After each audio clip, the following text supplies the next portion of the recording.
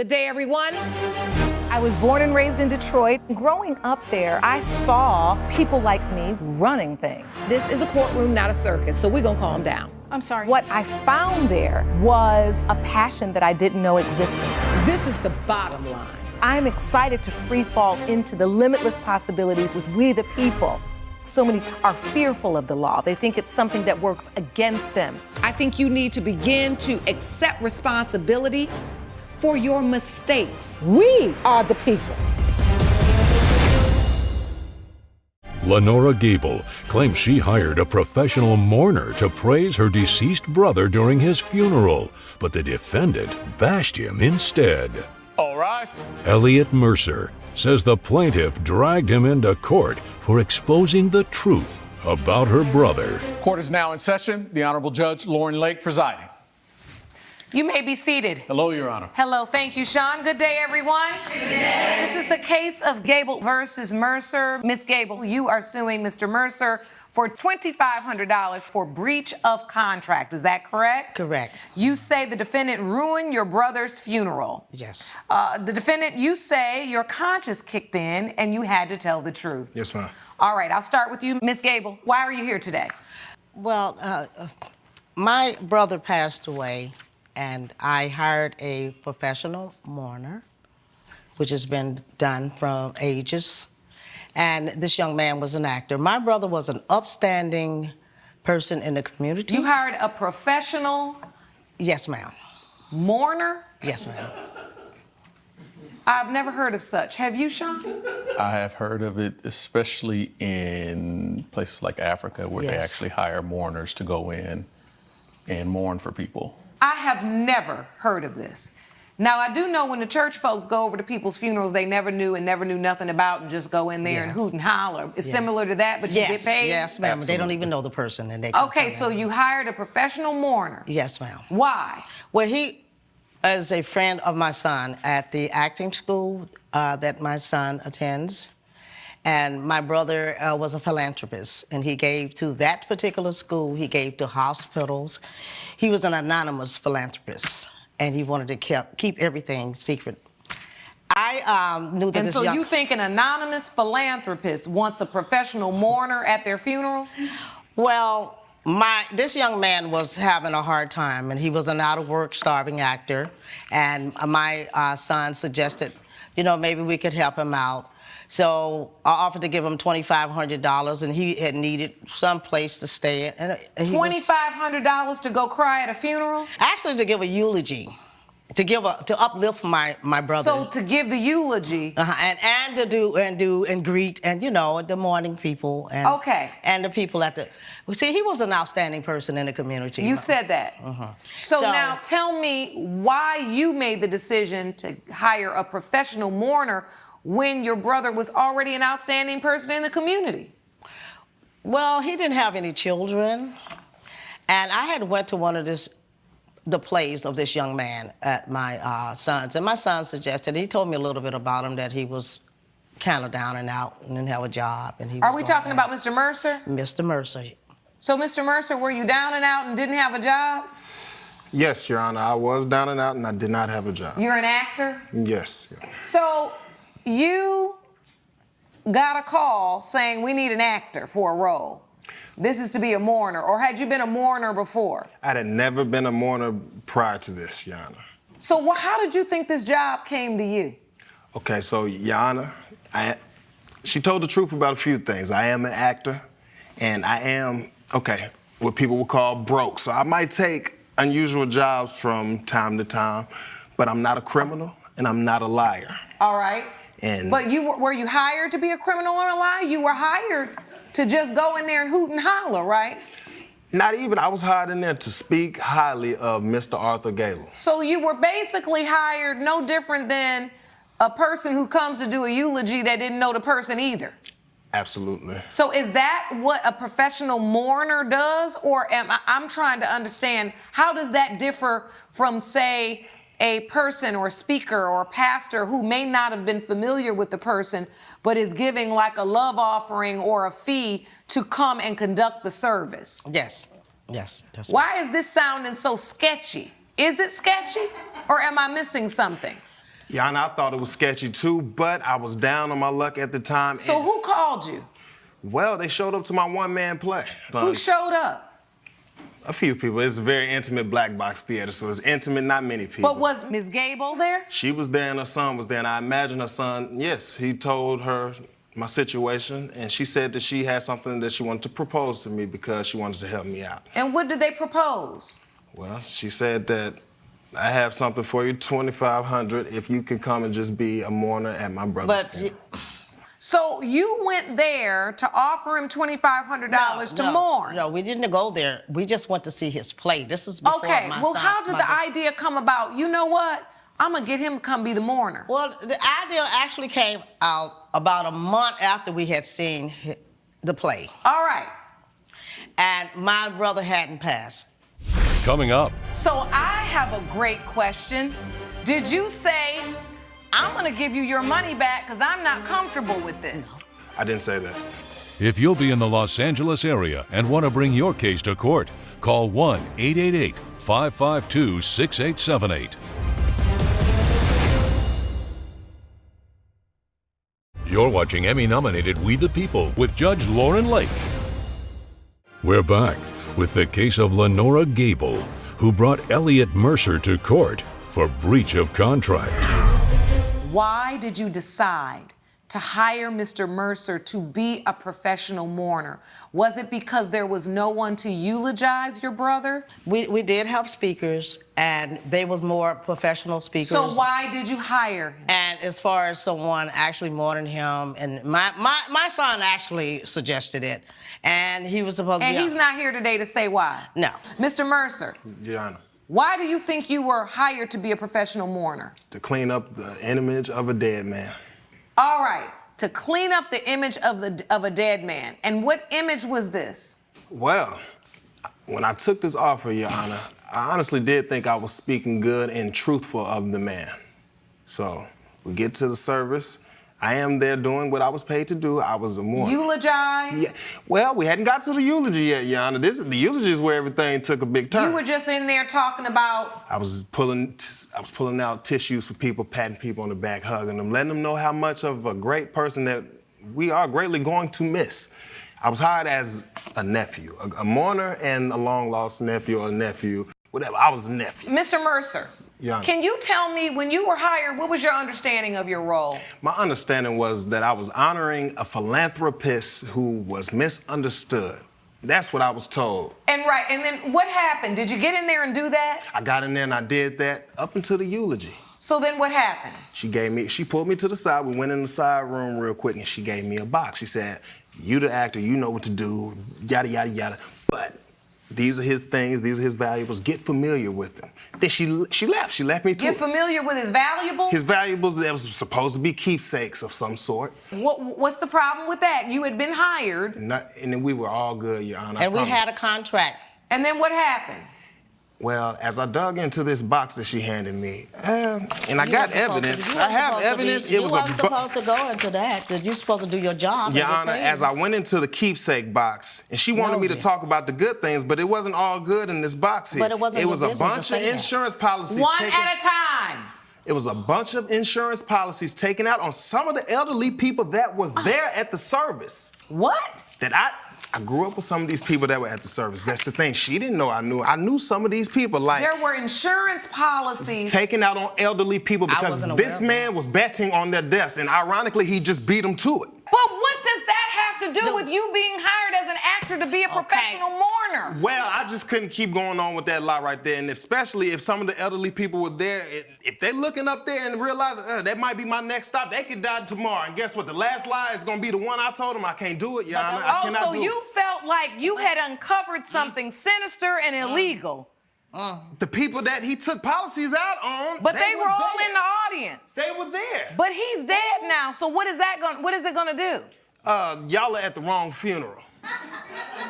So you were ready to eulogize a man you didn't know for $2,500. When I thought we were just telling the truth and just good things, and it was actual.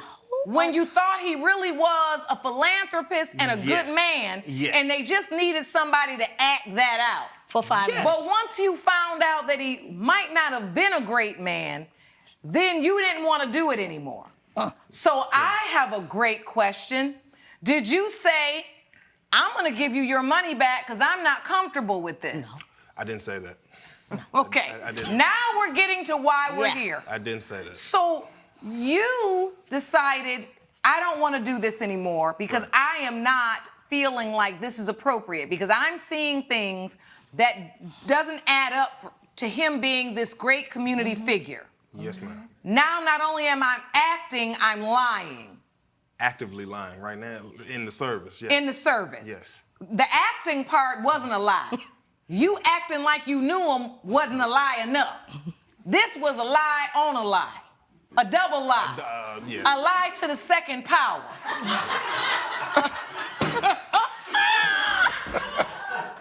Did you give her any of her money back once you decided you can't finish up the morning? I'm gonna tell you what, Your Honor, I did not give her the money back, but I have evidence that shows why I shouldn't give her the money back anyway. That money go. Let me go through this evidence. I'm scared. I'm scared. I've never been scared to look at the evidence in my life. I'm scared to see what the contract looked like. The professional mourner contract states, subject to the terms and conditions of this agreement, all right, the contractor agrees if they accept employment, blah, blah, blah, you'll commence the duty on the 9th of August. You're hired as a professional mourner. Do a 5-minute eulogy, and you will play the part of the deceased nephew and will remain in character as long as you're in the presence of other guests. You'll receive the sum of $2,500 payable by bank transfer. So the fee was $2,500. You sent it in advance. You didn't say half now, half when you get done fake mourning. No. I'm just gonna give it all to you now. And don't know him from the man in the hat. I know him from my son. You just know him from your son. Okay. Coming up, So, Mr. Mercer, once you decided that you don't feel like your conscience would allow you to do the job that you accepted full payment for, why is it that you didn't walk over to Miss Gable and just say, Yeah. excuse me, I am feeling compelled to not do this? you're watching Emmy-nominated We the People with Judge Lauren Lake.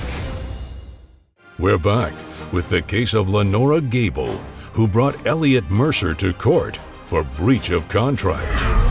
So, Mr. Mercer, when you got there and you started looking through these things, what did you see? I seen where he was taking insurance policies out on some of the elderly people that were in the audience for his own service. So you found that he was taking insurance policies out on other people? Yes, and I went through it. It was all good. I tried to do the eulogy, Your Honor. I did. I gave her about 2 minutes, and then Your Honor, we have a tape. All right, let me see this tape, please. You can tell Mr. Gable meant something because this room is full. Folks called him a good man. And here's what I can't ignore. I found out he wasn't just helping people. He was buying insurance policies off elders and making money off folks when they were grieving and tired. Oh my goodness. So I can't finish this lie. And before you ask, no, I'm not family. I'm an actor. I was hired to play a nephew. My goodness. But I'm not playing stupid.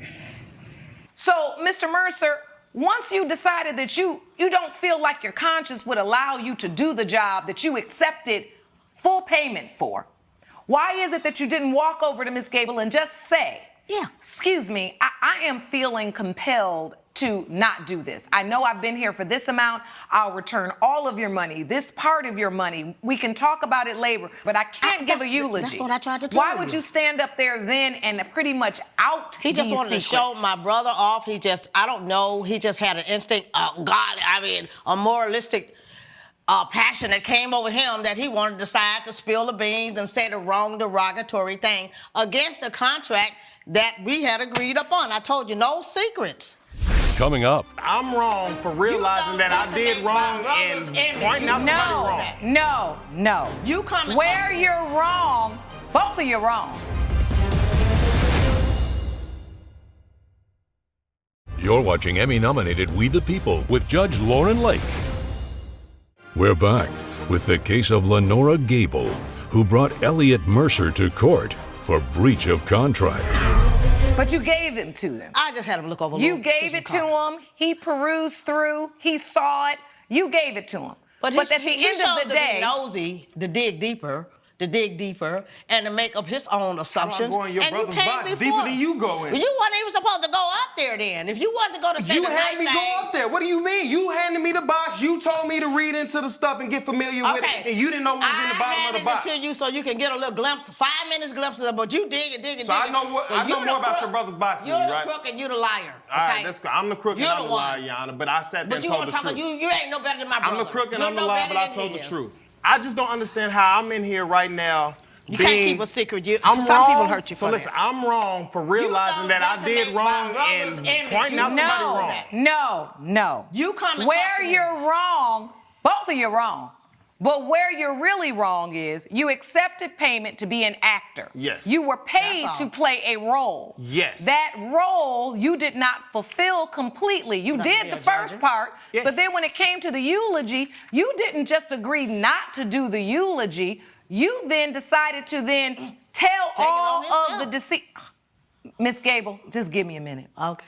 You didn't just to not decide to do the eulogy. You actually spoke ill of the dead. You didn't know him well enough to even speak on that. But I knew and people if were there. it doesn't matter. It really doesn't. And if you needed to have private conversations with the people there after a eulogy, you do that. You did not fulfill your role. Now, Ms. Gable, when you paid him for two things, a eulogy and also a meet and greet. Sounds like he did the meet and greet part, but unfortunately the eulogy just overrode the entire sentiment of the meet and greet. Judge Lake's verdict when We the People returns.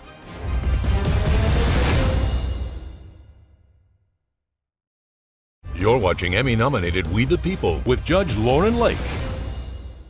In the future, I think you should allow whatever the sentiment is for a person who has passed on to be organic and authentic.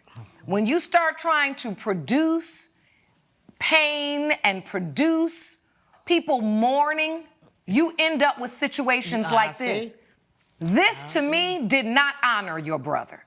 You sacrificed your brother's name in the name of a spectacle because you set this up to be able to happen by giving him your brother's private things. Sound like to me, you wanted to produce the funeral of the century.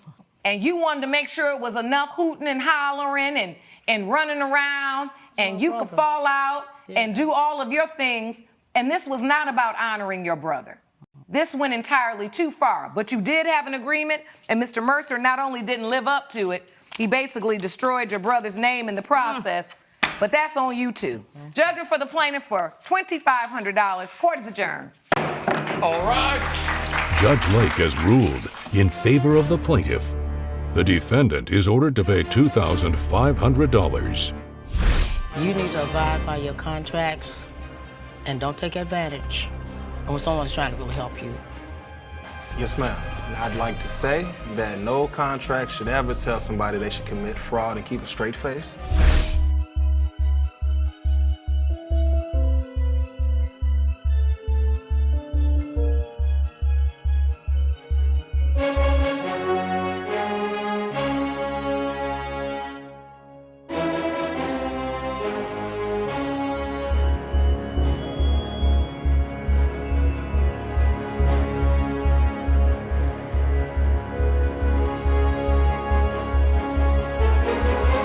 This has been a production of Allen Media Group. Good day, everyone. I was born and raised in Detroit. Growing up there, I saw people like me running things. This is a courtroom, not a circus, so we're gonna calm down. I'm sorry. What I found there was a passion that I didn't know existed. This is the bottom line. I'm excited to free fall into the limitless possibilities with We the People. So many are fearful of the law. They think it's something that works against them. I think you need to begin to accept responsibility for your mistakes. We are the people. Jessica Cartwright claims her son's birthday party was ruined when the defendant's child damaged a gaming truck and bit a guest. All rise. Alicia Morgan says she told the plaintiff that her son has sensory issues and loud noises triggered him. Court is now in session. The Honorable Judge Lauren Lake presiding. You may be seated. Hello, Your Honor. Hello, thank you, Sean. Good day, everyone. Good day. This is the case of Cartwright versus Morgan. Ms. Cartwright, you are suing Ms. Morgan for $9,500 for negligence. Is that correct? Yes, Your Honor. You say one invite led to more than you bargained for. The defendant, you say boundaries were shared before anyone agreed to come. Yes, Your Honor. All right. Tell me what happened. What kind of invite was this, Ms. Cartwright? Well, my son was turning 10 and he wanted to have a party and I wanted to do something different for him. Now, he is a gamer. He likes to game and I wanted to rent a gaming truck so he can have some games and play PS5 and all the things that the little kids like to play. Yes. And I knew Alan's mom, that's my son's friend, Alan's mom, the defendant. And we knew each other from school and soccer and PTA and things like that. And I wanted to invite little Alan. I had heard about his diagnosis and things like that, but my son never said anything happened on the soccer field, nothing happened in school or anything like that. So what diagnosis is Ms. Cartwright talking about, Ms. Morgan? He has intermittent explosive disorders. And tell the court exactly what that is. Like if it's a lot of noise and light and sounds, like he may act out a little bit. It's a behavior issue. So when you say he may act out, what happens when he? He's had like tantrums before, or probably cover his ears and move around to try to move from the situation. So sensory sensitivity. And is this something that's been diagnosed by his pediatrician? Yes, Your Honor. It is? Yes, Your Honor. Is it something that he also takes medication for? Yes, Your Honor. All right. And at the time of the party, was there medication prescribed? Yes, Your Honor. He had just started a new medication. A new medication? Yes. Okay. And you know Ms. Cartwright and your sons are friends. How long have you known one another? About 3 years. 3 years. About 3 years. All right. So what's your son's name? Jason. Jason. So Jason's birthday's coming up. You rent the gaming truck. How many friends do you invite? About 12. 12. And your son's name is? Alan. Alan. So Alan was one of the guests. Yes. And tell me about the party. What time was the party? It was at 4 o'clock. 4 p.m. So 4 to 6, we rented the truck for 2 hours. And well, it's a bus. We rented it for 2 hours. And where did you park it? In front of your house? Yes. All right. And the kids came over? Mm-hmm. Yes. Did the kids eat before or after they got in the gaming truck? Well, we have the cake table set up inside, but they also have like little treat bags, and there was a food truck outside as well. So we don't want to bring too much food on the inside. So did they eat before or did they eat after they gamed? Probably a little bit of both. It just, as a mother of a boy, all those things matter. Because my next question is, did you have the cake already before you went in the gaming truck or after? The cake was inside on a table, and so they were going to have it after everybody finished and sing happy birthday and concluded with that. All right, so what happened? Why are you here today suing Ms. Morgan for $9,500? I'm here because her son ruined my son's birthday party. What happened? The kids were playing games, and if you know anything about gaming, it can get a little emotional, a little passionate. And then two of the kids, one was losing and the other one thought the other one was cheating, and so they started going back and forth. Okay. And then I guess with them going back and forth, it kind of triggered Alan. They were about to fight, Your Honor. Like, it was bad. Were you in the truck? Yes, ma'am. All right, the parents were invited in as well, or just the boys? The parents as well. Okay, so the parents, how many people did this bus hold? It was huge, a huge look. I have some pictures. All of the parents were not there, Your Honor. I'd like to see it. Absolutely, yes. But I requested to be there since Alan has a problem. You presented evidence to the court. I have some pictures of how big the bus is in Exhibit E. As you can see, plenty of room for the kiddos to game, hang out. Oh, it's a huge bus. Yes, Your Honor. Oh, got to the last picture. And that's what her son did. You can see he pushed a kid into the table. The cake fell over, and then the owner came in and tried to help Alan calm down. He bit him. Alan bit the owner. And I had to pay for those damages as well. Coming up. Did your son bite somebody, Miss Morgan? The owner was out of line. The facts are, your son destroyed my son's birthday party. Your son assaulted a man with his teeth. He was provoked. And later, She highlights a lot of independent and local artists who do original work. And Okay. so I wanted to bring in my own original work, seeing as I'm an aspiring artist. You are. And I what am. type of art do you do? I do graphic art, and I use the assistance of artificial intelligence. if you'll be in the Los Angeles area and want to bring your case to court, call 1-888-552-6878. You're watching Emmy-nominated We the People with Judge Lauren Lake. We're back with the case of Jessica Cartwright, who brought Alicia Morgan to court for negligence. Did your son bite somebody, Miss Morgan? Yes, Your Honor. And you had to pay for the medical bills associated with that? Yes, Your Honor. For the urgent In care, Alan's that's Exhibit defense, C. the owner came and kind of grabbed him. So the owner was out of line because he should have let me got my own child. And what did you do when this owner grabbed your son and then he bit him? What did you do? I was just trying to grab my son to get him to safety. I didn't want him to hurt himself or anybody, so I was doing the best I could. So he went to urgent care. It was $150. So what do you think, Miss Morgan, set your son off? All the loudness and it was a mess. I almost couldn't take it myself.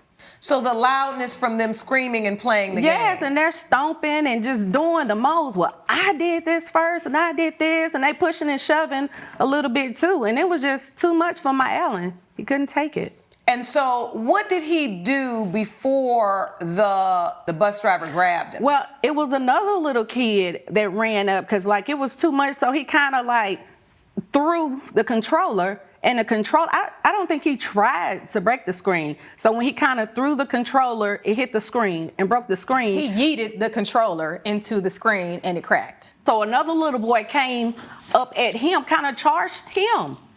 And Alan pushed the little boy into the cake, but he was charged, he was provoked. And so you're here suing for the entire cost of the party? For the screen, everything that I had to pay for, I had to pay for the screen, the remote, I had to pay for the cleaning. They had to send a detailing company out to clean it and the medical bill from the bite. But $9,000, Your Honor? That is what the What gaming was the total company- cost of the party? The total cost of the party, And I offered to pay some.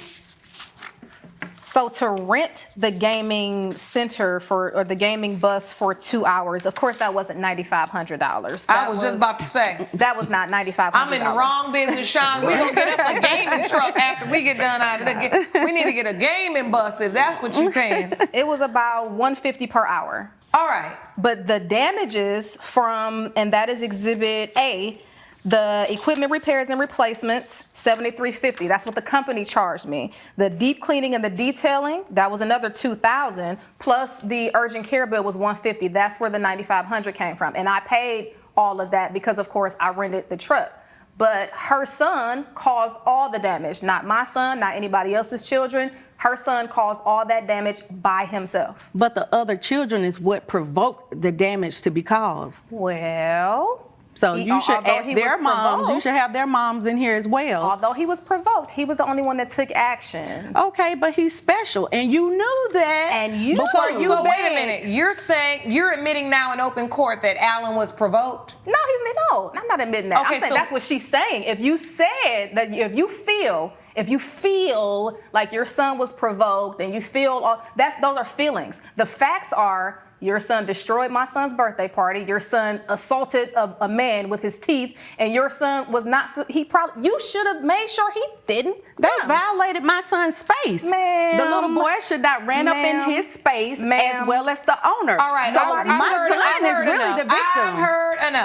I've heard enough. It's disappointing because was the party over after all this happened? Absolutely, yes. And so we have one 10-year-old boy whose party pretty much has been ruined, and you have another 10-year-old boy who was at a party that he probably should not have been at, or at least for that long. Right. Now, what's unfortunate here is this issue, what happened, and Alan's behavior, it really did cost Miss Cartwright and her son the party. I think they charged you a lot to be cleaning up that bus. Too much. But the problem is it's in writing what she had to pay, and the damages were clear. On the flip side, Ms. Cartwright, the first thing you opened up in your testimony was, I realized that this young boy had some sensory issues, but I really wanted him to come. I wanted him to come, so I invited him. And so it's interesting to me that you're not understanding that that was a risk you assumed. Both of you, I believe, assumed risks that led to the damage that was caused. $9,500 is what you were suing for, but at the end of the day, both of you were responsible. And it's hard for me as a mother, because I can see what good intentions you had and what good intentions you had, right? But sometimes good intentions still lead to unfortunate consequences, and this is one of those times.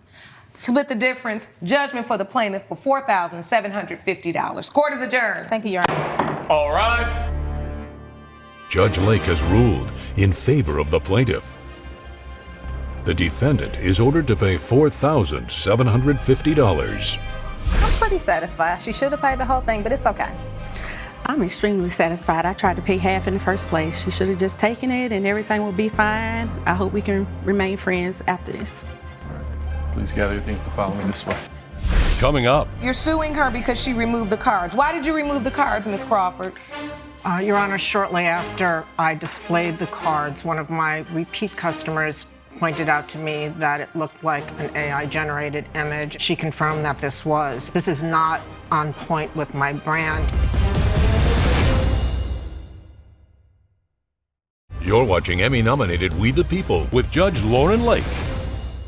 Artist Lydia Hartwell claims she lost sales when her original greeting cards were pulled without warning from the defendant's store.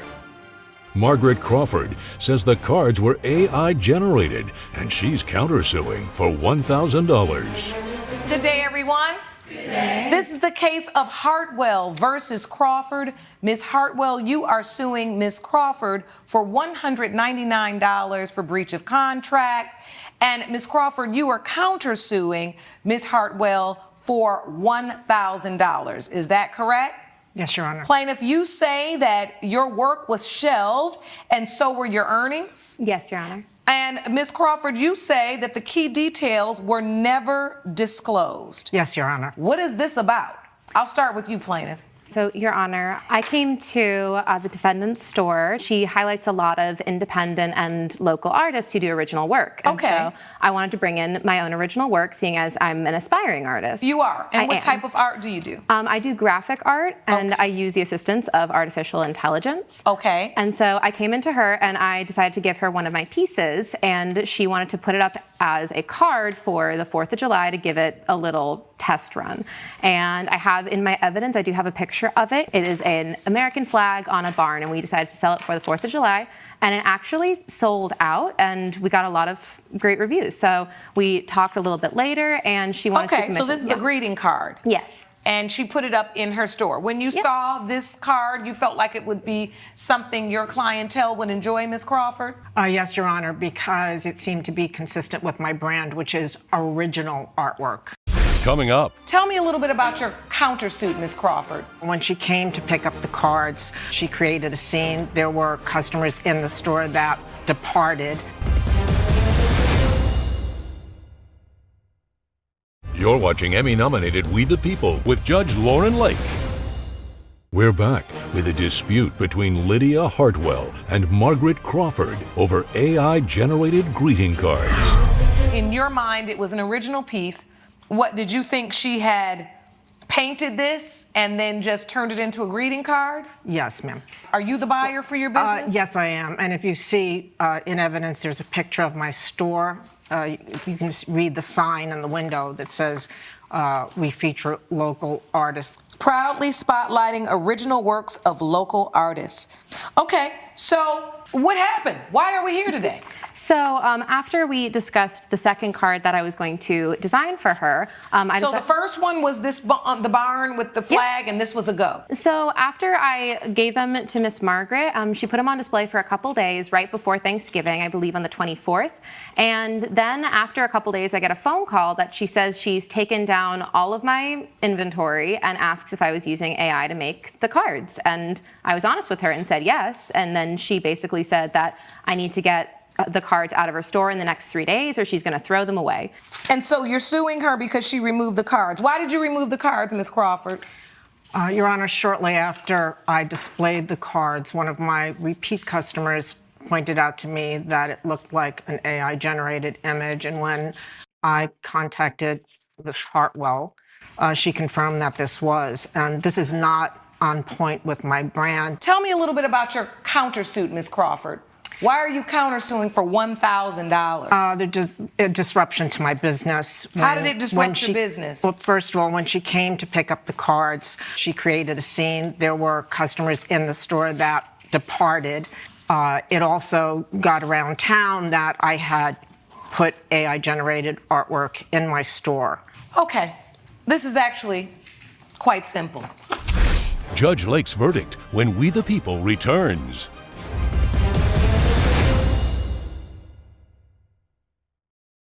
You're watching Emmy-nominated We the People with Judge Lauren Lake. Neither of you in this situation have proved that you really have had any measurable damage. You don't even know if the cards would have sold, and yes, it's because she took them out, but this court believes she had every right to take those cards out. If she didn't think her customer would like that, and most importantly, if it would ruin her reputation with her customer. Ms. Crawford, you haven't proven $1,000 worth of measurable damages because maybe Ms. Hartwell went in there and got a little loud because she was disappointed because you removed your thing. Your store isn't closed. You haven't told me that that customer had a deal to buy $5,000 worth of merchandise from you, but because Ms. Hartwell came in there and acted ugly, they no longer wanted to do business with you. There are just no measurable damages placed in evidence before this court. And for this reason, I'm dismissing both your claim, Ms. Hartwell, as well as your claim, Ms. Crawford. And at the end of the day, both of you will suffer the losses that you suffer on your own. Court is adjourned. All rise. Judge Lake has ruled. Both cases are dismissed. I wish Ms. Hartwell good luck with her art career, regardless of the medium she chooses to use. Oh, thank you. Please follow me this way.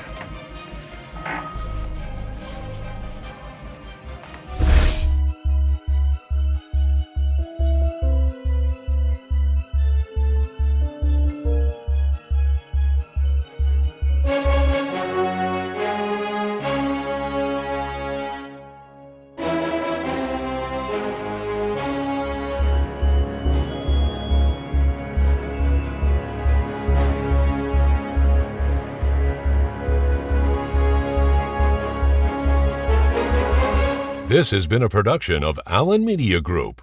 Good day, everyone. I was born and raised in Detroit. Growing up there, I saw people like me running things. This is a courtroom, not a circus, so we're gonna calm down. I'm sorry. What I found there was a passion that I didn't know existed. This is the bottom line. I'm excited to free fall into the limitless possibilities with We the People.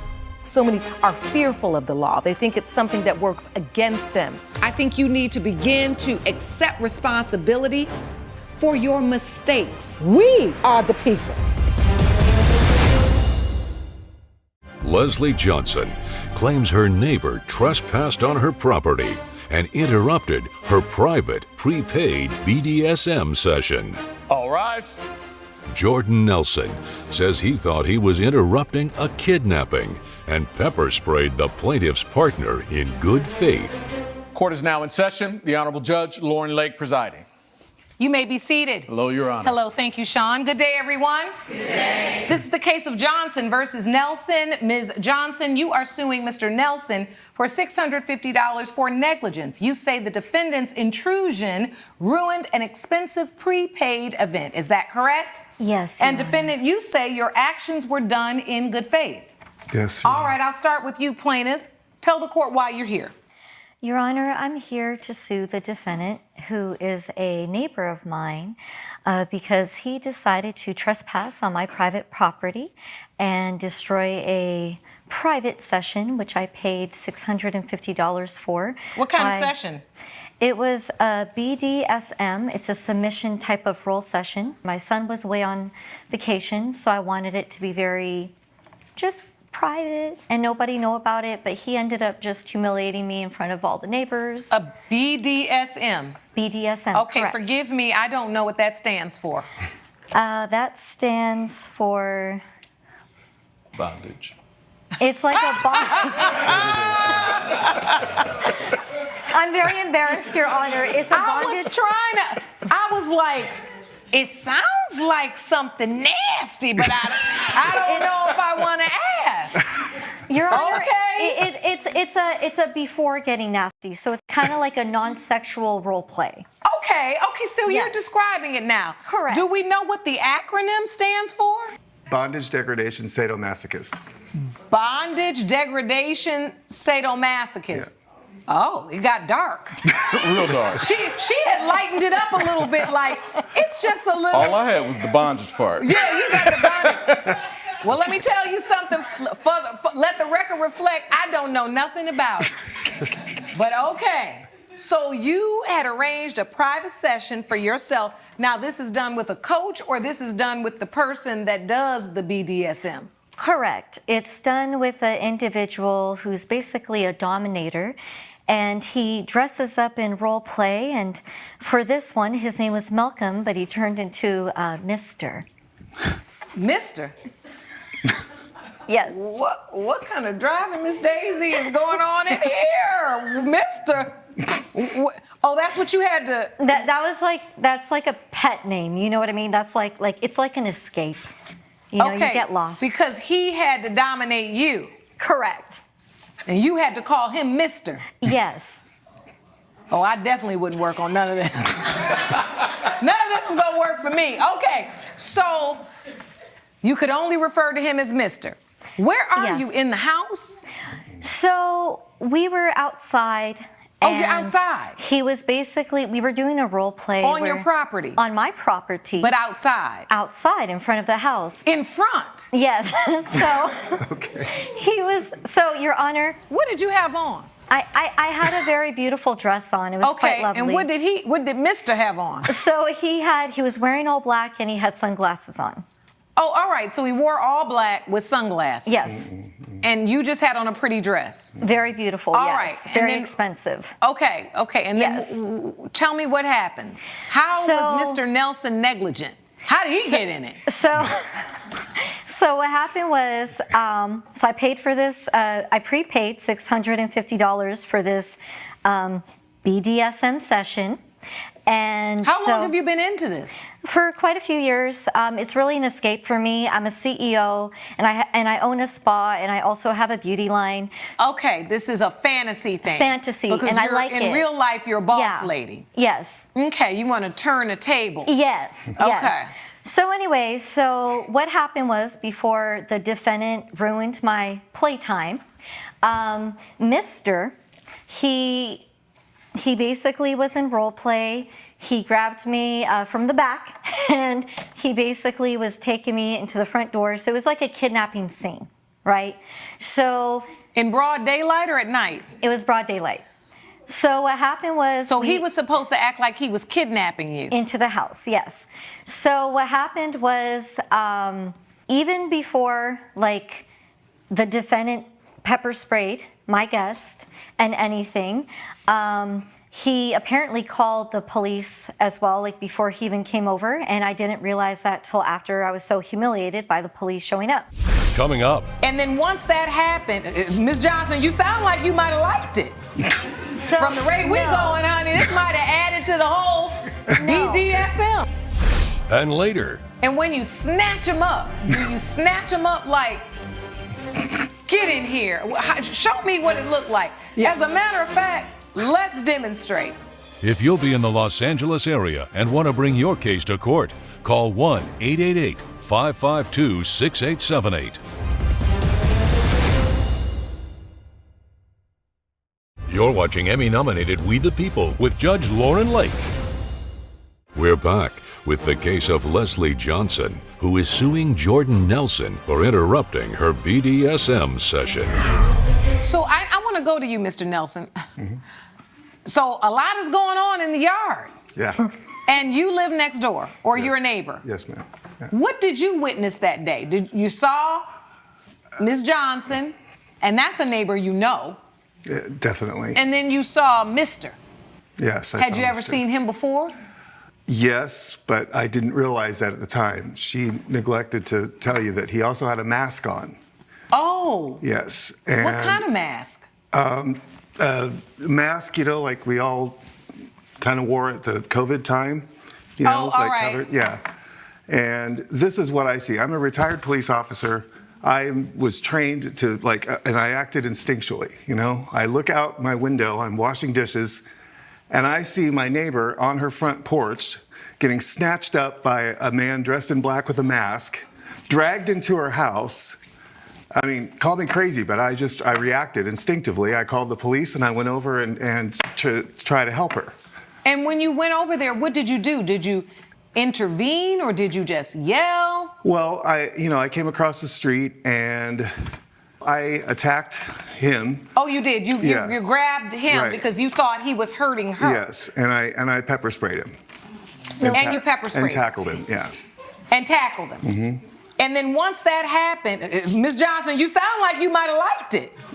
From the rate we're going, honey, this might have added to the whole BDSM. So, Your Honor, may I say something? Yes. So, first of all, I do not like this neighbor. For years, he's been attempting to get my attention, and I made it very clear I set boundaries where I just want nothing to do with him. He makes me feel very uncomfortable. I think he's really creepy. And when he came across, he She thinks the neighbor's creepy.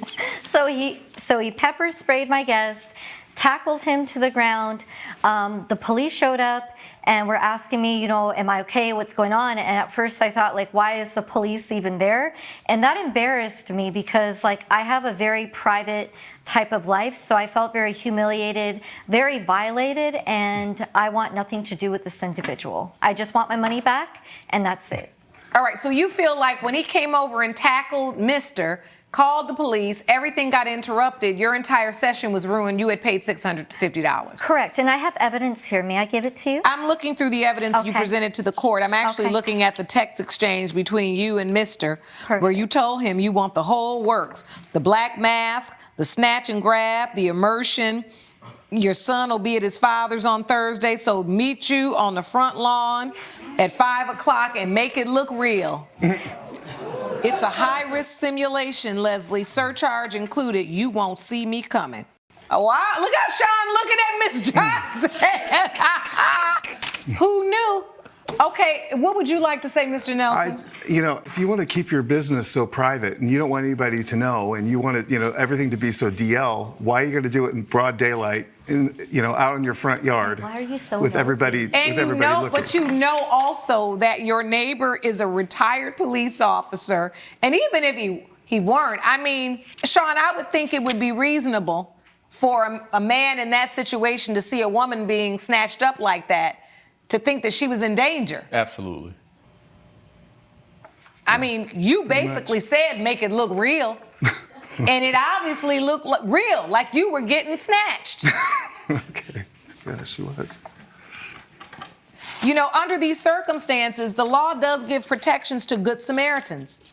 And Good Samaritans are people who are acting in good faith when they reasonably believe, in good faith that harm is going to come to someone. Ms. Johnson, I think in this situation, you're unfortunately the person that's being unreasonable. And I'm not talking about your sexual preferences. I'm talking about the fact that you thought you could pull something off like this on the front lawn. I'm not in your bedroom, and I sure don't want to be in your business or in no BDSM. But that's your thing. But when you put it on the front lawn for public display, you do leave yourself open for somebody thinking that you are truly being attacked. That's exactly what you wanted it to look like.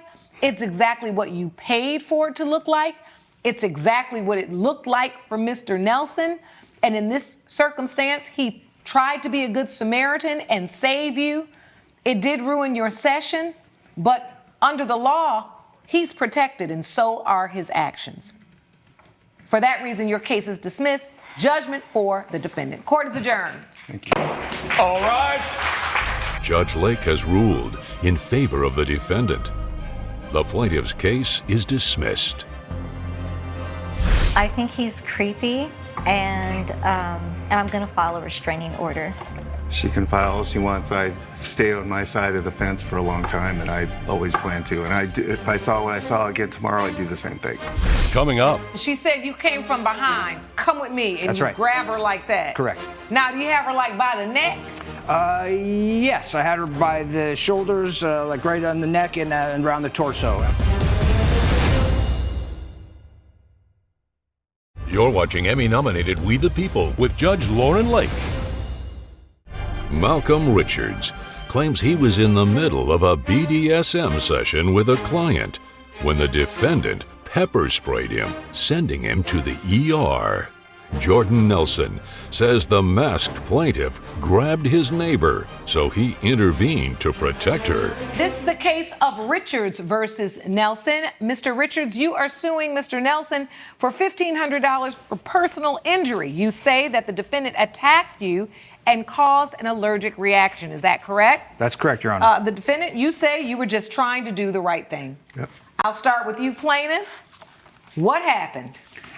Well, I was in the course of executing a snatch and grab with one of my clients. I do professional dominating work. I'm a professional dominator. Yes, we heard about you in a previous case, mister. That's right. I go by Mister, yes. What happened was my client hired me for a snatch and grab. She wanted something very specific. She wanted to be kidnapped and dominated. And when you snatch them up, do you snatch them up like, get in here? Show me what it looked like. Yeah. As a matter of fact, let's demonstrate. Show me how do you snatch them? Well, in this particular case, I told her to be outside at a specific time, and then It was 5 o'clock. It was. I remember. And I came up behind her and said, "Come with me," and grabbed her and started to drag her into the house. And she said you came from behind. Come with me. And That's you right. grab her like that. Correct. Now, do you have her like by the neck? Yes, I had her by the shoulders, like right on the neck and around the torso, and I was. And you were leading her back into the house? Correct. Coming up. I had an allergic reaction. To what, the pepper spray? I think so. Yeah, I got swollen. I've never gotten swollen like that before. You're watching Emmy-nominated We the People with Judge Lauren Lake. We're back with the case of Malcolm Richards, who brought Jordan Nelson to court for personal injury. Mr. Nelson, we've heard testimony in the previous case about what you saw. But can you be specific about what you saw Mr. Richards doing at that time? I literally looked up and looked out the window as he was walking up behind her. That's like when I was coming up behind her, almost in a and what was she doing? Looking out as if she was what? Looking into the street, waiting on a car? She was on her porch. She was on her phone. Oh, she was on her phone. And he comes up from behind her, and then the snatch up that he just described. All right. Yes. So, Mr. Richards, back to you. You submitted evidence to the court that from getting tackled, you sustained injuries. Well, I had to go Can you describe those injuries to the court? Yes, I had to go to the emergency room. I had an allergic reaction.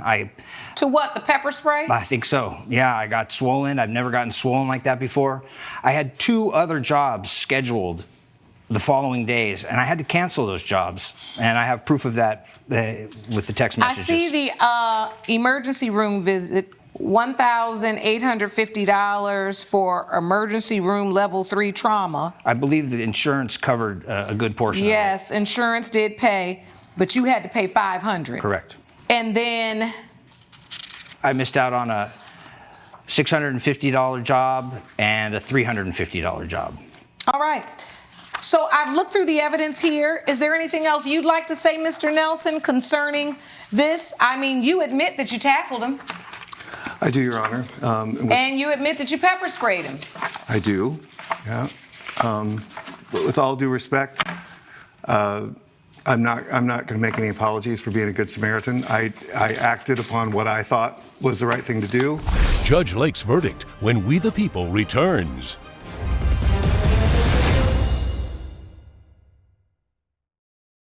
You're watching Emmy-nominated We the People with Judge Lauren Lake.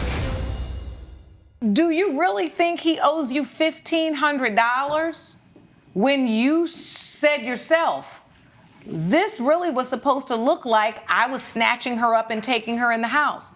When you think about suing another person for personal injury, you have to look at how your actions contributed to your own harm. And when this court evaluates this situation and looks at the facts that have been presented, it's clear that the law protects Good Samaritans for a reason. If every time you attempted to stop a crime from happening or someone from being abducted or being harmed, people would not help. And in this situation, Mr. Nelson was acting in good faith, reasonable under the circumstances, and therefore you are not entitled to $1,500. Your case is dismissed. Judgment for the defendant. Court is adjourned. All right. Judge Lake has ruled in favor of the defendant. The plaintiff's case is dismissed. So, do you have any final thoughts for each other? Well, I really wish I would have won. I'll tell you that, because my eyes, that was messed up. You know, I apologize for what happened, but at the same time, I just did what I thought was right.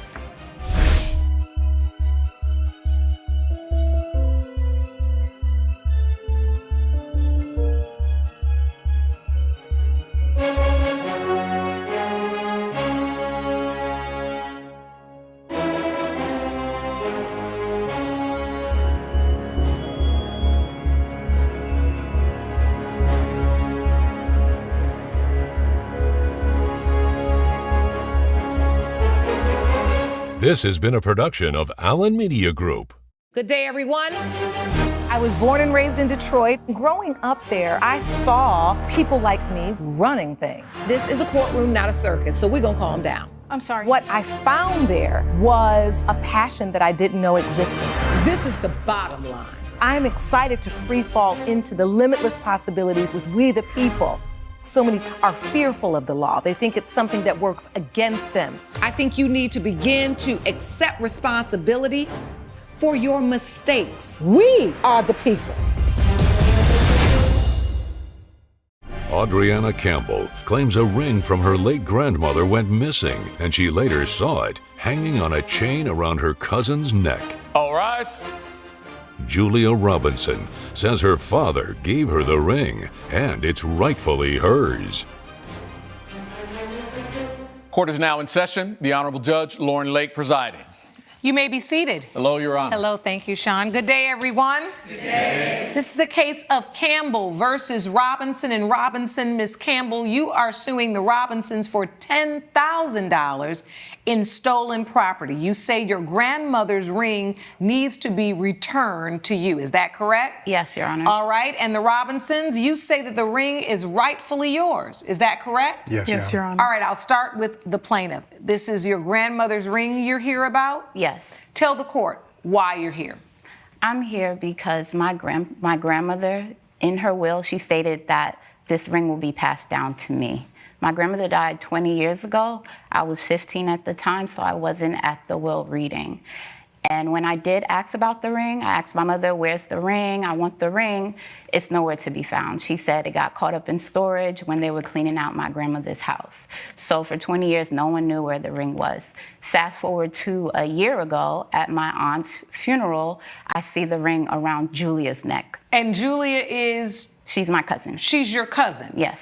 So that's the ring, Ms. Robinson. You are in possession of it? Correct. How long have you had it?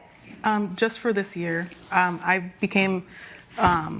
had it around my neck once my mother passed a year ago. My father handed it down to me. I also have her will here that mentions once she passes that I get her wedding ring. Once your mother passes? Yes. That you get the wedding ring? Correct. But do you acknowledge that this is the ring that Ms. Campbell is speaking about that her grandmother, I guess it would be both of your grandmother, left to her. Is that the same ring? Yes. All right. So can you tell the court how you came in possession of the ring? You say your mother passed it down to you when she passed away. Correct. Do you know how she had it? My father, he came to my grandmother over dinner, discussed having the ring from her to propose to my mother, and my grandmother ended up giving it to him. Were you at the will reading? I was not. I was only 5 years old. Mr. Robinson, were you at the will reading? Yes. Yes, ma'am. And when the will was read, did it say that Miss Campbell, this would be your niece, was supposed to get the ring that's now hanging around your daughter's neck? Yes. So you heard that read at the will reading? Yes. So how did you come into possession of it rightfully when you heard during the will reading that the ring should be passed down to Miss Campbell? 22 years ago, I sat down with my mother and I asked her for the ring to get engaged, to marry her mother. And she gave me the ring, and it was rightfully mine at the moment. So at the point you talked to your mom, she gave it to you with her blessing. Yes. To then give it to your then wife, which is the mother of your daughter. Yes. And then your mom, did she leave it in a will to you? Yes, she did, and I do have that. All right. You submitted evidence to the court. Let me just review the plaintiff's evidence here. And this is a picture of the ring. Yes. It's a beautiful ring. And then here is the last will and testament, bequest of personal property to my granddaughter, Adriana Campbell, my wedding ring set, consisting of engagement ring, featuring a round cut 2-carat diamond. And you both acknowledge that that is the ring. Yes. So it seems pretty clear in this written last will and testament that your grandmother left this ring to Adriana. And so, Ms. Robinson, what you've presented to the court is the will and testament of your mother, which then bequeaths the ring to you. Correct. To my daughter, Julia Robinson. And for your entire marriage, your wife wore this ring, presumably, because you asked your mother, Mr. Robinson, to ask her to marry you. Yes, Your Honor. With this ring. Yes. Your So Honor. she's had it on throughout her life. The whole and time. in her passing, she gives it to her daughter. Yes. So it's clear you think you are the rightful owner of the ring, Ms. Robinson, but you think, Ms. Campbell, you're the rightful owner of Coming up. She saw me at my mother's funeral and she saw the ring around my neck. She then approached me and she kept saying that the ring around my neck was hers. You just showed up because it was family? Yes. Or did you show up because she had the ring? If you'll be in the Los Angeles area and want to bring your case to court, call 1-888-552-6878. You're watching Emmy-nominated We the People with Judge Lauren Lake. We're back with the case of Adriana Campbell and her relatives, Julia and David Robinson, who are fighting over an heirloom ring. Now, were you guys close cousins when you were growing up? No. You weren't? No. We're 10 years apart. 10 years apart? Correct. And do you have a relationship at all, or has the ring just destroyed the family dynamic? No relationship because we live in different states. I'm in Texas and they're in Maine. But even if you're in different states, if it's your cousin, all my cousins back in Detroit, I still got a relationship with all of them. No. And some of them are 10, 15 years younger than me, and some are 10, 15 years older, if not more. Why don't you guys have a relationship at all? Honey, I wouldn't know you all were family if it wasn't in these court papers. About cold as ice, ain't it, Sean? Could you tell, gallery?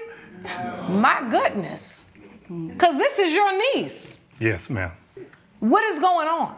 So my mom, which is my uncle's sister, they don't get along. So my mom, she kept us away. So from it's them. generational. Yes. All right. So you're the child of a person who decided to kind of separate themselves from their family. Yes. Your mom. Yes. And is your mom still with us? Yes. And she doesn't have any desire to mend the relationship with her family? No. Did she ever tell you why she didn't want to be around her family? Just money issues that I would hear in passing between my uncle and my mom. Oh, money things. Yeah. It's very sad to see. And it is very telling because we wonder sometimes how these generational feuds continue on and on.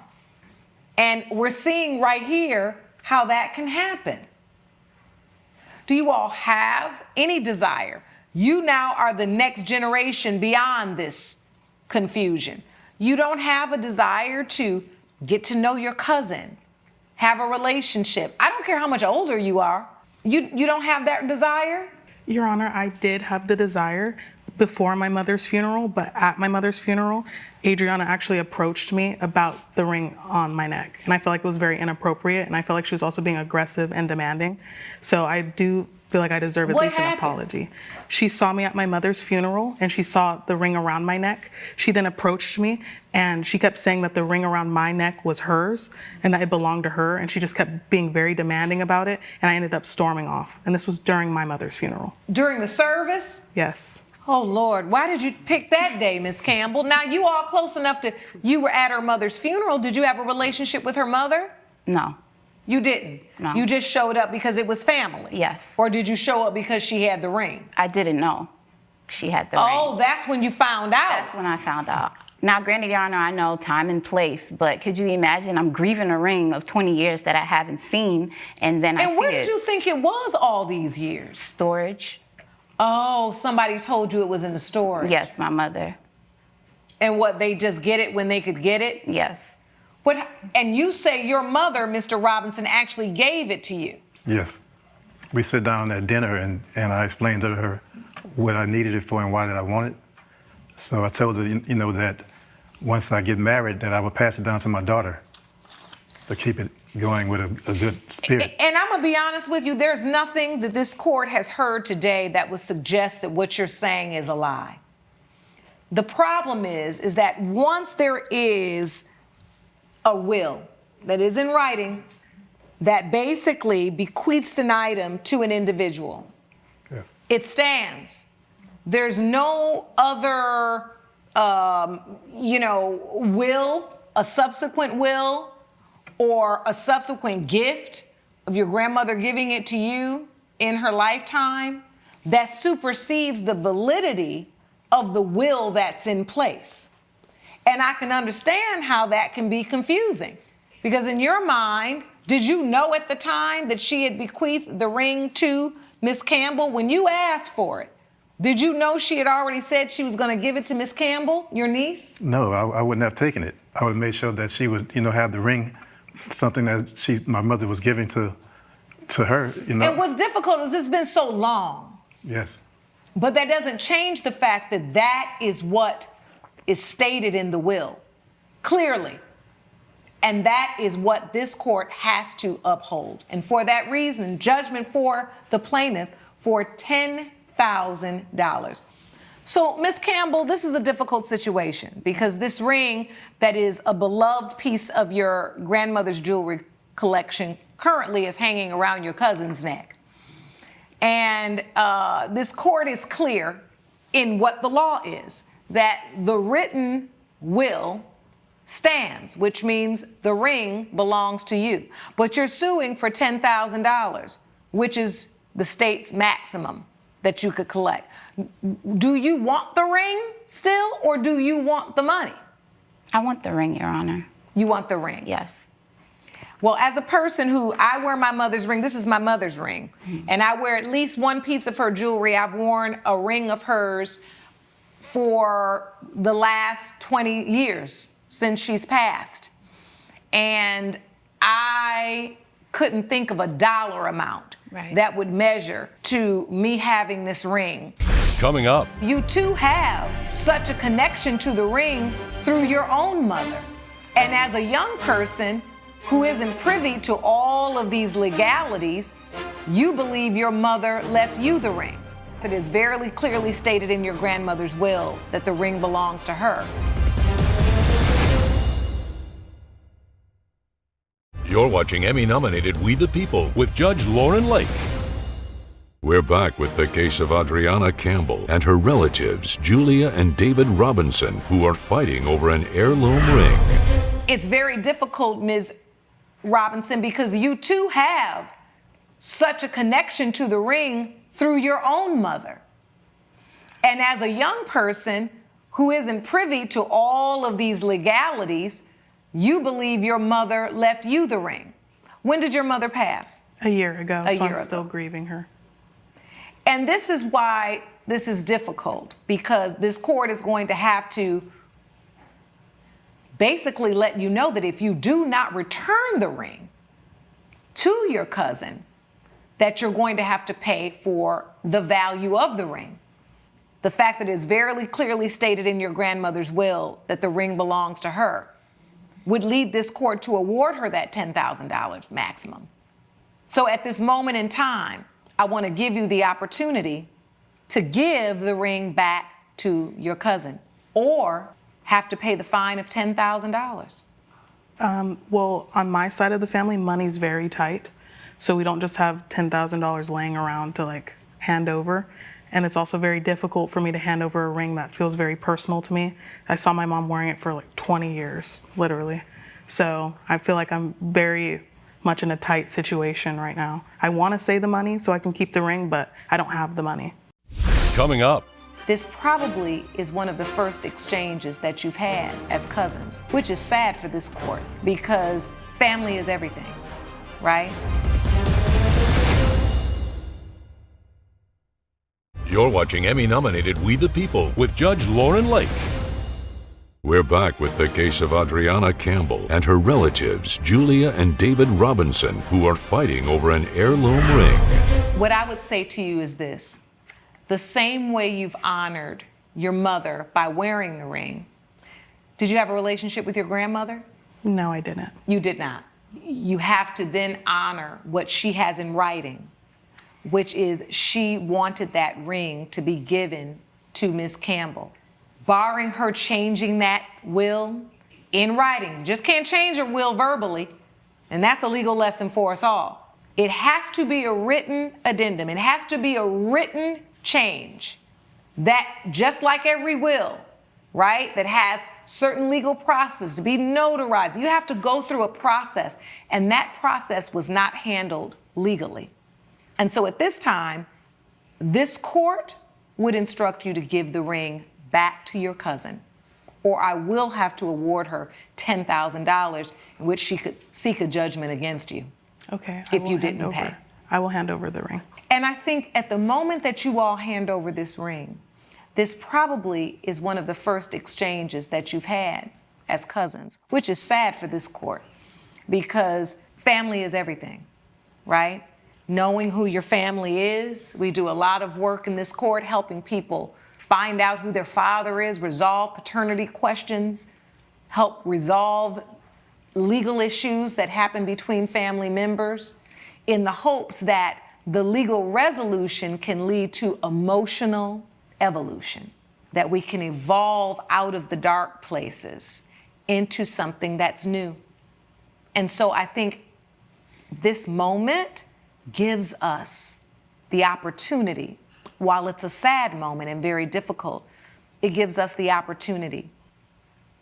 Communication is all that it takes, and a little bit of grace. Coming up. That's what these moments are about, finding common ground. You just have to take the first step.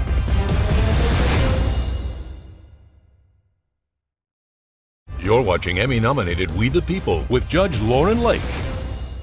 I'll give you an opportunity to remove the ring and hand it back to your cousin.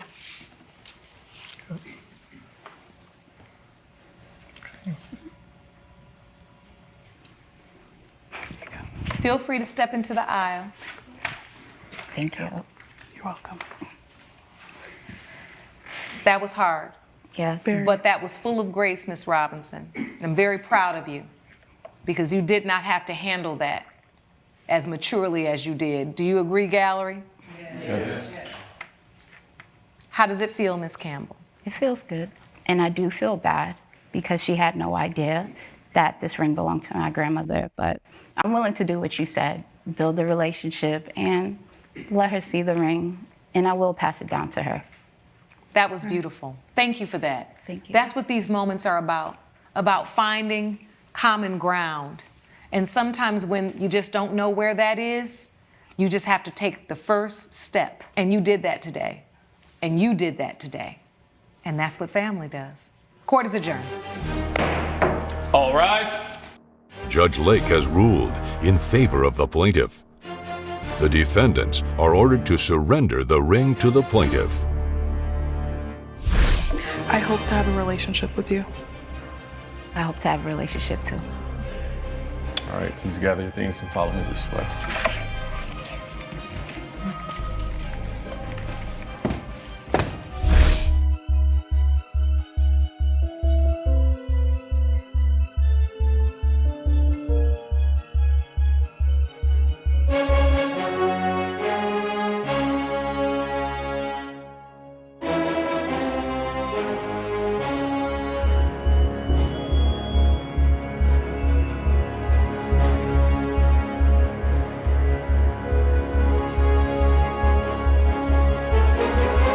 This has been a production of Allen Media Group.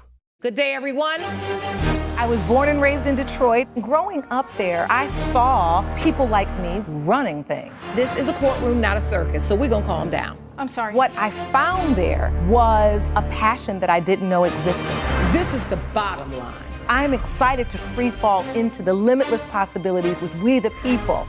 So many are fearful of the law. They think it's something that works against them. I think you need to begin to accept responsibility for your mistakes. We are the people. Margaret Lewis claims she paid the defendant to freeze dry and preserve her deceased cat, but the pet she got back isn't hers. All rise. Timothy Caldwell says the process may alter an animal's appearance, but the cat is the plaintiff's deceased pet. Court is now in session. The Honorable Judge Lauren Lake presiding. You may be seated. Hello, Your Honor. Hello. Good day, everyone. Good day, Your Honor. This is the case of Lewis versus Caldwell. Ms. Lewis, you are suing Mr. Caldwell for $2,520 for breach of contract. You say you received the wrong cat after preservation services were completed. Is that correct? That is correct, Your Honor. And Mr. Caldwell, you say the process can cause physical alterations. Is that correct? Yes, Your Honor. I'll start with you, plaintiff. Tell the court what happened. Your Honor, I got Willow from my friend Emily 8 years ago as a kitten, and she's been with me every single day since. I love her, and she and I have a very special bond. She is always coming up to me, sits next to me, sleeps with me. And 2 years ago, my husband died in a terrible, unexpected accident, a motorcycle accident. I'm sorry to hear that. Thank you, Your Honor. Willow helped me through that. She felt my grieving. Every time I cried, she would jump onto my lap. We slept together every single day. And just about a year after his passing, she was diagnosed with kidney cancer. Once she passed, I started to look into a way to preserve her, to keep her close to me. And I found the company, Infinite Companion.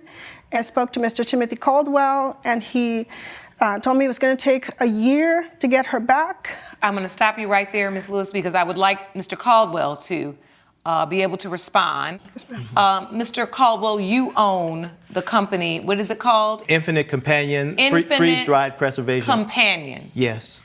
And you preserve pets. Yes, Your Honor. How long have you been in business? I've been the owner of this company for 10 years, Your Honor. Okay. Can you tell the court a little bit about the process? Yes, the first part is to immediately, as quickly as possible, within 48 hours, to freeze the pet. And then there is a vacuuming to begin the demoisturizing process.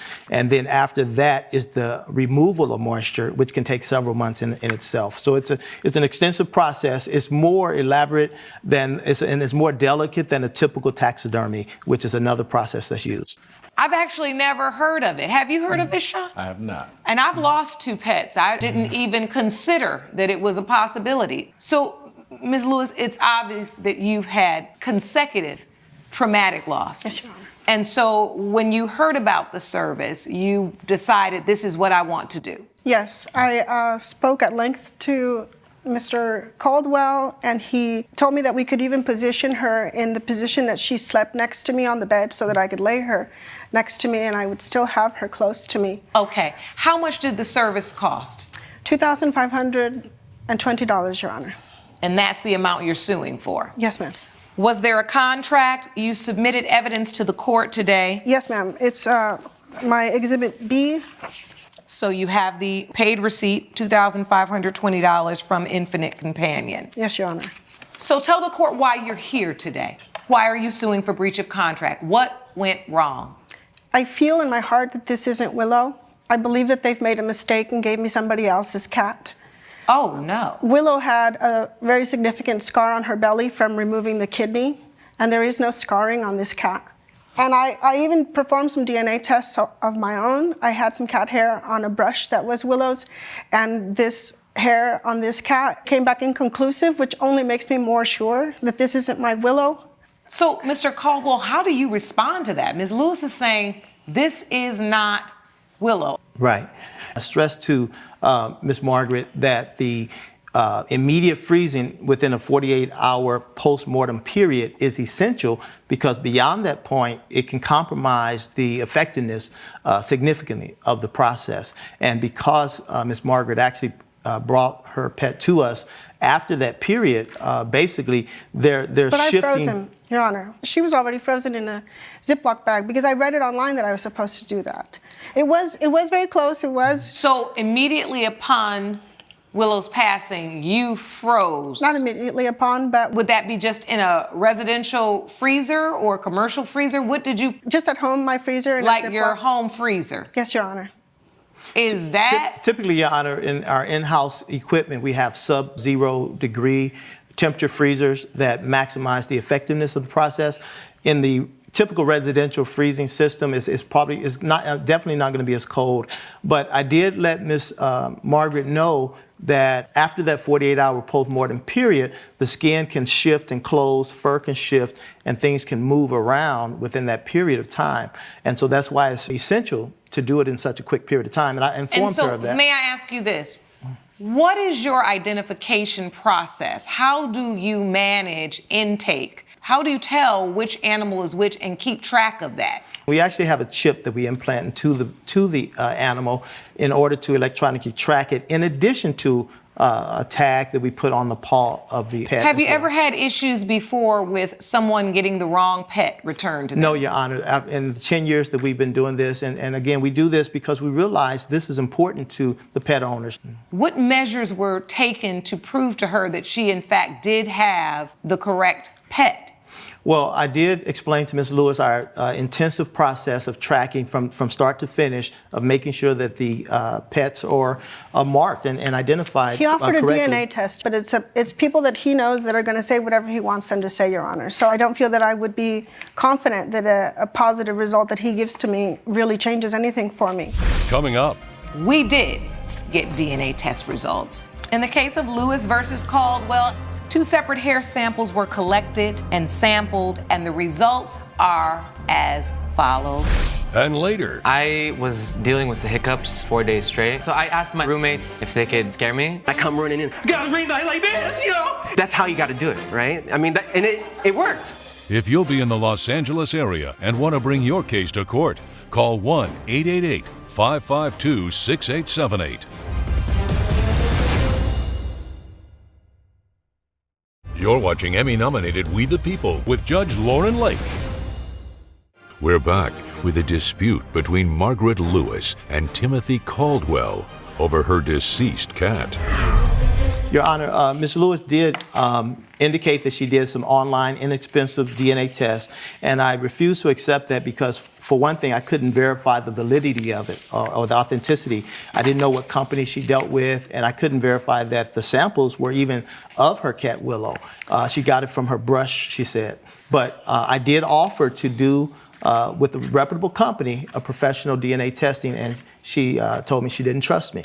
This is the evidence you presented, Mr. Caldwell, Yes. which you also included the receipt. And my business license should be there as well, ma'am.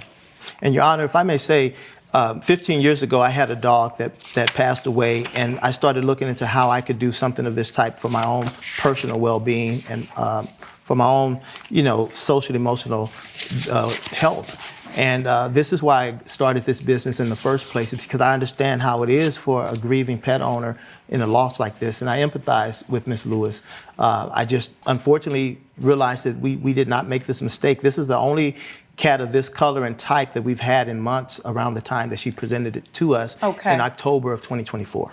Well, this court knows that the only way to resolve this matter is to find out if, in fact, the cat that Ms. Lewis is in possession of, preserved pet, is in fact her beloved Willow. So we did get DNA test results, and these results you will be able to trust and believe are factual. Is there anything anyone else would like to say before the reading of the results? Thank you, Your Honor. This is what I was hoping we could get. Yeah.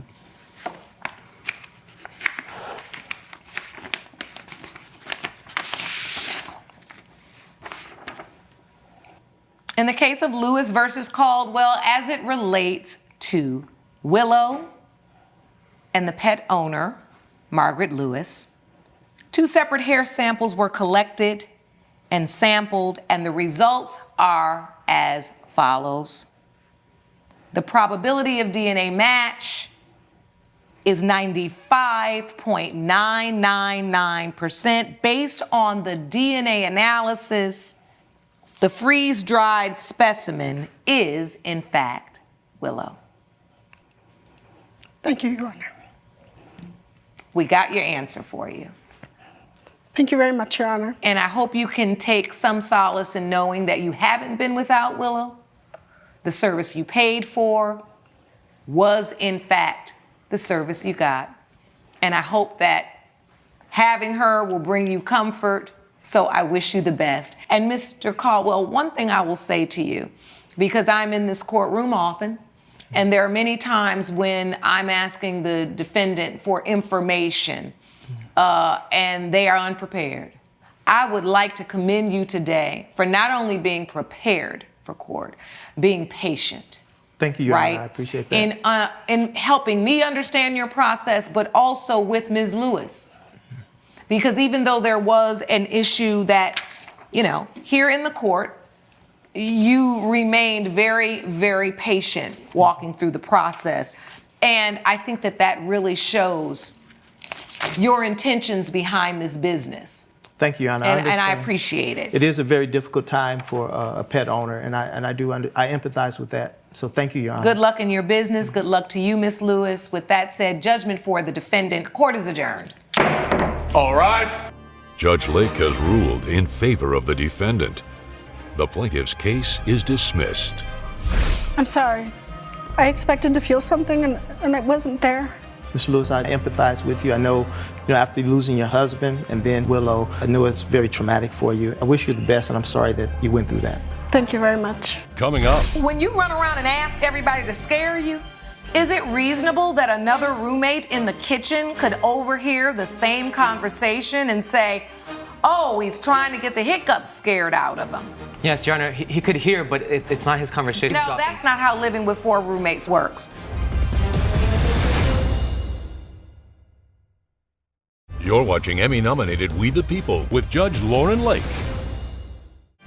Doug Peters claims his apartment carpet was ruined when his roommate intentionally startled him and caused him to spill paint. Elon Hayes says the plaintiff wanted to be scared to get rid of his chronic hiccups.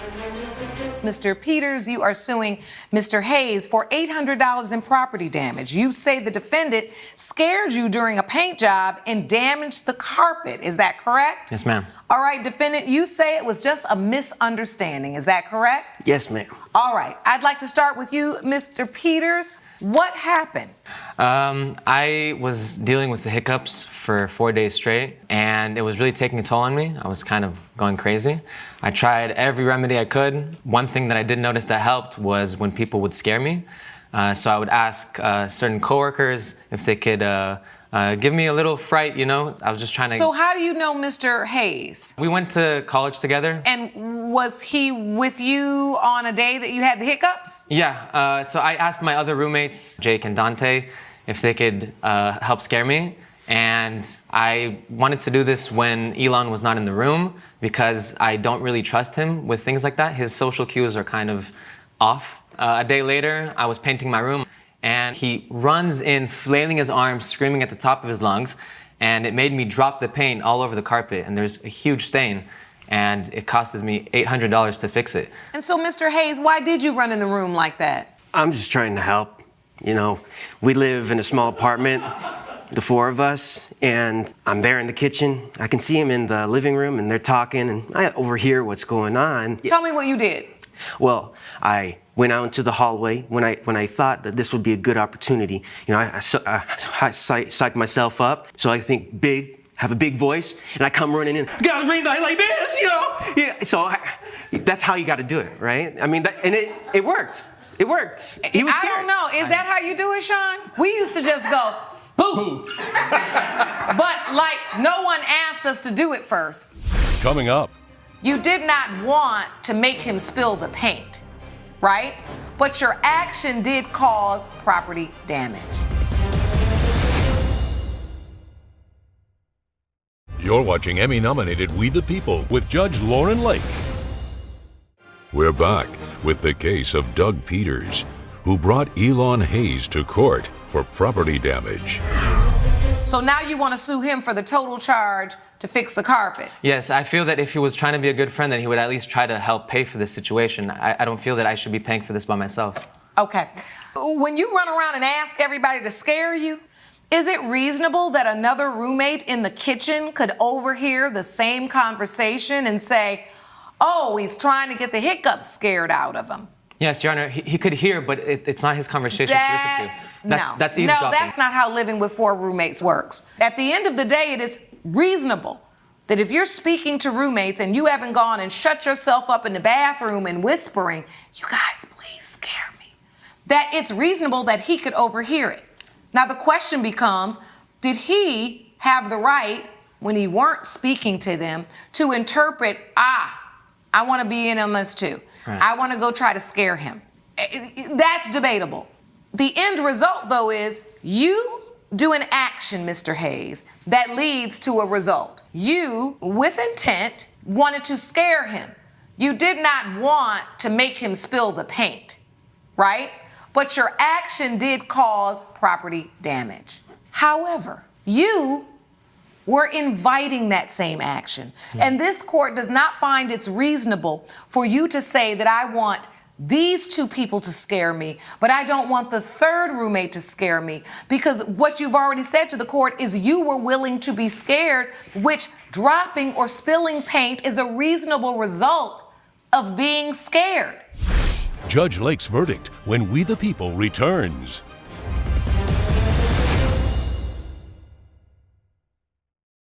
You're watching Emmy-nominated We the People with Judge Lauren Lake. What I'm trying to figure out is, why would a person ever set this up while they were painting? Why not just paint the whole room and then hatch your plan to be scared? Like I said, I didn't express my feelings to... No, you keep saying the same thing over and over again. Yeah. And it is nonsensical. And I am trying to tell you that, and you are showing me that as much as you want to condemn Mr. Hayes for bad social cues, you are the one that has the bad social cues, because you're not reading the room right now. The point you're making is not persuasive enough. Okay. Do you have another one? Yes. What is it? I have been to many events that I have invited Elon to, and every time there is a weirder and weirder situation. I felt that for this specific mission that I wanted my two friends to accomplish. Judgment for the defendant. Court is adjourned. All rise. Judge Lake has ruled in favor of the defendant. The plaintiff's case is dismissed. Do you have any final thoughts with each other? I feel justice has not been served. You think you know someone until they take you to court. All right, please gather your things. Follow me this way.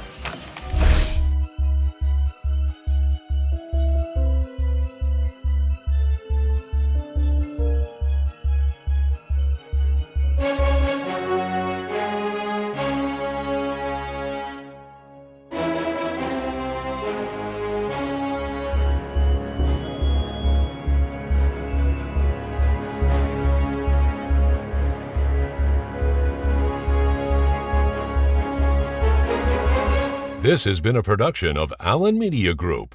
Good day, everyone. I was born and raised in Detroit. Growing up there, I saw people like me running things. This is a courtroom, not a circus, so we're gonna calm down. I'm sorry. What I found there was a passion that I didn't know existed. This is the bottom line. I'm excited to free fall into the limitless possibilities with we the people. So many are fearful of the law. They think it's something that works against them. I think you need to begin to accept responsibility for your mistakes. We are the people. Michelle Brown claims her niece owes her money because she deducted the cost of a plumbing repair from the rent. All rise. Kiana Jenkins says she paid to fix a leaky sink after her aunt sent a handyman who couldn't do the job. Court is now in session. The Honorable Judge Lauren Lake presiding. You may be seated. Good morning, Your Honor. Good morning. Thank you, Sean. Good day, everyone. Good day. This is the case of Brown versus Jenkins. Ms. Brown, you are suing Ms. Jenkins for $350 for breach of contract. You say your niece deducted money from the rent. Is that correct? That is absolutely. And Ms. Jenkins, you say your aunt, the landlord, failed to make repairs. Is that correct? Correct. I'll start with the plaintiff, Ms. Brown. How did you get in this situation? I am a family person. My family is everything to me. So when my niece needed a place, I gladly rented her the apartment on my duplex, the second apartment. Okay, do you live on the other side? I do. All right. A very, very, very reduced rate. All right, what would be the market rate of that unit? Oh, at least $1,000 more than she's paying. Okay, so $1,000 off. Yep. We have a lease agreement and everything was fine, Your Honor. Let me just get to what happened. We had this rainy season a couple weeks ago and the sink was leaking in the bathroom, so the plumbing was a little wacky. I tried to get a plumber. They weren't going to be able to come for a week. So I got my man, who's a handyman, and he knows how to fix everything. So I didn't want her to have to wait a week, so I sent my man over to fix it. All right, so you sent your partner over to look at it because someone wasn't going to be able to come for a week. Right. So, Ms. Jenkins, I want to hear from you as well. So, when you got this opportunity to lease your aunt's duplex, were you excited about that because it was a really great deal? I was excited about it, but I was already having issues from the beginning because I didn't have any personal space to myself as far as the neighbors always knowing my business because my auntie was in my business and telling the neighbors everything, worried about who coming up in my house, what boys is coming over, and she's telling everybody everything like that has So you didn't feel like you had privacy? Yes. Why is it that you needed to lease a place from your aunt? She said you needed a place. Well, my lease was up from my last apartment, so I was able to move in with her at a great price. I was very happy and excited to move in with her, but after seeing how much she gossips, I'm like, I don't even think I could keep taking this. But What do you mean, gossips about you or just gossips in general? Yeah, she gossips about me to the neighbors, so now the whole neighborhood knows. Now, were you gossiping about your niece, Ms. Brown? She said I'm you was praying gossiping. right now, so I don't have to this lion. Okay, so I don't gossip about anything. She's barely said anything true to you at all. I don't know what she's talking about gossiping her neighbors or Your anything Honor, like she that. How long have you lived in Just the neighborhood? ungrateful. I've been there for 40 years. So is it gossip or is it that she's so familiar with her neighbors, conversation about you at all just annoys you? No, because she gossips about me, about the people I bring in. If I'm bringing in a new gentleman to come hang out or bring me some tacos or something, she's all up on the phone talking about, oh yeah, girl, she got another one coming in. How do you know if you in your house waiting on your tacos? I could hear her. Exactly. She talk loud. I could hear her on the phone. Oh, you can hear her through the wall? Yes. Yes. Do I look like I got nothing better to do than talk about her? I have can hear her my on own the life to phone live. Talking about me, who I bring in my place that I'm paying the rent for, and it's none of their business. But regardless, she still wants to bring that up. Did you all make a lease agreement or did you just Yes, come ma'am. in kind of, you did? I brought You my submitted lease. your evidence to the court. Let me look, it's probably in this package, $1,400 a month. Very generous. You'll be responsible for maintaining the premises in a habitable condition, essential plumbing, heating, okay, that's all normal. And, oh, it's month to month, okay. And then the next piece of evidence you submitted. That's the copy of the text from my boyfriend. All Because right, she so when threw you sent him your out partner of the over- house when he's over there trying to fix it, she threw him out. Your So Honor, he couldn't fix anything. how would you know that? So wait a minute. You sent him over there. Right. Next thing you know, you getting this text message. Michelle, I'm headed back. Your niece just put me out of her apartment. I was in there trying to get the sink right for her like you asked, but she started acting a fool and told me to get out. She said she don't want me touching her plumbing and she's hiring her own person. I'm done. And you said, wait a minute, let me call her. So what happened? I want to hear from you, Ms. Jenkins. When he got over there, did you ask him to leave? I asked him to leave because he came and he was looking at the sink very confused. He started searching up tutorials on the internet on how He to was fix looking up it. parts. It was tutorials. He was looking at the water, back at the phone, trying to figure it out. How was the water leaking? Did you submit pictures to the court about what it looked like when the sink was leaking? I don't believe I did. I think I gave it over to the plumber that I hired. Coming up.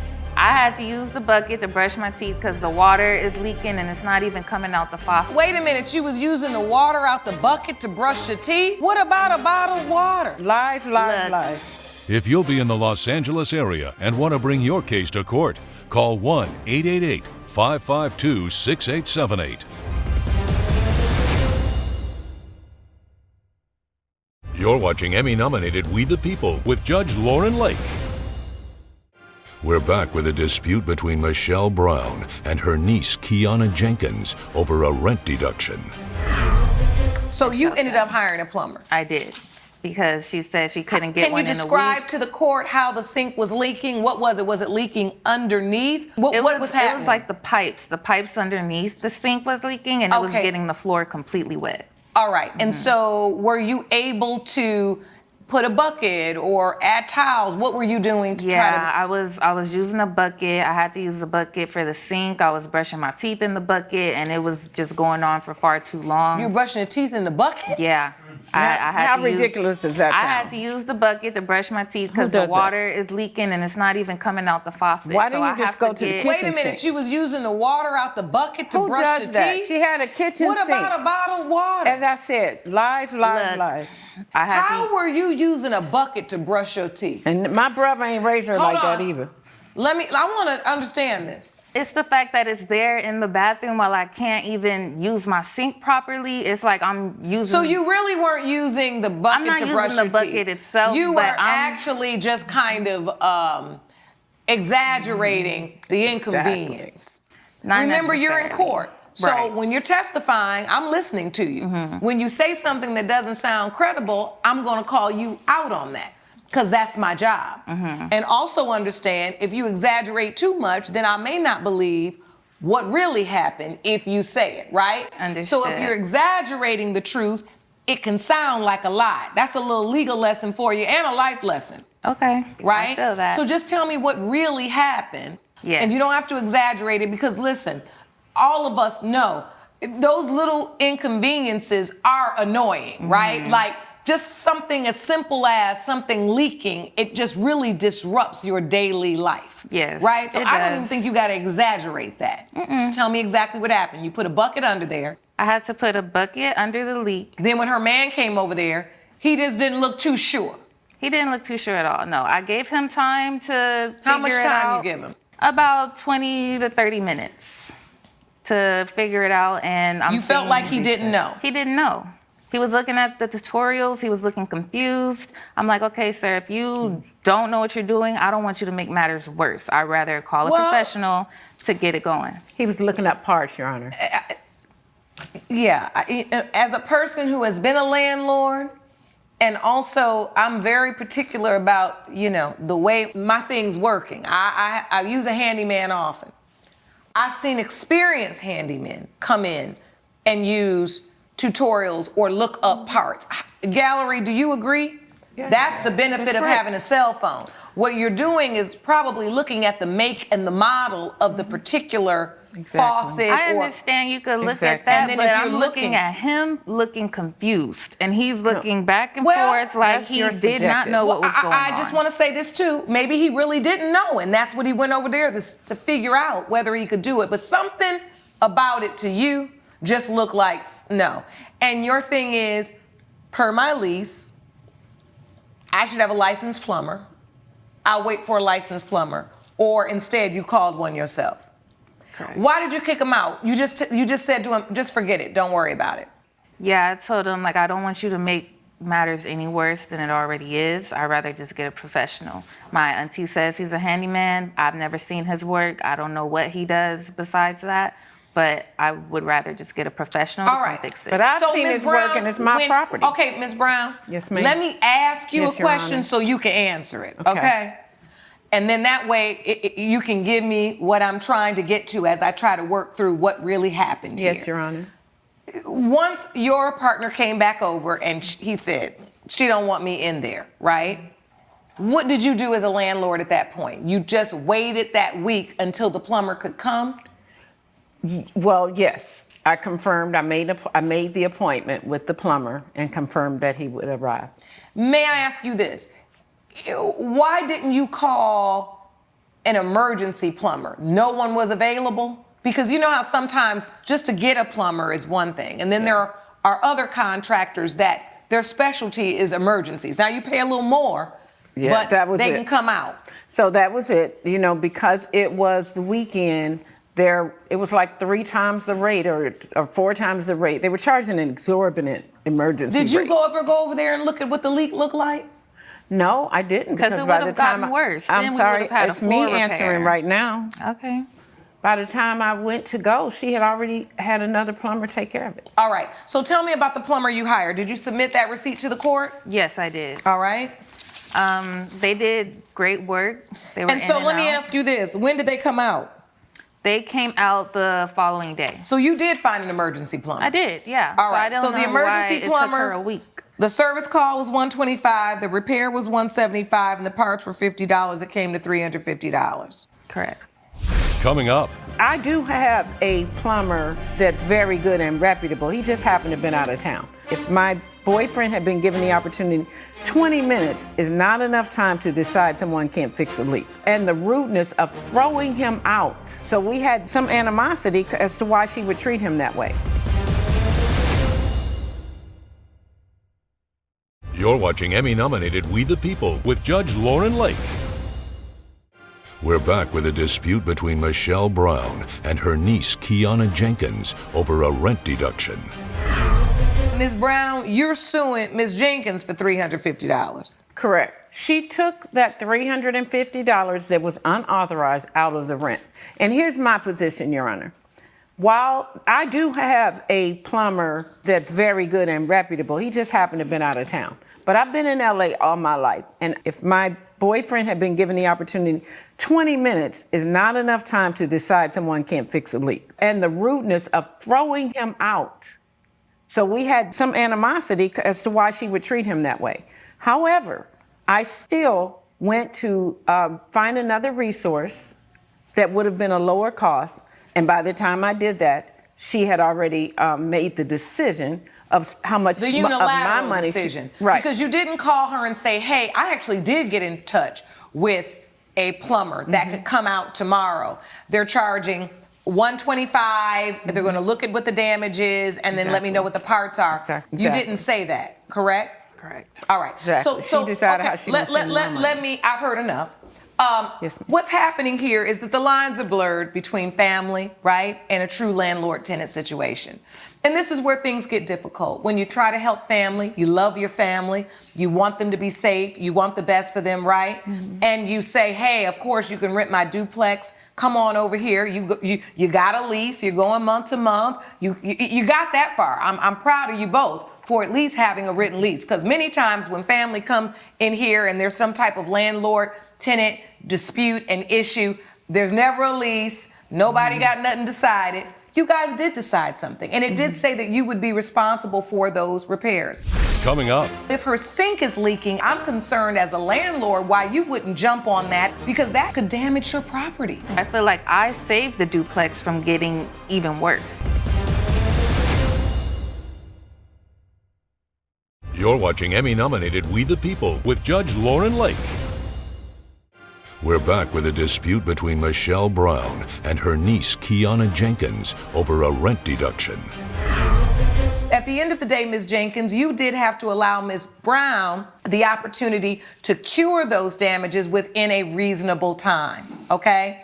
And so what is reasonable? That's what this court has to look at. During a time when there's significant rains and it's hard to get a plumber, it may take a little longer. But if her sink is leaking out water, I'm concerned as a landlord why you wouldn't jump on that and be okay with paying the additional funds that she obviously was willing to pay for an emergency house call, because that water damage could damage your property. Exactly. It could leak over and come over into your unit. And that's what I told her. I feel like I saved the duplex from getting even worse. So this is where I'm at with this. The problem is that once she sent her boyfriend over, this is where the lines get blurred. And it's interesting because you will accept a reduced rent as her niece, right? You're gonna accept that hookup because that's your auntie, right?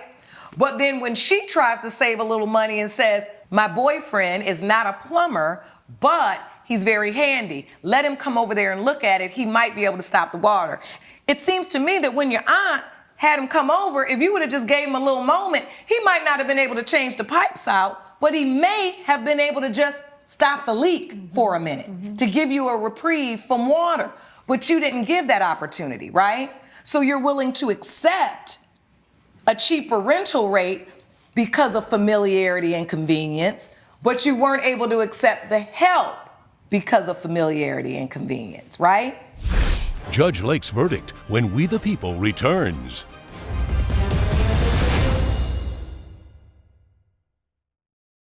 You're watching Emmy-nominated We the People with Judge Lauren Lake.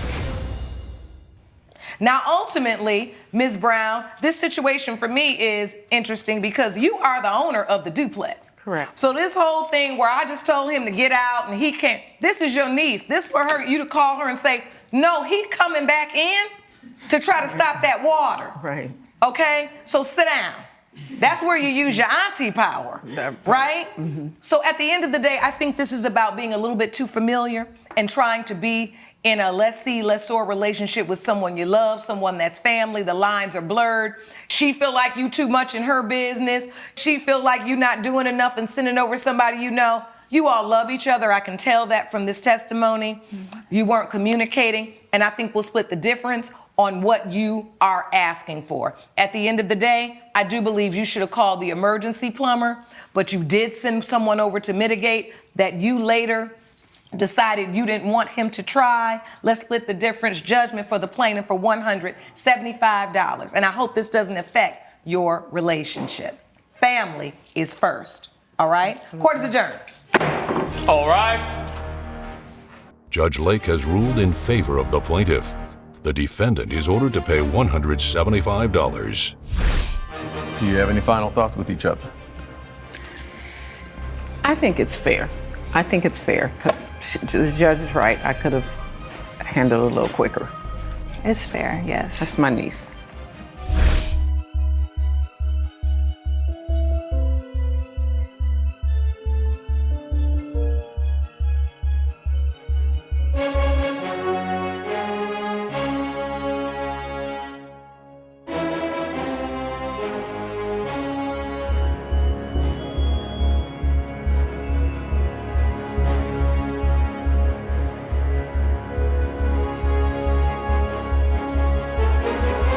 This has been a production of Allen Media Group. Good day, everyone. I was born and raised in Detroit. Growing up there, I saw people like me running things. This is a courtroom, not a circus, so we're gonna calm down. I'm sorry. What I found there was a passion that I didn't know existed. This is the bottom line. I'm excited to free fall into the limitless possibilities with We the People.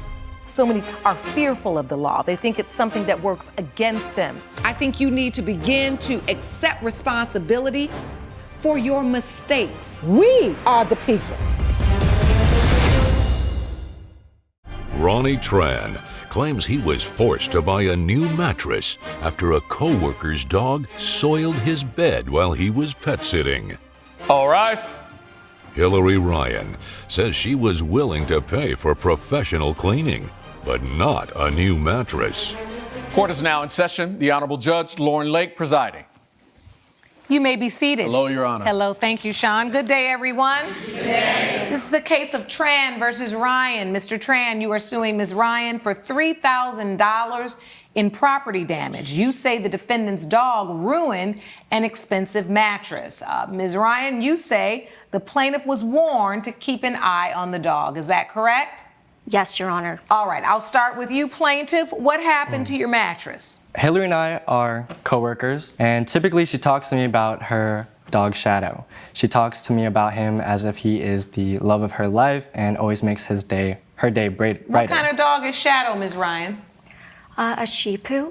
A Shih Tzu, okay. I'd like to make a note that I also say that the dog is a diva at work. A diva dog. Yeah. Noted. Yes. Noted. So, Mr. Tran, you've heard a lot about? Yes, I've heard a lot about Shadow. She talks to me about him all the time, and one day at work she asked me if I would be down to dog sit for roughly 2 weeks. And where were you going that you needed a sitter for that long? Overseas. I was going to Europe with my family, and I couldn't take Shadow with me, so I know that Ronnie's expressed how he's trying to experiment to see if he could be a dog owner, and so we felt he was doing me a favor, which he was, because he denied my payment, but I definitely was willing to pay him for the time that he was. How old is Shadow? Shadow is about 5. Okay, so an older dog. Yes. All right, so you agreed to keep Shadow. I thought it'd be a fun trial to have like a dog for a couple of weeks. All right, then what happened? So later that week she brought over Shadow and explained everything that he needed, which wasn't too much. She just said that to try to walk him 2 times a day if possible. She gave me plenty of puppy pads to put down if I couldn't walk him or if I was out of the house so that he could pee on them. She made it clear to make sure that they were always clean, not soiled. You left him a list? Yes. All right. In writing. You submitted your evidence to the court and you say this is Exhibit A.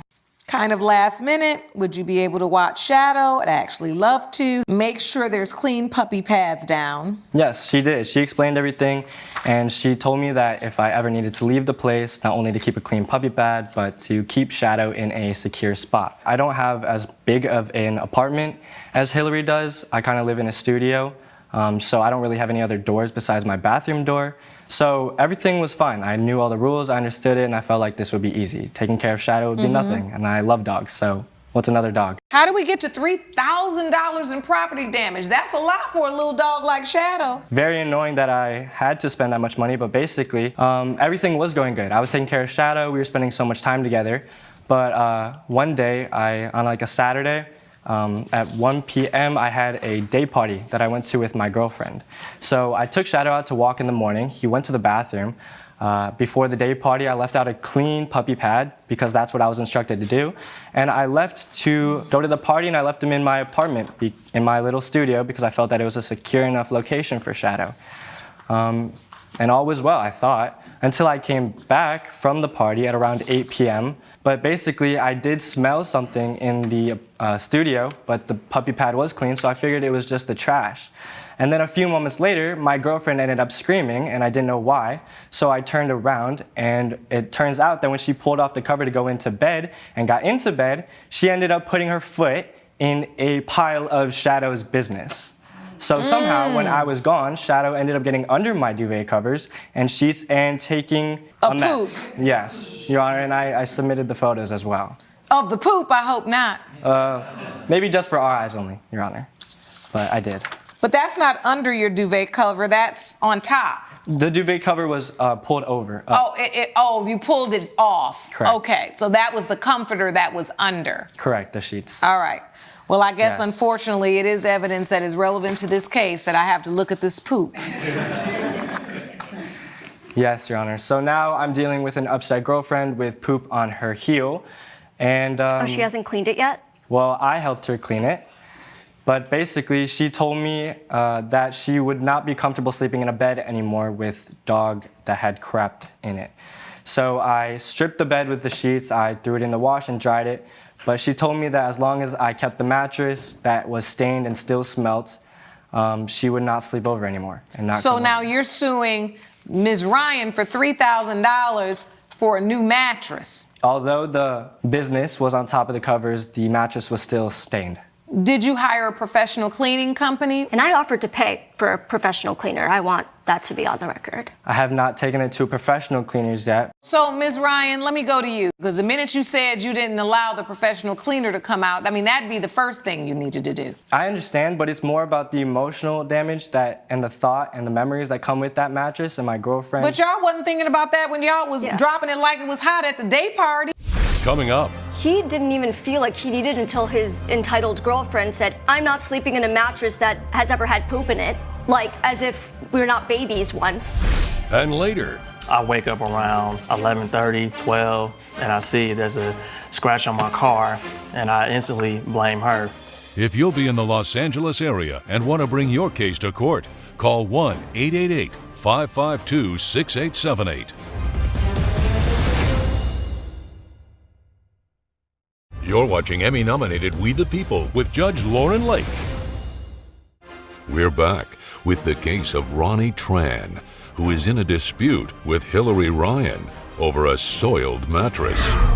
So, Ms. Ryan, how do you respond to this? I offered to pay for new sheets, but a new mattress, which he didn't even feel like he needed until his entitled girlfriend said, I'm not sleeping in a mattress that has ever had poop in it. So I don't believe I need to pay for a new mattress because he ignored the dog when I said, aside from the secure area, aside from the poopy pads, I told him to give the dog attention. And if you don't give the dog attention, the dog will be a little diva. Did you get any estimates of how much it would cost to clean it? I did not. All right, so we don't have an estimate. Mr. Tran, leaving the house at 1 o'clock, coming in at 8 o'clock, I knew was a recipe for disaster. But you're not a dog owner. So now this court has to look at a person who is a dog sitter, but not a dog owner. You probably look at all of these people who go out and go to work all day and they leave their dogs in the house, and when they come back, they let their dog out. Well, you didn't even know to let them out when you came back. But that's this court's assessment here. You're a person that doesn't know anything about dogs. You're just doing a friend a favor. On the other hand, Ms. Ryan, you did leave explicit instructions about letting him out twice a day, but you didn't say in those instructions, make sure you don't leave Shadow alone for this amount of hours. If you're going to be gone for an extended amount of time, maybe we need to think about a kennel, not just for the safety of your belongings, but even Shadow's safety. A lot of dog trainers recommend kennels for dogs, not just to protect people's furniture, it's to protect the dog. There was a lack of communication between you two, to me, that caused this to happen. Now, Mr. Tran, $3,000 for a brand new mattress because you left a dog in the house all day. I still feel like a reasonable person in this circumstance would know better. Your Honor. And that just poop pads on the floor may not be enough. However, I think it's outside the realm of what I would think would be possible that little Miss Diva would poop on the bed. Now, I would think maybe it would be somewhere else besides the pad, but I would not have thought it would be on the bed. I personally don't want to sleep in a bed where a dog has pooped. However, the dog didn't poop on the mattress, the dog pooped on the comforter.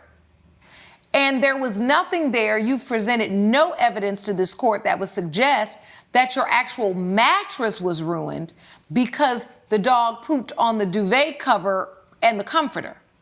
There's at least 2-3 more layers of fabrics in between that, and I hope you had a mattress pad.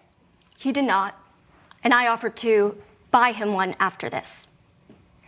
Like, after this happened, I told him, along with the new sheets and the professional cleaning of the mattress, I would buy him a mattress pad. And then what I'm hearing her offer you seems reasonable under the circumstance. A professional cleaning, new sheets, new duvet, and a mattress cover. Your Honor, I listened to all the rules that she instructed me. I kept him in a secure spot. I gave him a clean pad. But what would a reasonable person think with these rules? A reasonable person? I'm simply replacing what I already had. Right. You're just you're wanting your girlfriend to be comfortable being in your bed. And that's not this court's problem. This court's issue is what damage did the dog cause and how can you be made whole from those damages. I do think a professional cleaning company, new duvet cover, new sheets. What size was the bed? It's a queen. A queen size bed could be done within $750 to $1,000 could cover that. And that's about all you're due and owed right at this point. Professional cleaning would probably cost anywhere from $250 to $500.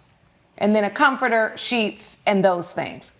It's more than reasonable what she's offering. Judgment for the plaintiff for $1,000. Court is adjourned. All rise. Judge Lake has ruled in favor of the plaintiff. The defendant is ordered to pay $1,000. Do you have any final thoughts with each other? This is an injustice. It's not fair. Let's try. I don't even think I should be paying for anything, really, but All right. yeah, I gave you instructions. Gather your things and follow me this way.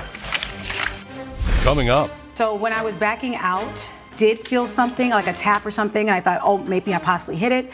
I did get out and check. I didn't see any damage when I looked, and so I went on my way. I was on my way to an important appointment, and I couldn't be late.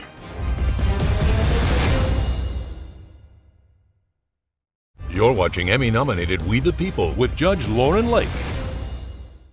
Darius Coleman claims his landlord let another car park in his reserved space, so he parked on the lawn and the defendant backed into him. Vanessa Reed says she doesn't know who caused the damage and the repair cost is excessive. You say the defendant caused damage to your vehicle, is that correct? Yes, Your Honor. All right, Mr. Coleman, I'll start with you. What happened to your vehicle? I was working like a double shift, and then as soon as I came home, there was a car parked right behind Miss Reed. I decided to park my car right there on the grass. You live in the same complex as Ms. Reed? That's right. Okay. He was mistaken with that and actually is a house that I own. Okay. And so I'm renting it out to Darius, and I rent out to him as well as other short-term tenants. He has a parking space? So he does have guaranteed parking, but there's no assigned spaces. It's a driveway. So what happened the day that Mr. Coleman is talking about when he got in at 5:40? So unfortunately, there was street cleaning, and you know how that happens in our neighborhoods. If you're on the street, you will get towed. And so in that case, what I actually did was I made a quick judgment, or the best judgment I could, and had the short-term tenants park in the driveway so they would be away from the street cleaning. So you told them to park? Correct. So where did you expect Mr. Coleman to park? I figured that he would park on the street, and then he could move his car once the street cleaning took place. Did you send him a text or anything to this effect? I did send him a text. I tried to call him, but I wasn't able to Do you have reach evidence him. of that text? I don't, unfortunately, have evidence of that text. All right, I'm looking at the residential lease here. You submitted your evidence to the court. It says clearly that no time tenant or guests of the tenants may park on the grass. Mr. Coleman, you said you pulled on the grass. That is correct. Why did you pull on the grass if the lease says that you should not? Yeah, because there was nowhere else to park. So It also says in the lease that the tenant shall have a permanent parking spot in the driveway at no extra charge. Tenant spot shall not be occupied by anyone other than the tenant. What happens? I wake up around 11:30, 12, and I see there's a scratch on my car, and I instantly blame her. And why do you instantly blame her? Because her car was pretty much like the closest, and also she told me that she possibly hit my car. Did you hit it or didn't you? Because I mean, possibly. Yeah, so when I was backing out, I tried my best to not hit his car. I did feel something like a tap or something, and I thought, oh, maybe I possibly hit it. And so I went on my way. I was on my way to an important appointment, and I couldn't be late. Coming up. Judge, Your Honor, can I say something? Yes. The thing is I don't believe that it was actually the amount that it should have been charged. You're watching Emmy-nominated We the People with Judge Lauren Lake. We're back with the case of Darius Coleman, who blames Vanessa Reed for backing into his car. Ms. Reed, you've testified that you basically created a situation where a tenant who's guaranteed a parking space in the driveway could not park there. Then when you back out in the morning, you possibly hit his car. Do you have any damages from fixing your car, bills? Well, not fixing, but I do have pictures of what it looked like. So how do you know it's $1,700 in damage? Oh, right here. So you did go to an auto body? Yeah, that's right, I did. Okay. And then this is a diagram of how you think you hit his car, because you don't know for sure. You think. Correct. Because where were you going anyway? You don't have enough room to pull out at all. I did actually clear the space. I mean, look, a reasonable person in this circumstance who is a landlord would, number one, have no problem with them parking on the grass if they needed to. If your tenant's there and it's that close to the car, all you had to do was either knock on your guest's door or call a guest or call the tenant and say, hey, can you move your car? Judge, Your Honor, can I say something? Yes. The thing is I don't believe that it was actually the amount that it should have been charged. So we could have worked something out. I felt like we had good communication styles, but he didn't want to do that. What amount do you think it should be? I've got an estimate from the body He shop went to now. that What do body you think shop. it should be? He went to that body shop, but where the damage was located at, I spoke to somebody else and they told me that it shouldn't be that much. Okay, did you bring what they said to court? Did you bring their estimate? Have they seen the car? Did they come out to your house to look at it? They came out to my house, but I do not have the estimate from them. Then I can't It's a rule on friend. that. See, Okay. this is the problem. When you come to court, you have to be prepared. When you make an assertion, you need to back it up with evidence. Judge Lake's verdict when We the People returns.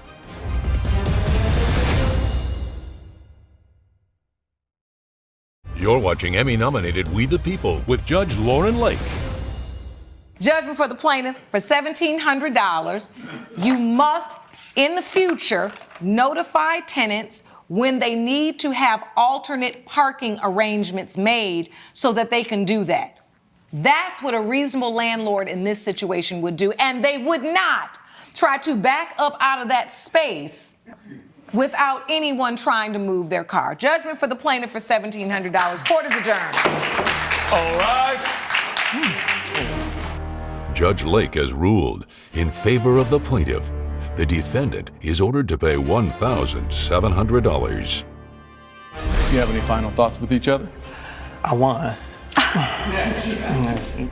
I feel like we could have worked this out because he could have come and talked to me. We could have worked it out with the rent, something like that. We didn't have to take it all the way to court. It did not have to come to this.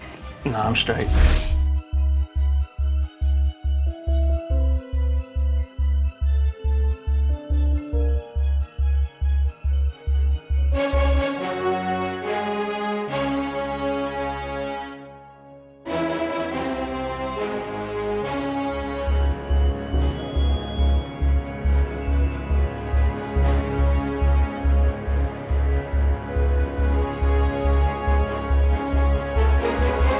This has been a production of Allen Media Group. Good day, everyone. I was born and raised in Detroit. Growing up there, I saw people like me running things. This is a courtroom, not a circus, so we're gonna calm down. I'm sorry. What I found there was a passion that I didn't know existed. This is the bottom line. I'm excited to free fall into the limitless possibilities with We the People. So many are fearful of the law. They think it's something that works against them. I think you need to begin to accept responsibility for your mistakes. We are the people. Alyssa Eason claims her ex-fiancé bailed on their trip to Costa Rica and stuck her with the bill. All rise. Vincent Tanner says he needed time alone to think after an argument over having kids and told the plaintiff to enjoy Costa Rica without him. Court is now in session. The Honorable Judge Lauren Lake presiding. You may be seated. Hello, Your Honor. Hello, Sean. Good day, everyone. Good day. This is the case of Eason versus Tanner. Ms. Eason, you are suing Mr. Tanner for $560. You say you are owed for travel costs. Is that correct? That is correct, Your Mr. Honor. Tanner, you say you weren't even on a trip. That's right, Your Honor. I was not on the trip, and I don't believe I owe her money for it. All right. I'll start with you, plaintiff. Ms. Eason, so what kind of trip was this, and what's your relationship to Mr. Tanner? Yes, Your Honor. So Vincent Tanner is my ex-fiance. We were supposed to go on this trip to Costa Rica together. When you guys were fiancés? Yes, Your Honor. Okay. How long did you date? We dated for over 2 years. Where did you meet? We met through friends at a barbecue. Oh, an actual old school introduction. Yes. Usually it always is online, on the apps. That was refreshing. So you met at the barbecue, you dated for 2 years, and then you asked her to marry you. Yes, Your Honor. So after 2 years of us dating, I had proposed to Alyssa. Just felt like the right decision at the time. And we were planning to get married at the time, yeah. Okay, so how did you propose? We have a diner we usually go to, so it was a spot kind of like that. And then I asked her to marry me in the parking lot. Oh, so fun. Yeah. Yeah, on our anniversary, Your Honor. Okay, well then that made it a little more romantic. Yeah, to be fair. So it was the anniversary of you guys dating, and it was a diner that you loved. Yes, Your Honor. Yes. And then, so parking lot, I mean, we could have done something, but okay, I'll take it. I'll take it. Young couple, and you said yes. I did. And what happened? How did we get to the point that we're on the opposite sides of the aisle and we ain't even getting married? So, Your Honor, we were talking about our engagement, plans for the future. I've always wanted a big family and a big house. I've always wanted kids, and I told Vincent that one day and shot it down immediately. He said it was unreasonable. But we have always been going out doing things he wants. He wants to go on a hike, we go on a hike. He wants to go on a week-long trip, we go on a week-long trip. And this was something that I've always really wanted. So I stood my ground, I want kids. This seemed to really kind of put a damper in our relationship. So that's when I decided, hey, let's go to Costa Rica to really just get our minds off of the argument. Oh, I thought you were going to say, and that's when I realized it wasn't going to work out. You decided, guess what? He may not want kids, but we go to Costa Rica, I can change his mind. Or make a kid. It's what it seemed like, Your Honor, yeah. All right, so when she comes up with this idea and says, you know what, let's go to Costa Rica, we need to get away. Did you agree? At first, I did agree, yes. If you'll allow me, Your Honor, I'd like to provide some details to the story as well. Yes. She had brought up wanting children in our relationship. I had told her a number of times that I did not want kids, and to clarify that comment that she made about it being reasonable, I just said it wasn't economically, like I don't think we could support children right now. I didn't want to bring children into the world right now. We're younger. I had a number of reasons for not wanting to have kids. And then she proposes that we go to Costa Rica. This plan sort of snowballs. She buys everything. I agreed to it, but things were moving very quickly, and there were a number of other events that were leading up to this. Like, she had kept talking about children, and then this was almost like a honeymoon for us. We weren't even married yet. I know, I'm like, what? And we already at the kids part, but I guess you kind of should have had this conversation before you even asked her to marry you. I mean, that's the kind of thing that should be on the list of questions you need to ask before you even get engaged. Don't you agree, Sean? Absolutely. There might be some truth to that, Your Honor, sure. Okay, so, but you hadn't gotten that far. And look, I can relate to that in the sense, when you do date someone, and this is one of the problems too, I have noticed, and even in my own experience as a young person, when you date somebody for a certain amount of time, right? They're not an axe murderer. You can stand the way they chew. You know, you can get along with their mother or their parents good enough. Like, if there's no huge red flags, everybody starts pressuring you. What's the question everybody asks you? When y'all getting married? When are you gonna get married? And it does begin to snowball. And for young people, I do think it's something that we as a society haven't really given our young people like the parameters and the boundaries to be able to say, hold on, we're just dating, right? It doesn't have to turn into all of this right now. We need to get to know some things about each other, because it sounds like to me when you asked her, you didn't get a lot of pushback from your families. It was like great news, right? But he literally asked you to marry him, but y'all don't know whether or not you guys want to have some kids. You don't even know if you agree on that. All right, I digress. That was my soapbox. Coming up. I suggested to her that she go on the trip by herself, since I knew it was something that she really wanted to do. But this is your fiance. Now you sending her to Costa Rica by herself? By herself, thank you. If you'll be in the Los Angeles area and want to bring your case to court, call 1-888-552-6878. You're watching Emmy-nominated We the People with Judge Lauren Lake.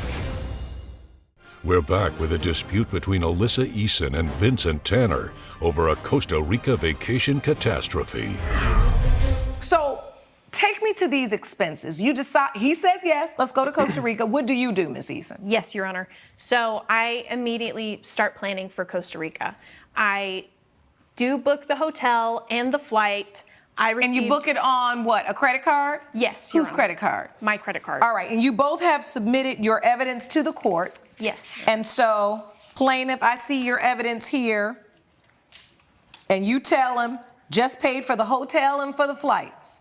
Yes, Your And he Honor. says, cool, thanks for taking care of that. I'll make sure to pay you back as soon as possible. That's what you write, Mr. Tanner. Yes, Your Honor. And you say, don't worry about it right now, we'll figure it out later. Yes, Your Honor. All right. So, Mr. Tanner, where does this go wrong for you, where you feel like you don't owe her since you said clearly, I'll pay you back? So, Your Honor, a little bit before the trip had happened, I had informed her that I did not want to go on the trip anymore. I suggested to her that she go on the trip to Costa Rica by herself since I knew it was something that she really wanted to do. So But this is your fiance. Now Yes, you Your Honor. sending her to Costa Rica by herself? By herself, thank you. And he mentioned he didn't want to go a week before we were supposed to leave. A week before. Were the tickets non-refundable? Oh, they were, Your Honor. And actually, I have Exhibit A. I have evidence here of a flight, her flight that she booked for me, that she did refund. So you got your money back for his part once he said he didn't want to go? I canceled his flight, Your Honor, but he had already suggested that I go by myself. I thought it was a little out of character. So once for you him. canceled his flight, what, did you get a credit? You Yes, didn't get a Your Honor. refund, did you? I got credit for it. You got Your a Honor. credit? Yes, Your Honor. All right, Flight and you credit. still hold that credit or you spent the credit? I still hold that credit, Your Honor. All right, and so what did you do with your ticket? You went on and went? I went To yes, Your Costa Honor. Rica by yourself? To Costa Rica by with myself. a whole fiance at home? Yes. Well, he had suggested that I go by myself. He wanted clarity. We were on a breather, whatever. Yeah, but if that's what it took, I was so in this relationship that if that's what it took for me being gone for a week for us to just clear our heads, then so be it. It was already paid for, the hotel. So So the hotel you weren't going to get your money back for? Correct. But the flight, you could get the credit if you canceled it? Yes. So you kept your flight and you had the hotel? I still had the hotel. Yes, so you were just like, screw it, he don't want to go, I'm going anyway? Yes, you're So you did go? I did go. By yourself? By myself. All right. And so now get me to the point where you think he owes you for, I guess $560 is, I know y'all didn't go all the way to Costa Rica for $560. Right. Well, double that. Yes. Which would have been what? $1,120. That's would have been. You went there for two people. That was the total cost of the trip? That was not the total cost. The $560 is just half of the hotel fee. So I'm just asking him to pay his half of the hotel room. Yes. Because I was about to say, where'd you get this tickets from? Because I'm trying to go to Costa Rica tonight. If it was this cheap. Let me look through your evidence. You said, okay, so this is the email, the text from Mr. Tanner where you were like, I think you should go. We need time to think and get some clarity about a relationship. You're like, seriously? You gonna tell me this now? We've been planning a vacation for a month. I know, I'm sorry, it's short notice. If you can cancel my flight, we'll figure it out later. So she did what you asked. She canceled your flight. Yes, she did, And Your she Honor. asked the credit. But I want you to know that I do want this to work between us. Okay, so you were reassuring. Okay, if that's what you want, maybe the distance will help us. And this is the hotel. Yes, Your Honor. Okay. That's the invoice for it. And how much were the plane tickets? The plane tickets were about $300. Each? Each. Did you bring evidence of you paying for the plane tickets? No, I did not, Your Honor. If you don't mind, Your Honor, I'd also like to add, at no point in the week before she went to Costa Rica by herself did she ask July for 12th this. is my birthday. I would like to also add that into evidence, which is the Happy day of this birthday. flight. This would have been a good birthday trip for me, honey. I would've should have gone with invited girl. you, Your Honor. I would have gone with you, girl, while he was funny acting. I know. Okay, while he was funny acting, I'm still We mad could've about gone this together. good old price to Costa Rica, and you deciding you don't want to go. Okay, so you got the credit. And then, do you guys stay together? Does this work? Does this whole plan work? Your Honor, let me tell you. Because you said ex-fiance, I guess it didn't. When I got back from Costa Rica, I thought I would surprise him, right? So I went to his apartment. Oh, Lord. These never end well. I caught him in bed with my friend. Oh, with my friend, Paige. Out of order. That's out of order. Coming up, I had mentioned that I wanted to go on a break. He said he something wanted that- clarity, Your Honor. That is not I would the like- same. He did say, I do want this to work with you. Thank you. That don't sound like a break that would get you slipping on a banana pill and ending up in the bed with her friend. You're watching Emmy-nominated We the People with Judge Lauren Lake. We're back with a dispute between Alyssa Eason and Vincent Tanner over a Costa Rica vacation catastrophe. Before the trip, before everything, I had mentioned that I wanted to go on a break, as in a break from our relationship. He This said is he something wanted that- clarity, Your Honor. That is not the same thing. He did say in the text that he wanted to think about the relationship, but you also said, and I do want this to work with you. Thank you. So that don't sound like a break that would get you slipping on a banana pill and ending up in the bed with her friend. That don't sound like that kind of break. Does it sound like that to you, Sean? Nah, That don't sound like not that kind of break. So Mr. Tanner, how did that happen? How did you get in the bed with her friend? Had you been sleeping with this friend all a while? No, or Your Honor. did you just Your Honor, I get went out drunk? to a bar over the weekend when she was in Costa Rica. How do I know this? Now, was the friend there? The friend was at the bar, Let yes. me tell you something.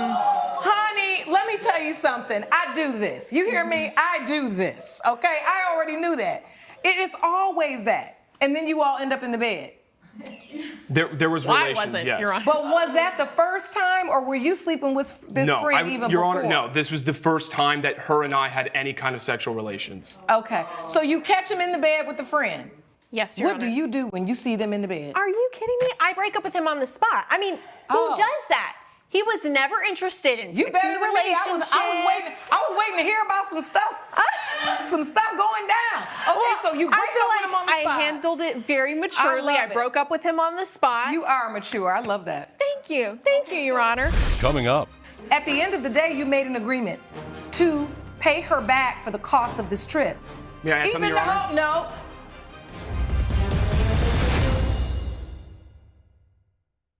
you're watching Emmy-nominated We the People with Judge Lauren Lake. We're back with a dispute between Alyssa Eason and Vincent Tanner over a Costa Rica vacation catastrophe. Miss Easton, you said this is not going to be for me. You're This a is it. liar. Yeah. And the friend, and look, and you obviously broke up with your friend too. Absolutely. 1,000%, Your Honor. All right. That was And the then end you of that. said to him, you could at least pay me for this hotel that I still owe. And the crazy thing about it is, in this court's opinion, I'm still thinking about this credit.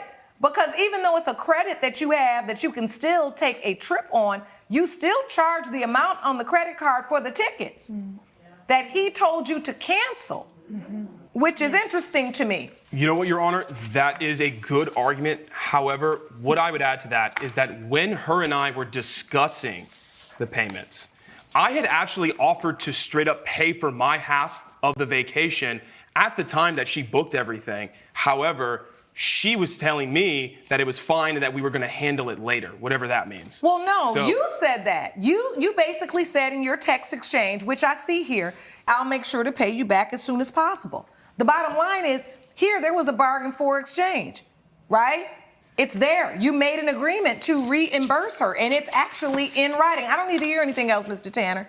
At the end of the day, you made an agreement to pay her back for the cost of this trip. The cost of the hotel, $1,120, which is here in the receipts, but also the cost of the plane ticket, which was $300, that she still has that charge on her charge.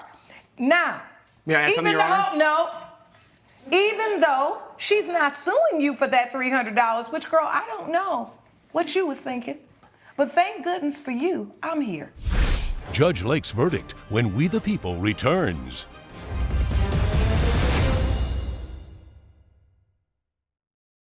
You're watching Emmy-nominated We the People with Judge Lauren Lake.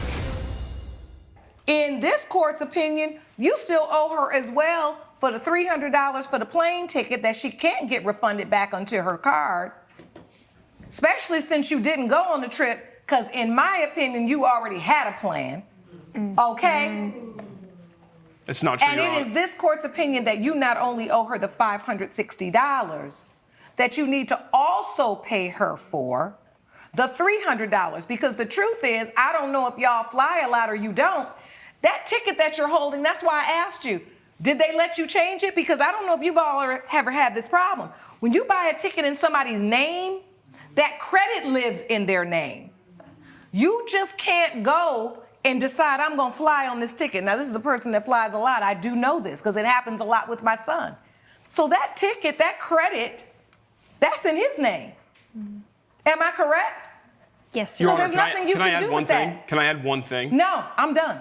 So it's this court's opinion that you not only owe her the $560 for the hotel, you owe her the $300 for the ticket, which you can take on a vacation. Then hopefully your new girlfriend got a credit card and she can charge all the stuff on her credit card and you can maybe or maybe not pay her back. Judgment for the plaintiff for $860. Court is adjourned. All right. Judge Lake has ruled in favor of the plaintiff. The defendant is ordered to pay $860. I have no thoughts for you. I'm done. I'm done. You can do whatever you want with Paige. I got my $860 now, and you can just do whatever you want. Live your life. I don't care, because I'm done. I have nothing to add.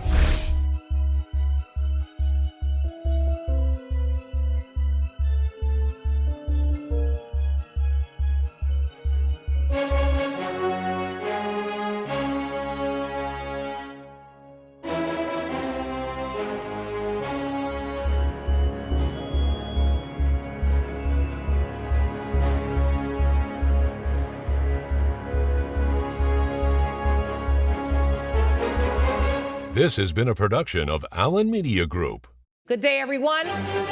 I was born and raised in Detroit. Growing up there, I saw people like me running things. This is a courtroom, not a circus, so we're gonna calm down. I'm sorry. What I found there was a passion that I didn't know existed. This is the bottom line. I'm excited to free fall into the limitless possibilities with we the people. So many are fearful of the law. They think it's something that works against them. I think you need to begin to accept responsibility for your mistakes. We are the people. Rachel Quinn claims her ex put their 12-year-old son on a strenuous workout routine that landed him at urgent care. All rise. Mark Miller says their overweight child needed to beef up because he was being bullied at school. Court is now in session. The Honorable Judge Lauren Lake presiding. You may be seated. Hello, Your Honor. Hello, thank you, Sean. Good day, everyone. Good day. This is the case of Quinn versus Miller. Ms. Quinn, you are suing Mr. Miller for $650 for negligence. You say excessive force during a training session caused your son harm. Is that correct? Yes, that is correct, Your Honor. And Mr. Miller, you say it was tough love to build resilience. Is that correct? That's right, Your Honor. All right, I'll start with you, plaintiff. What happened? Well, Mark and I have been divorced for about 3 years, and we share custody of our son, Ethan. He's 12 years old, and he'd gotten bullied at school. Someone called him a butterball, that sort of thing. And so his dad decided to put him on a workout routine. He has a home gym. And, you know, I think he pushed him a little too hard. I picked him up from his father's house, and I just noticed he was clutching his chest, and I felt concerned. And, you know, several hours after we got home, it was still bothering him. It seemed to be getting worse. And so just out of caution, you know, mother took him to urgent care, and they said that he strained his pectoral muscle. They did some tests, and I took x-rays, and they said it was swollen. What did you have him doing, Mr. Miller? How old is your son? He's 12. 12, all right. Does he play sports? He does not. What did you have him doing? What kind of workout? It's a well-rounded workout, Your Honor. It involves cardio and weightlifting and Russian twists, things like that. I can give you a list of the actual rundown. You actually submitted evidence to the court. I can review that. Exhibit A is one of your plans, it looks like. Dips, curls. Yeah, I don't see anything here that looks excessive. A shoulder press, 3 sets of 8 to 12 reps, but with what kind of weight? Well, it's weights that he works up to. We're not doing max out weights and until failure. So was this his starting workout? Did he just get started this week? Is this the first week start? No, How long did he work out before he got injured? He had been working out for several weeks before that. So he'd been with you several weeks before he pulled the pec muscle. Mm-hmm. And had he complained at all, Mom, when he got back home? Oh, I don't like this workout. Oh, Dad's trying to do this. What was his sentiment? Or was he feeling like, you know what? I'm getting stronger and ain't nobody gonna be bullying me no more. Ethan's a people pleaser, but he's really sensitive. He just wanted to make his father happy, and he wasn't a big fan of the workouts, but he was trying hard to make his father happy. So, Mr. Miller, a lot of this depends on how heavy of weight you had him lifting over these weeks. So when you're doing a chest press, for instance, which could definitely lead to some pectoral issues, how much weight did you have him lifting at 12 years old? We started with 50. He couldn't lift that, so we, moved down to 45. Which is not light for a start, for a beginner, but it's really not that heavy. It's not so much the weight. He pushes him. He wasn't paying attention to whether he was getting tired. My son's not the most athletic. He's more of an artistic temperament. He's very sensitive. But like I said, he really wants to make his father happy. And, his dad's always on him about, seeing things through and finishing things. And, he works him like a drill sergeant. How did this come about? Once he was getting bullied, Mr. Miller, did you say, you know what, come on over to the garage and start getting some workouts in? Or was this something that you felt was necessary? Because at the end of the day, teaching a child about health and wellness and strength training at an early age, I think is beneficial, right? It's something that he can carry with him throughout the rest of his life. I agree with you. And not end up being an adult at 40 years old lifting their first weight, right? This is important. I mean, Sean, this is a practice that I think serves youth. Absolutely. Whether they play sports or not. You would agree, right? Yes. You're in shape. Coming up. He was doing presses with his dad, and his dad was kind of pushing him and kind of, getting really into it like a drill sergeant. That's when he injured himself. Is this something that you experienced when you were in a marriage with him? Oh, yes. Because I can tell that's where this is going. Oh, yes. We might as well cut straight to the chase, and instead of taking the long way to the truth, let's just go straight to it. If you'll be in the Los Angeles area and want to bring your case to court, call 1-888-552-6878. You're watching Emmy-nominated We the People with Judge Lauren Lake. We're back with the case of Rachel Quinn, who brought her ex, Mark Miller, to court over their son's medical bills. So I'm trying to figure out, how did this start? What was the intro into, you need to start working out? Well, when he entered middle school, before that I had noticed he had gained some weight. So he starts getting bullied, and I decided that he needed to figure out how not to be soft, to put it plainly.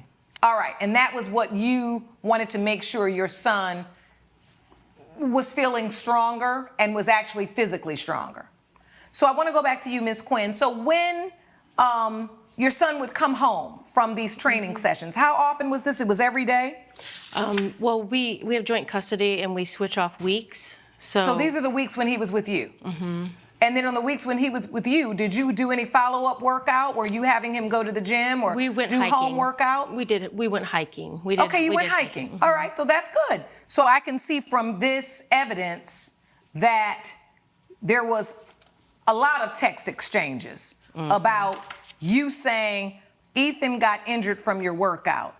He has a sprained right pectoral muscle. Yes. So at some point he came home and he wasn't feeling well. Yes, I picked him up from his father's on Saturdays, like we always do, and I just noticed that he was kind of Wincing. Just kind of, armoring, holding like this, and he kept rubbing it and touching it, and I was asking if he was okay. He's like, I'm okay, Mama, I'm okay, but I could tell that he wasn't, and I had to kind of pull it out of him, but he finally told me that, he was doing presses with his dad, and that he had gotten tired, and his dad was kind of pushing him and kind of, getting really into it, like a drill sergeant, those were his words, and he felt like he had to keep going even though he was tired, and then that's when he injured himself. All right, and so what happened? You called the doctor, or you took him to emergency, you made an appointment? It was a Saturday, so I took him to urgent care. Oh, you took him to urgent care. And what did you discover, and did you give that evidence to the court? Yes, so Exhibit A has the medical report. Right-sided chest pain after weightlifting, presenting acute right-sided chest pain. You reiterated what you just shared with the court. Mild swelling and tenderness. All right, so bottom line is he had a strain. Yep. He had a very slight strain, and he had to lay low and not lift heavy for 48 to 72 hours. How do you believe this was negligence on the part of your ex-husband? Well, he doesn't stop to check in with how people are feeling, He has this saying, pain is weakness leaving the body. That's what he always says, and... You don't feel like he was being sensitive to your son's feelings? Yeah, well, and he wasn't checking in, like, as the adult, as the parent. Is this something that you experienced when you were in a marriage with him? Oh, yes, Because I can tell that's where this is going. Oh, yes. We might as well cut straight to the chase, and instead of taking the long way to the truth, let's just go straight to it. He likes to squash people's feelings like it's his job. We'll just say that. All right. So, Ms. Quinn, in your co-parenting agreement, arrangement, don't you all both share in the expenses related to your son? So wouldn't these medical bills that you paid be shared 50% by Mr. Miller? I'm responsible for the medical bills. Okay, you're responsible. Yes. Understood. I'm looking at these text messages, and this is why I knew this was about a lot more than just child rearing. And this is when the co-parenting issues become problematic, because both of you, look, there are reasons why you are not together. There's something about the relationship that didn't serve one or both of you, and therefore you are not together. However, you have created a child together. And what happens then are the issues of the relationship bleed into the parenting. And that is clear here, because you guys are going back and forth about the sprained right pectoral muscle, and you took him to urgent care because he was crying, and you are going on and on about how he's insensitive and how you believe he needs structure, and you're telling her to stop with the drama, and he needs to finish what he starts. He thinks if anyone expresses feelings that it's being dramatic or drama, when it's actually just too much expressing your feelings. Some of us actually still have them. How do you respond to this, Mr. Miller? Ms. Quinn is saying that I'm not, sensitive to Ethan's, feelings, but what I'm more concerned about is if he's really sharing the extent of the bullying at school. Because from my conversations with the school, he isn't. It's much worse. Okay. I was in the military, and I've seen what happens when you raise soft boys. They tap out. I don't want him to be soft. I just don't want him to be cold and insensitive and unfeeling like you. And I try to honor. You're taking him to urgent care the person for that he is. Mark. Sore muscles. I try to honor the person that Ethan is, okay? He's not like you. He's not a machine without feelings. He doesn't want to override his feelings. He's a very empathetic young man, and, he's in touch with his feelings, and there's nothing wrong with that. It doesn't make him soft just because he has feelings or because he doesn't want to do another rep of chest presses. Court, or y'all in a post-marital counseling session? I've heard enough. Coming up. You have two very different ways of parenting. That's okay. This is probably more stress on your son than his slight pectoral strain. I don't know how people consistently go half on a child, but can't go half on a solution that would benefit the child. You're watching Emmy-nominated We the People with Judge Lauren Lake. We're back with the case of Rachel Quinn, who brought her ex, Mark Miller, to court over their son's medical bills. Let me say a couple of things from listening to this. First of all, for co-parents to end up in court, that's problematic. This is probably more stress on your son than his slight pectoral strain. The fact that his parents can't figure out how to work through this issue. My first thought is, I don't know how people consistently go half on a child, but can't go half on a solution that would benefit the child. That's not okay. When you get in situations like this and you have two very different ways of parenting, that's okay. I'm sure he gets a more nurturing environment from you, Mom, that's obvious, and he gets more structure and discipline when it comes to you, Dad. And you guys can look at that as a negative, or you can look at it as a positive, that he's getting the best of both worlds. The one world where he's not getting the best is at school, where he's being bullied. And as a person who was bullied, and I was, believe it or not, people can't believe it, but this strength and this confidence I have now, I was not always this way. I was the little nerdy girl in elementary school, and everybody wanted to beat me up at school. And what I was told predominantly by my father is that you only get rid of bullies when you stand up to them and you're willing to fight back. And that does not mean just physically. That also means mentally and emotionally.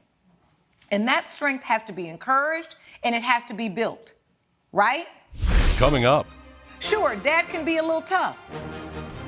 That's okay. I'm glad Dad is tough.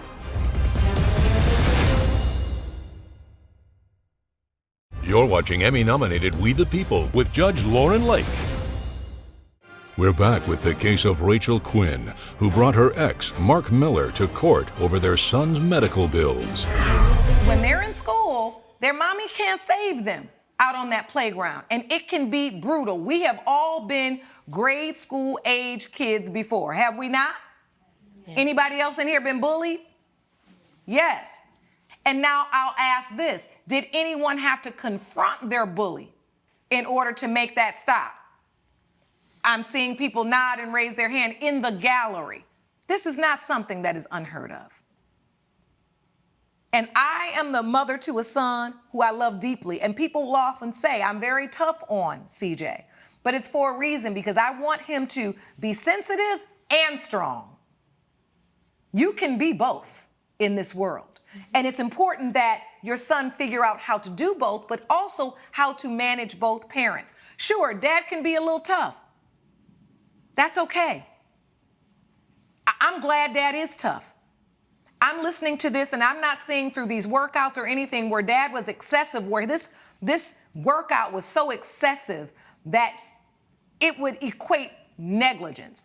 Did Dad owe your son a duty of care? His son is his son too. I don't think he's just gonna be in this garage physically harming him. He did not testify to that, nor did you.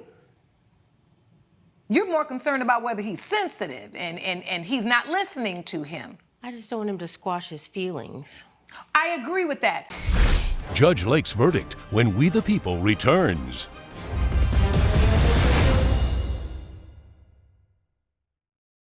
You're watching Emmy-nominated We the People with Judge Lauren Lake.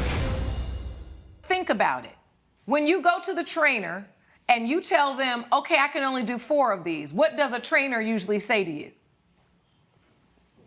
You're gonna do push through, yeah. You can do it. Mm-hmm. This injury this pull is something that I think was a result of the training, but I don't think a result of negligence. And that's the legal difference here. The negligence is going to require a breach of a duty of care, that he acted unreasonably. He didn't act the way a reasonable father in the circumstance would act. And I don't see that. Sean, do you? I don't see it. I think he's a father trying to show his son how to be strong mentally and physically. And because of that, maybe the son did have a slight pull. And he will know next time, all right, this is an area where he's weak. We've got to work that differently. But he was in no way negligent in this situation. Therefore, my judgment is for the defendant and the plaintiff's claim is dismissed. Court is adjourned. All rise. Judge Lake has ruled in favor of the defendant. The plaintiff's claim is dismissed. She made a good decision. I offered to pay part of the medical bills, but she wanted the whole thing or nothing, so here we are. Carmen will take care of it. All right, gather your things and follow me this way.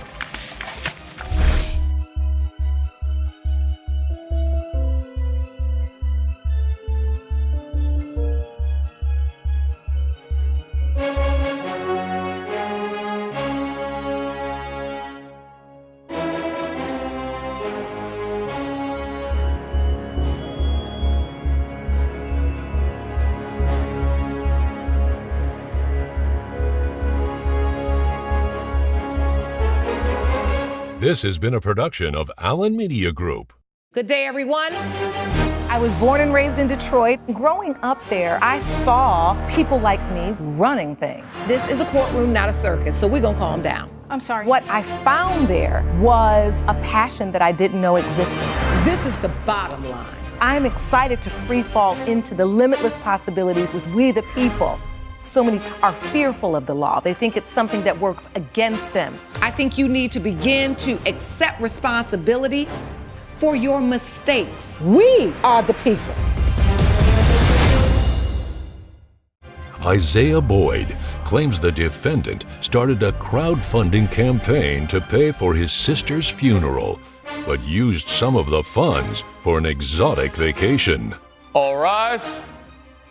Letitia Anderson says she went to Bali to grieve the death of her friend. You may be seated. Good day, everyone. Good day. This is the case of Boyd versus Anderson. Mr. Boyd, you are suing Miss Anderson for $5,250 for misrepresentation. You say that the defendant donated money that didn't go where promised. Is that correct? That's correct, Your Honor. The defendant, you say it went toward healing. That's correct, Your Honor. Okay, what is this money? What is this for, Mr. Boyd? My late sister, Tanya, has passed away from an aneurysm. I'm very, very sorry to hear that. So sorry for your loss. Yes, and our good friend that we've known for a couple of decades now, Letitia Anderson, she took the money, and I'm not sure exactly what she spent it on.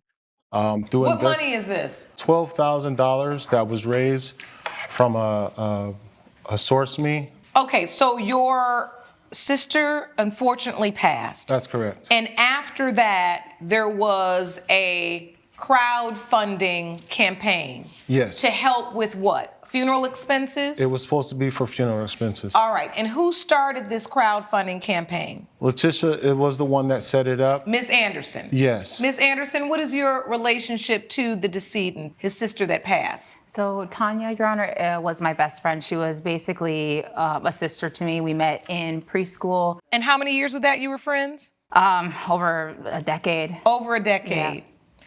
All right. And so upon hearing about your best friend's passing, you decided to help raise funds for her funeral expenses. I basically took it upon myself. I seen that the family was having a really hard time, just mentally, emotionally, financially, and so I took it upon myself to assist by starting this crowdfunding to alleviate some of the financial burden that comes along with funeral expenses. And how much were you able to raise? Approximately $12,000. And so, Mr. Boyd, were you able to keep track of the funds that were being raised? Yes, it looks like there was an amount of $12,000 that was raised. But how were you able to keep track of that?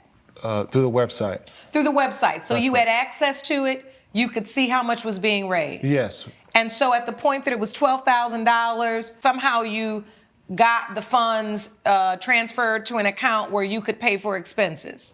Yes, well, I have all of the receipts from the funeral And you expenses submitted now. that evidence to the court. That's correct, I do. I'm looking through this now.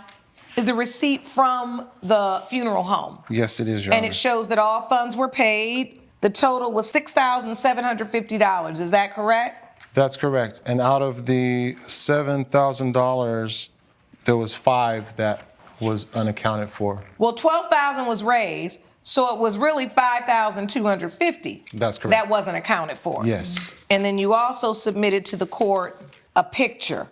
Please explain to the court what Exhibit C is. Miss Anderson apparently taking a vacation in what I found out to be the island of Bali, and it looks like she's just lounging, having a good time in Bali. And what does this have to do with this case? The family is grieving right now, and this is a time that we were going to use the funds for funeral services as well as other Well, expenses. you did use the funds for the funeral home. Mm-hmm.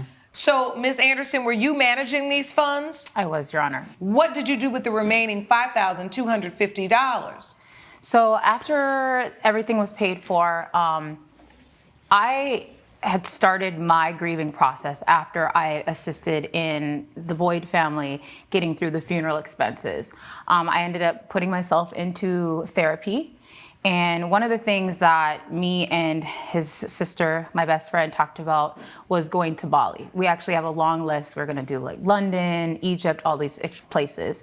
So when I explained this to my therapist, one of the things that she had recommended was that I take that Bali trip to basically rejuvenate, to get my mind put together, because I wasn't able to work. I wasn't able to think straight. I wasn't able to You were grieving. I was grieving. This yes. was a person who was your best friend, like a sister to you. I actually have a letter from my therapist. I have it here. It says, "Dear Letitia, per our last conversation, I think it would be best that you go on a wellness retreat to Bali to spend time reflecting and enjoying some time away for yourself." And so these pictures are from you taking that trip. Correct, Your Honor. It sounds like to me that the issue in this is, did you use the funds from the crowdsourcing campaign to go on that trip? I believe it was about 3,000 and some. Coming up. Are you in the family? I consider She's myself. like a sister to you, Yeah. but I consider myself family. I've known them since I was at preschool. And later. And so we closed it out, put the guns down, Your Honor, and we started to eat food. And I grabbed some food for my girlfriend, and then I straightened my back, turned around, and just got popped right in the eye. Oh. If you'll be in the Los Angeles area and want to bring your case to court, call 1-888-552-6878. You're watching Emmy-nominated We the People with Judge Lauren Lake. We're back with the case of Isaiah Boyd, who is fighting with Letitia Anderson over crowdsourcing funds. What in the world would possess you to use those funds? Because when I raised the funds, it was supposed to be not just for funeral expenses, but for the family as well. And But are you in the family? I consider She's myself. like a sister to you, Yeah. but I consider myself family. I've known them since I was at preschool. You know, decades. did you talk about this with the family? Did you discuss, I want to raise this money for you, and whatever is raised outside of the funeral costs, I want to use this to take a trip and heal myself? Does anybody have a copy of what oh, here it is. Honoring Tanya Boyd. Please help the Boyd family cover burial and funeral expenses for Tanya, who passed away unexpectedly. Your support will relieve the financial burden on the family and allow for focus on healing. Thank you so much for your kindness. This particular call out for funds was for the family, for funeral and burial expenses. It doesn't say trip to Bali for best friend. How do you rationalize that that was okay?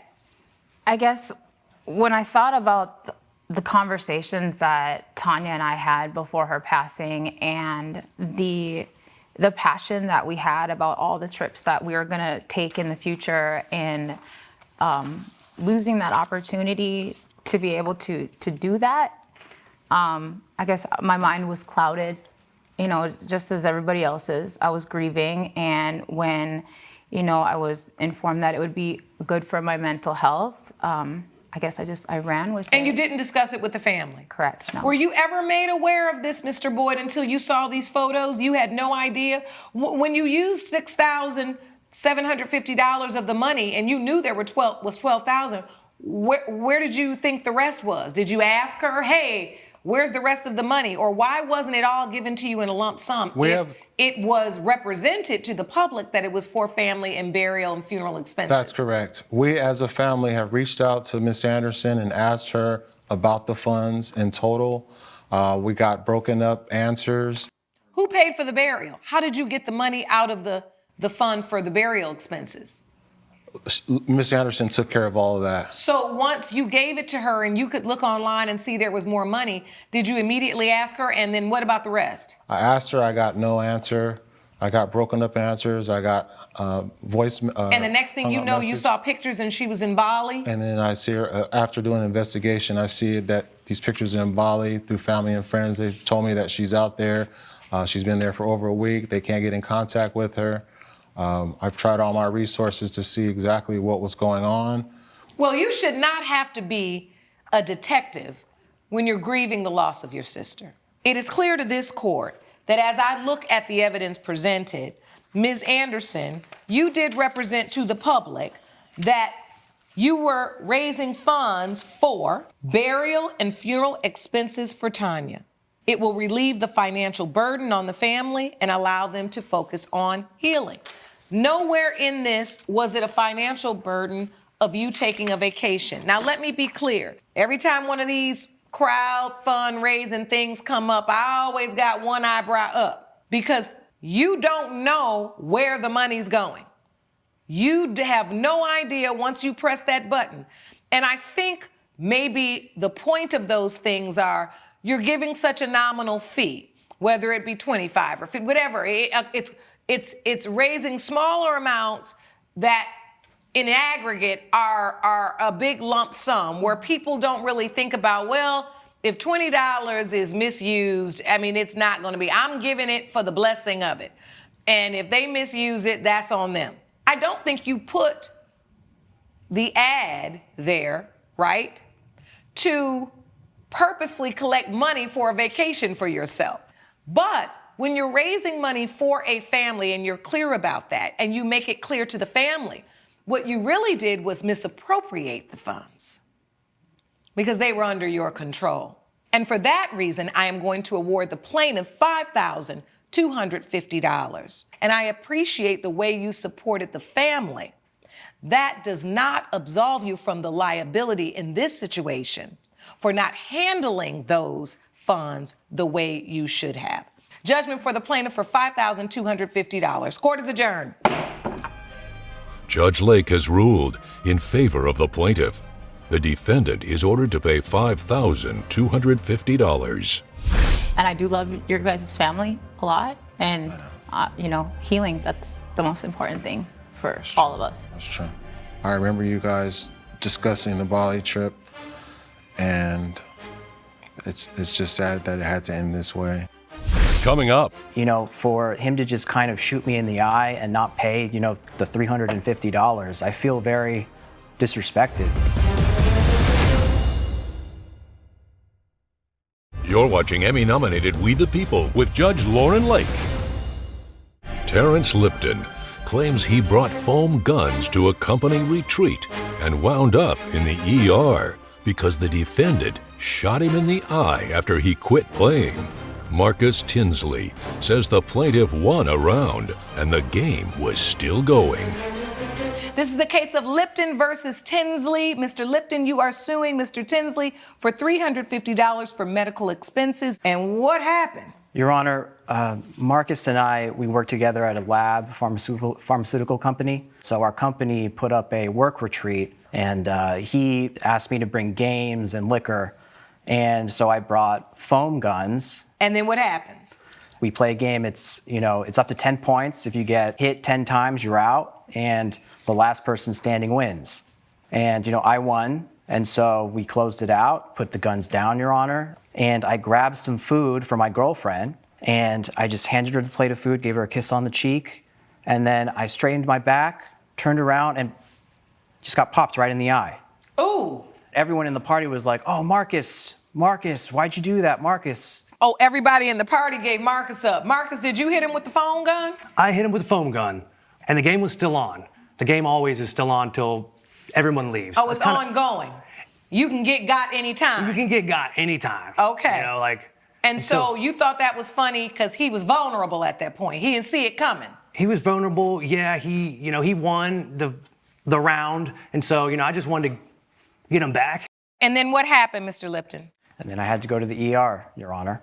I see here Exhibit A is your emergency room visit, That's right. which is $350, which is the amount you're suing for. Yes. All right, so Mr. Tinsley, what's your defense? I texted him. I even have proof of text messages. You submitted your evidence to the did, court. I yes. see Exhibit A. I actually already reviewed it, where you say, bring a game or whatever you think would add some fun to the party. Correct. And you say, I'll bring the foam guns again. And you said, maybe just bring some smaller water guns or Right. something. But what changed your mind? Because when he got there with him, you didn't say, go put him back in the car. So he brings them, and I was about to go up, but our other coworkers, they are all stoked. They grabbed the guns, they're running off. Everybody was geeked. That's Everybody what we used was to geeked. say. Yeah, everybody was happy about it, and I was like, well, I don't want to bring the party down. Coming up. Because just because you can sue somebody doesn't necessarily always mean that it is what sits right with you. You're watching Emmy-nominated We the People with Judge Lauren Lake. We're back with the case of Terrence Lipton, who brought Marcus Tinsley to court for medical expenses. It's interesting to me, Mr. Lipton, that you're here just suing Mr. Tinsley for the $350 because this seemed like it was a whole company thing. I love my company. I have no issues with my company. I don't want to start trouble with my company. For him to just kind of shoot me in the eye and not pay, the $350, I feel very disrespected. I don't think he meant to shoot you in the eye. He didn't say, I'm going to get this gun. At least I don't think so. Anybody in the gallery think that Mr. Tinsley purposefully just aimed for his eye and shot? Everybody's saying no. And I think he did something that unfortunately caused you harm. And I only asked you the question about the company because I was really interested in hearing your answer. Because we do live in such a litigious society. I mean, had you consulted with a lawyer and they said this was a company event and potentially there was some liability, the company, I wondered why you didn't go that route. But hearing your explanation was interesting. And I appreciate that you love your job, you love the work that you do, and you knew in that moment that Mr. Tinsley wasn't really acting in the scope of any of his professional duties. That's right. Because just because you can sue somebody doesn't necessarily always mean that it is what sits right with you. I think that's really good. I mean, I really was impressed by your answer there. Now, Mr. Tinsley, I've listened to you testify. You've basically been honest about it. He's suing you for medical expenses because he believes you didn't purposefully shoot him in the eye, but I think you knew that it was reasonable under these circumstances with drinking and horsing around and significant others being there that someone could get hurt with this type of game. Judge Lake's verdict when We the People returns.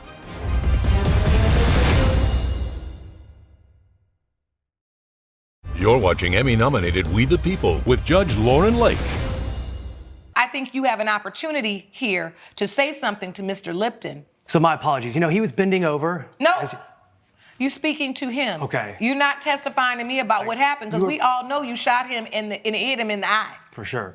You're bent over, you're dropping your stuff off to your girl, giving her a kiss. Boom, Mr. Lipton, I'm gonna award you $350. I don't like him. And you still want to figure out ways to discount your liability and downplay what it was? No. Judgment for the plaintiff for $350. Court is adjourned. All rise. Judge Lake has ruled in favor of the plaintiff. The defendant is ordered to pay $350. You humiliated me in front of my girl, in front of all our coworkers, and I hope that with this paid, I can start to forgive you. I hope so too, man. I hope this doesn't affect anything at work, man. I still, we can put it behind us.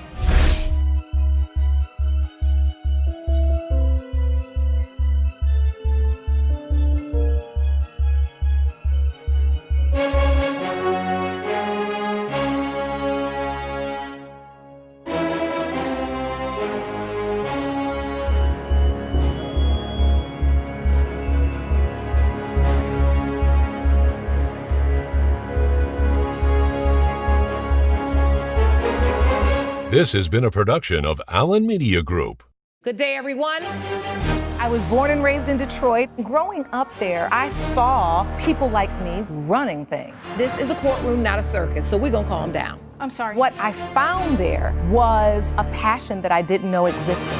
This is the bottom line. I'm excited to free fall into the limitless possibilities with we the people. So many are fearful of the law. They think it's something that works against them. I think you need to begin to accept responsibility for your mistakes. We are the people. Martin Lane claims he hired a keynote speaker who refused to talk loudly enough to be heard. All rise. Calvin Harris says Mr. Lane knew his brand is the Whisper King, and he's countersuing for $4,000. Court is now in session. The Honorable Judge Lauren Lake presiding. You may be seated. Hello, Your Honor. Hello, thank you, Sean. Good day, everyone. Good day. This is a case of Lane versus Harris. Mr. Lane, you are suing Mr. Harris for $7,000 for breach of contract. Mr. Harris, you are countersuing Mr. Lane for $4,000. Plaintiff, you say that the keynote he was supposed to provide went flat fast, and the defendant, you say the tone was by design. What happened here? Mr. Lane, I'll start with you. What type of keynote was this? Good morning, Your Honor. My name is Martin Lane, and I'm the coordinator of the Golden Years Resource Summit. I present summits, particularly for the elderly folks, designed to bridge the gap between the young and the old. And I want them to learn what the young people feel about technology and to introduce technology and to introduce positive ideas to that committee. So I reached out and I found Mr. Harris on the internet. And I reached out to him first through social media, but ultimately we sent an email for him to be the keynote speaker at this large summit. Now, And why did you choose him? I chose him because I believe some of the topics that he had spoken about at other presentations would be a good topic, and it would be interesting to the audience that What comes type to of my topics? summit.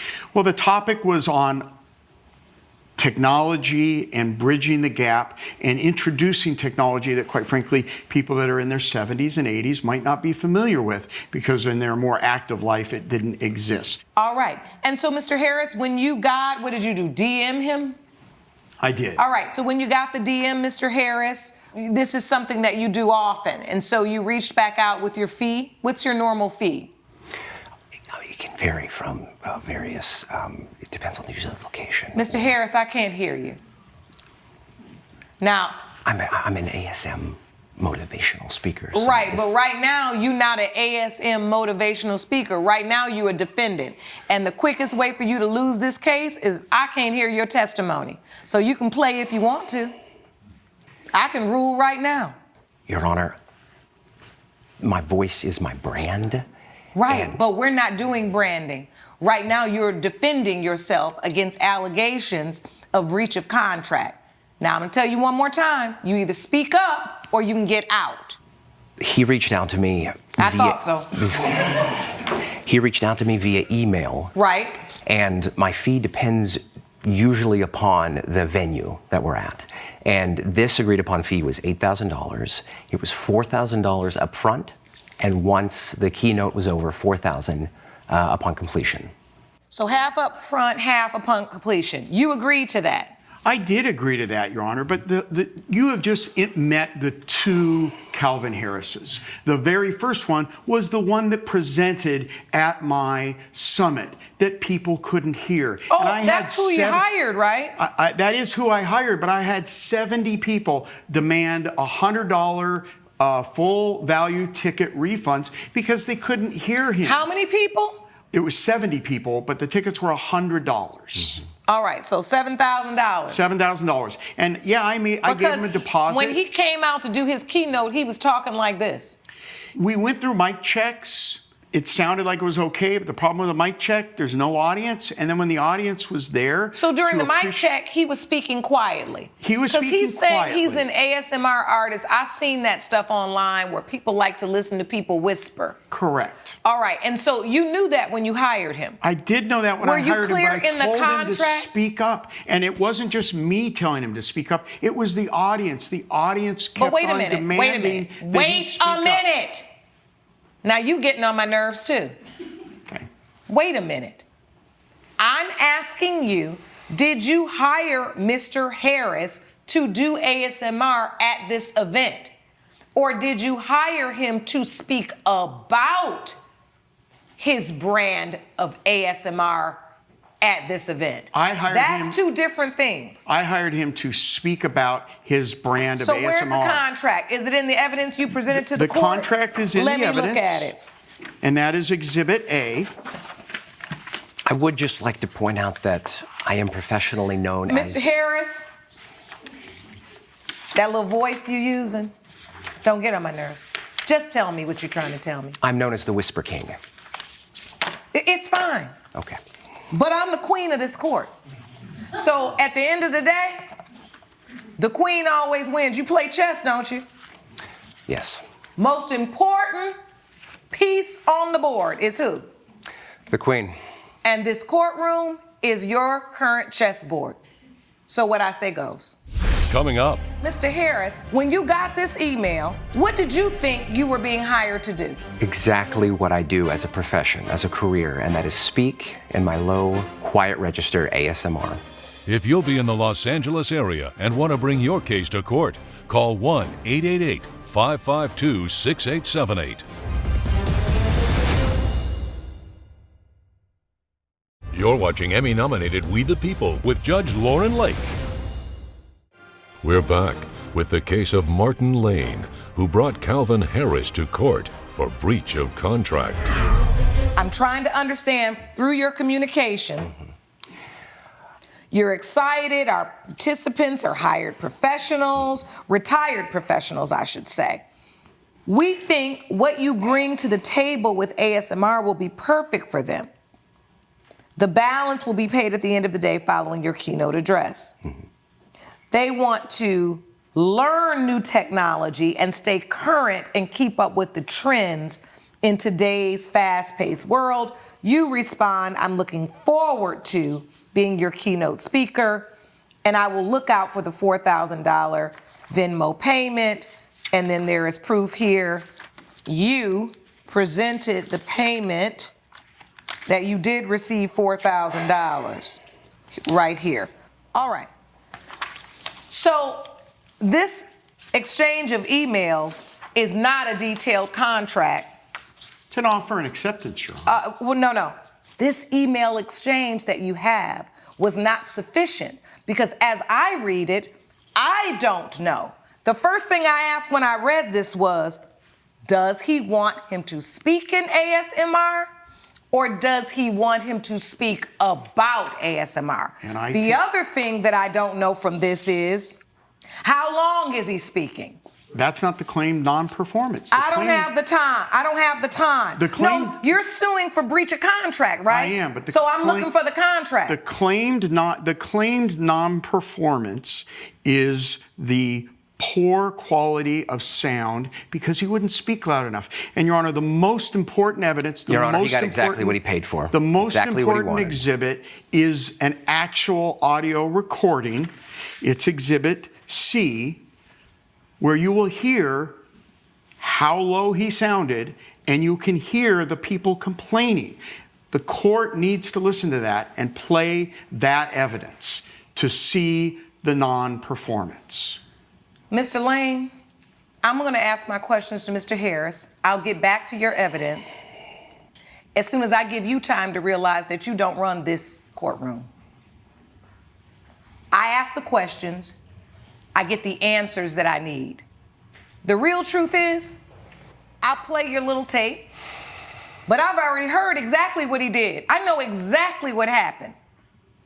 And what I'm trying to figure out is, for a man that got all the answers, why you didn't know to be specific about the fact that my clientele are elderly people. I do not want you to speak in ASMR. You can demonstrate it to them for a short amount of time, but I want the talk to be in your true talking voice so that they can hear you. Now, you think about that answer, because when I come back to you, it better be good.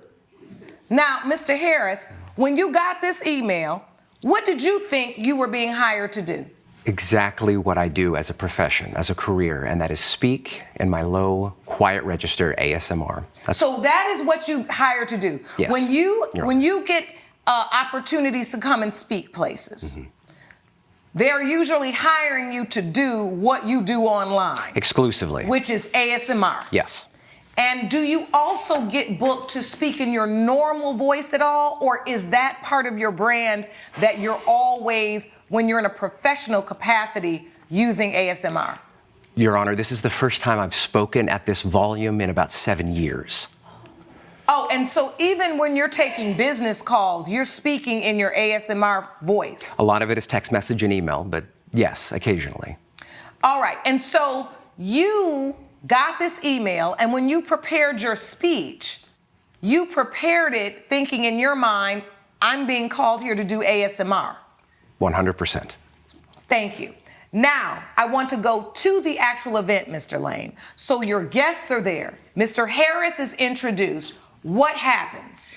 People couldn't hear him. The complaint started to register. The people started to say, speak up, because they couldn't hear him, because he spoke so unbelievably softly, not as he's doing here for the court today. You will hear it on the evidence. You will hear it on Exhibit C. And the event just fell apart. And when it got to the Q&A is derived from appreciating what was discussed and then asking follow-up questions. But people couldn't do that because they couldn't appreciate and hear and understand what was said. We changed mics in mid-course. So he did a keynote and then a Q&A? Correct. Where is the contract? It's only this 2 email? Because when you do a Q&A, that's also included in the detailed contract. Don't have it. Coming up. What did you do at that point? We changed mics, but the mic is only going to pick up how Did you he ever ask speaks. him to say, can you do a talk in your normal voice, which speaks about ASMR, but doesn't do the entire speech in ASMR? I did, Your Honor, and he refused. You're watching Emmy-nominated We the People with Judge Lauren Lake. We're back with the case of Martin Lane, who brought Calvin Harris to court for breach of contract. Okay, I want to listen to this tape, and then I'm going to rule. Life is loud. It yells at you the moment you wake up. Deadlines, notifications, expectations, bills, opinions you didn't ask for. People telling you who you should be, where you should be by now, and why you're already behind. And after all that, you stop hearing yourself. That's why I whisper. Because when life is screaming, the only way to cut the noise is to not shout back, but to slow everything. Okay. And so when I can hear your audience was not happy. They couldn't hear, they couldn't understand. And so what did you do at that point? We changed mics, but the mic is only going to pick up how Did you he ever ask speaks. him to say, can you do a talk in your normal voice which demonstrates and speaks about ASMR, but doesn't do the entire speech in ASMR? I did, Your Honor, and he refused. And so, Mr. Harris, when they asked you, could you speak up, please? Why did you refuse? He hired me as the Whisper King. That is my brand. That is my livelihood. I have sponsors. I have partnerships. And there were hundreds of people there. And if they see this keynote and then they go out and start spreading the word about the keynote, and all of a sudden I'm speaking in a regular voice. Part of your mystery is no one really knows your regular voice. That when you're speaking, it's always in your Whisper King voice. Coming up. You found an ASMR Whisper King, and then you got mad when he got to your event and was whispering.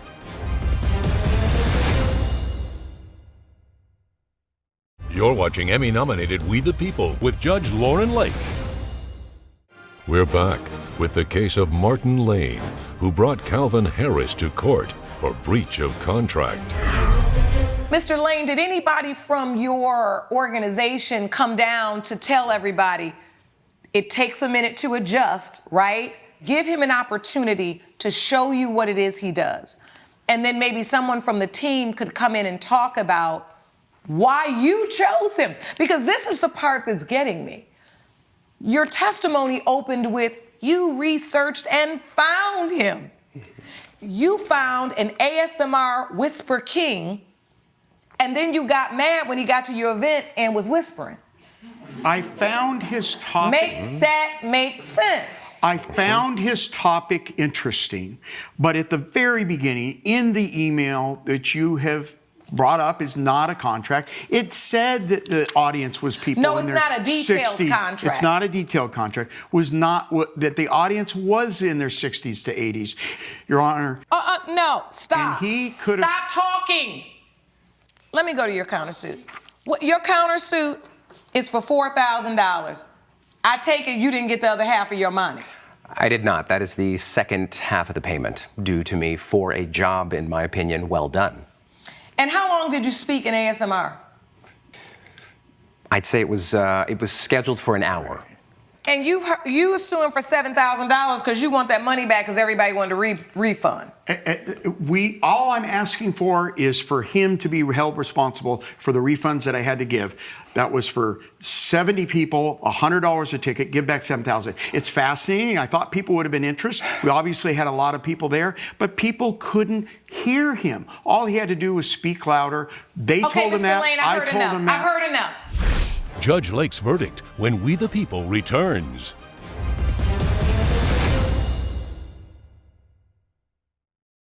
You're watching Emmy-nominated We the People with Judge Lauren Lake. The problem with this entire thing is that the contract is not detailed. And it sounds like you didn't have a detailed contract as it relates to the ticket sales either, because you should have said, just because you didn't like one aspect of the event, doesn't mean you get your money back for the whole event. So if you already refunded them out of good faith, that's on you. Mr. Harris is not responsible for that. Now, Mr. Harris, as it relates to your countersuit for $4,000, let me give you a tip as well. As a working paid speaker, you can have your own agreement. And so there's no question that when people hire the Whisper King, that he will only be whispering. This was not clear in this situation. For this reason, I'm dismissing both your claim and your counterclaim. The $4,000 you got on that deposit is enough, and that $7,000 that you lost, that's on you. Court is adjourned. All rise. Judge Lake has ruled. Both claims are dismissed.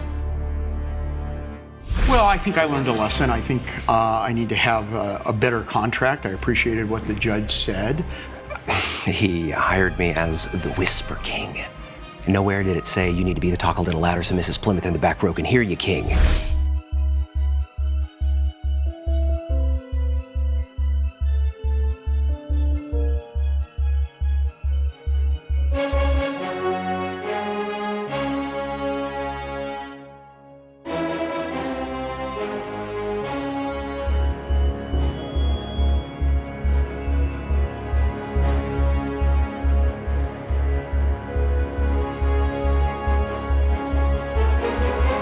This has been a production of Allen Media Group.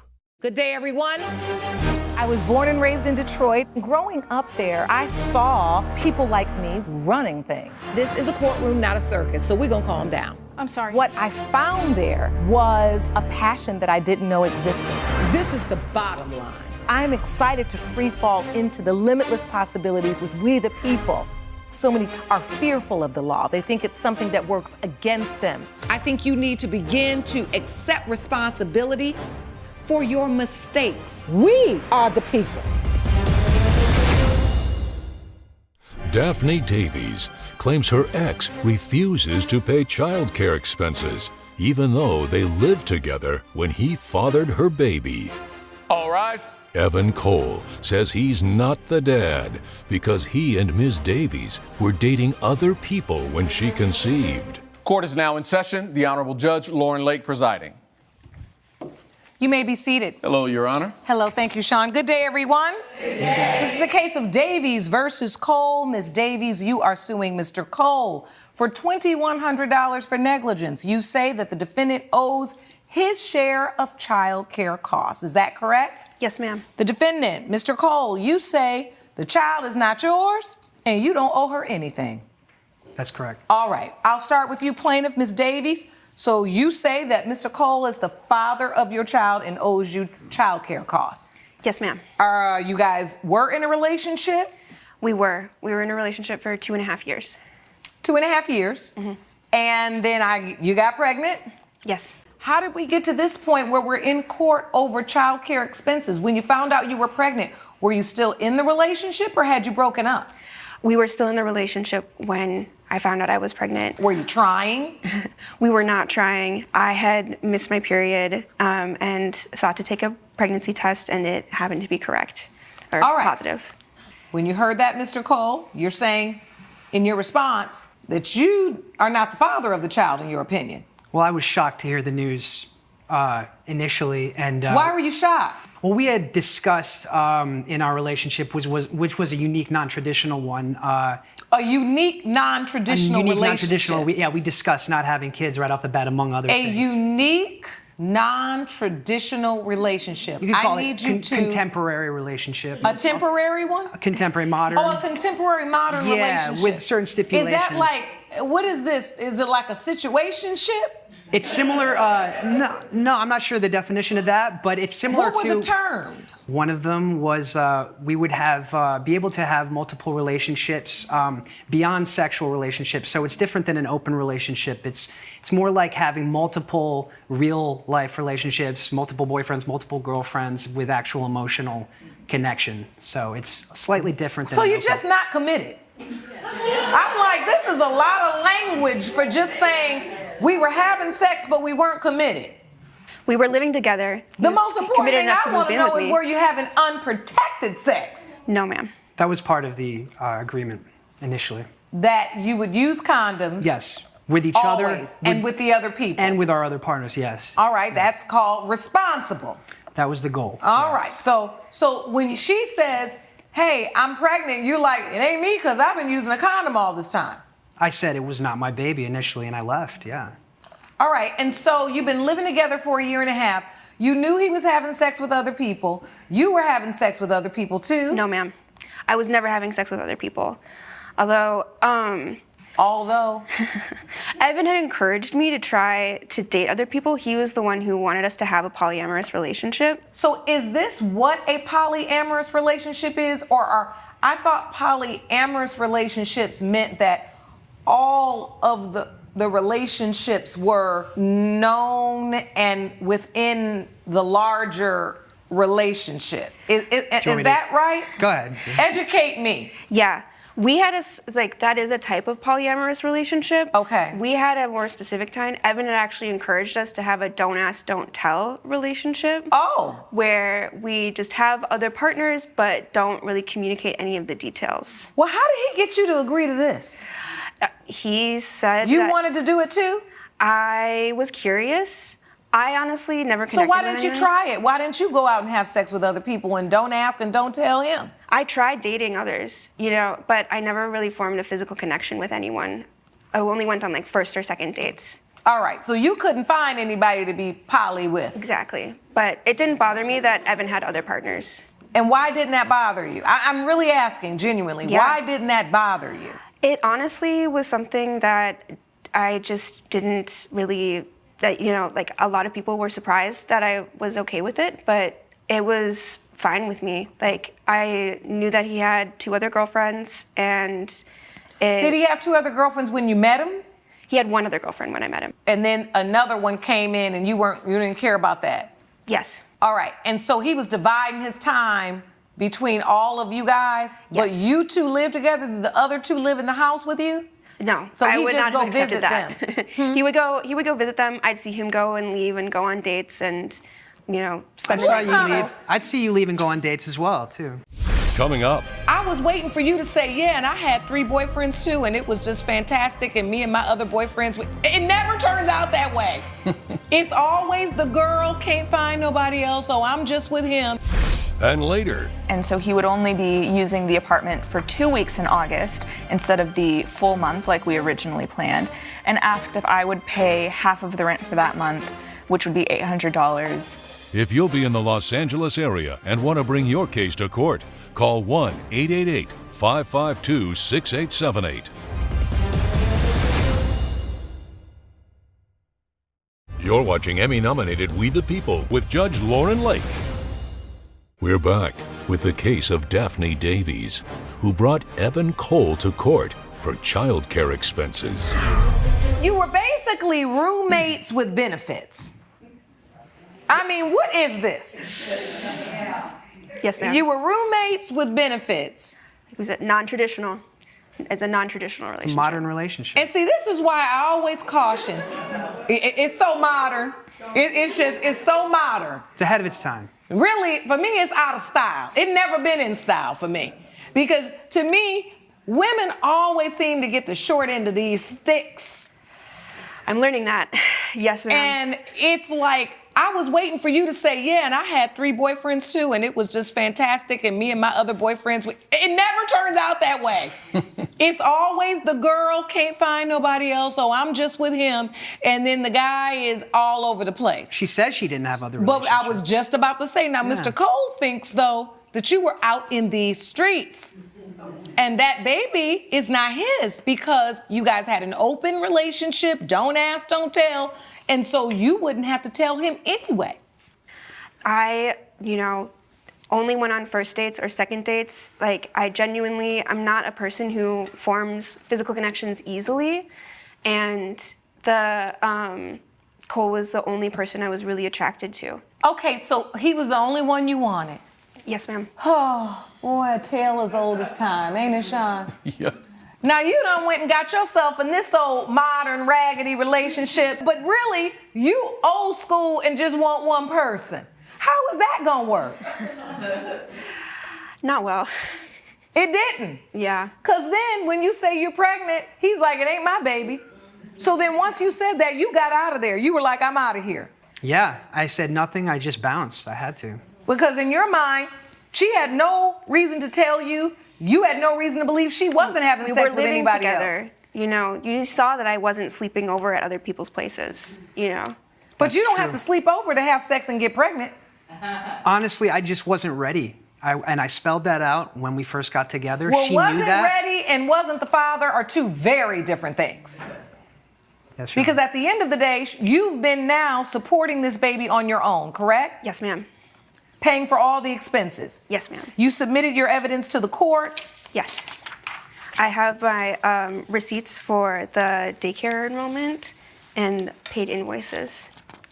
I'm happy that both of you voluntarily submitted to the DNA testing that this court requires to be able to resolve this. Because at the end of the day, once a baby is born in a situation, it's not just about you two. You all are in y'all's modern, contemporary, don't ask, don't tell, be with who you want to be, sleep around town, clown, nonsense, whatever y'all done made up. But the problem is a baby needs stability, consistency, commitment, trust, engagement. I agree wholeheartedly. All the things that you guys' relationship doesn't have. So let's get the results we need so we can move forward. I have the results of the paternity test. Is there anything else you'd like to say to this court before I read them? No, ma'am. No, ma'am.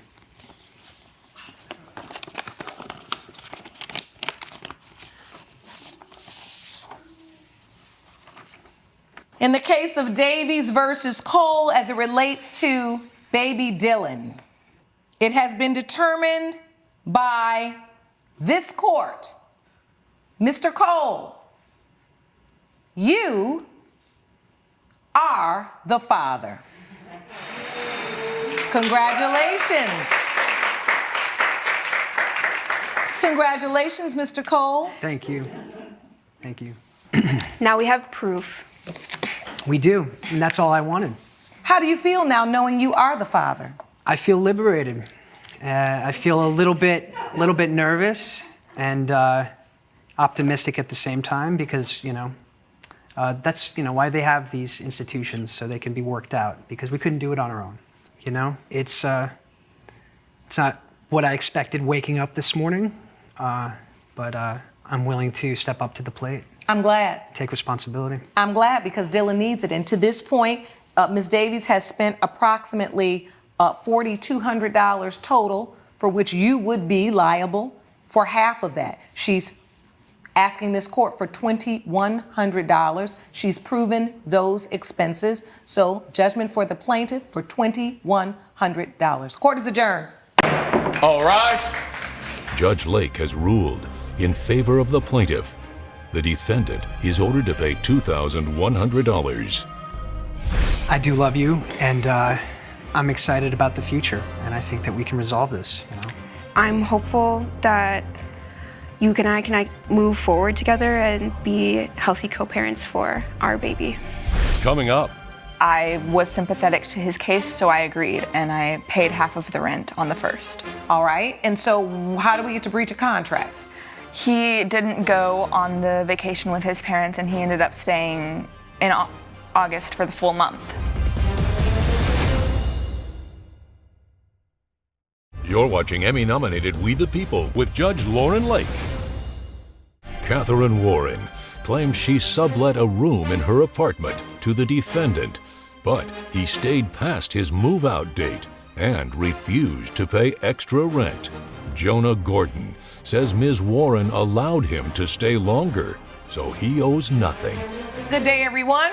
Good day. This is the case of Warren versus Gordon. Ms. Warren, you are suing Mr. Gordon for $800 for breach of contract. You say the defendant overstayed his welcome as your sublet. Is that correct? Yes. And Mr. Gordon, you say that the plaintiff gave you permission to stay. Okay, let's start with the plaintiff. Ms. Warren, can you tell the court the details surrounding this sublet? Yes, thank you.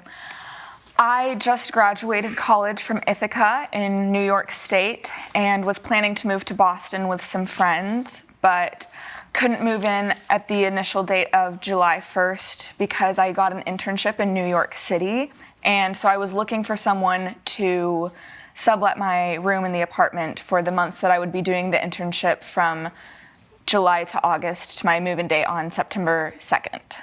And so how did you meet Mr. Gordon? I posted on some student social channels that I was looking for a subletter, and he responded, and I told him that the rent would be $1,600 a month for 2 months, which he agreed to. For one bedroom? Yes. For one bedroom inside of? A 3-bedroom A 3-bedroom? Yes. Boston is still expensive. Mm-hmm. Okay, so Mr. Gordon? Yes, ma'am. Tell the court, once you saw the post, you decided to answer it. Why did you need the sublet? Well, I had an internship in Boston. I saw the post and I figured this is as good as I was going to find. And you're right, $1,600 felt a little bit steep to me too, but I figured why not? So I took it and I moved. Coming up. So, Mr. Gordon, you didn't go on the vacation and you stayed. That is correct. Why is it that you still had Ms. Warren pay the $800? You're watching Emmy-nominated We the People with Judge Lauren Lake. We're back with the case of Catherine Warren, who is fighting with Jonah Gordon over unpaid rent. All right, so you went into the place with the understanding that you were staying for July and August. Correct. Did you all have a written agreement? We had exchanged text messages, which you can see in Exhibit A. All right. So there was a back and forth. There were text messages, but no real written lease agreement. Correct. Okay, but the dates were clear, the price was clear. Yes. So take me to the point of you believing Mr. Gordon breached this agreement. Yes, so at the end of July, he reached out to me telling me that his parents were kind of forcing him to go on a vacation before his senior year of college. And so he would only be using the apartment for 2 weeks in August instead of the full month like we originally planned, and asked if I would pay half of the rent for that month, which would be $800. Since he would only be there for half of the month. And I was sympathetic to his case, so I agreed, and I paid half of the rent on the 1st. All right, and so how do we get to breach a contract?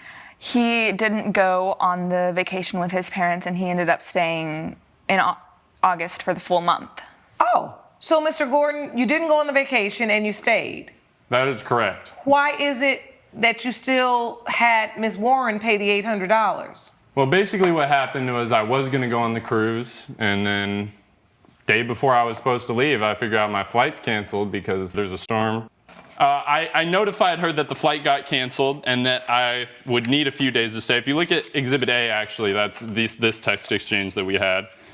So I said that, you know, I missed my flight or the flight got canceled, and that I would have to spend a couple of extra days so I could figure out my plans. And she said that that was fine and that I could stay as long as I needed to. So I figured, hey, I got to figure something out. And it took me all month to figure out a plan. Judge Lake's verdict when We the People returns.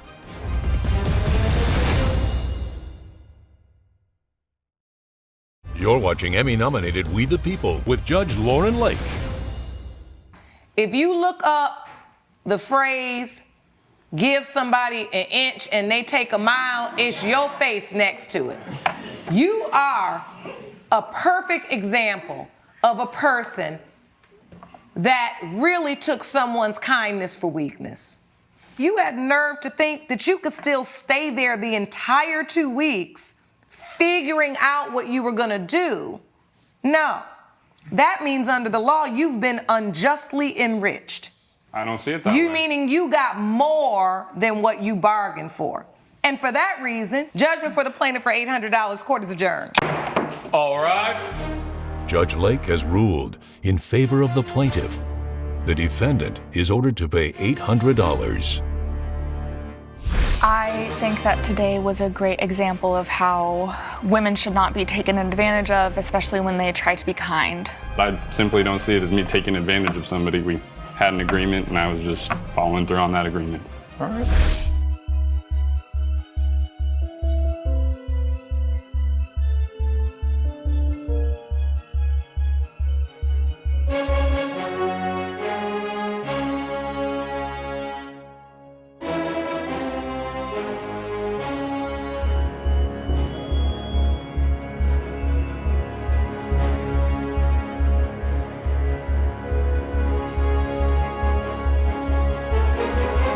This has been a production of Allen Media Group. Good day, everyone. I was born and raised in Detroit. Growing up there, I saw people like me running things. This is a courtroom, not a circus, so we're gonna calm down. I'm sorry. What I found there was a passion that I didn't know existed.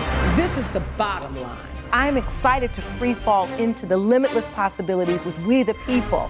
So many are fearful of the law. They think it's something that works against them. I think you need to begin to accept responsibility for your mistakes. We are the people. Betty Mason claims her son's shady ex-girlfriend should pay her back for a paternity test and a broken fingernail. All rise. Michelle Dean says Ms. Mason snatched a stroller from her and during the scuffle caused the injury herself. Court is now in session. The Honorable Judge Lauren Lake presiding. You may be seated. Hello, Your Honor. Hello, thank you, Sean. Good day, everyone. This is the case of Mason versus Dean. Ms. Mason, you are suing Ms. Dean for $545. You say your son's ex-girlfriend owes you the cost of a paternity test and a new set of nails. Yes, ma'am. All right. Ms. Dean, you say the plaintiff broke her own nail and she didn't have permission to do a test anyway. All right. Let's start from the beginning. Ms. Mason, what happened?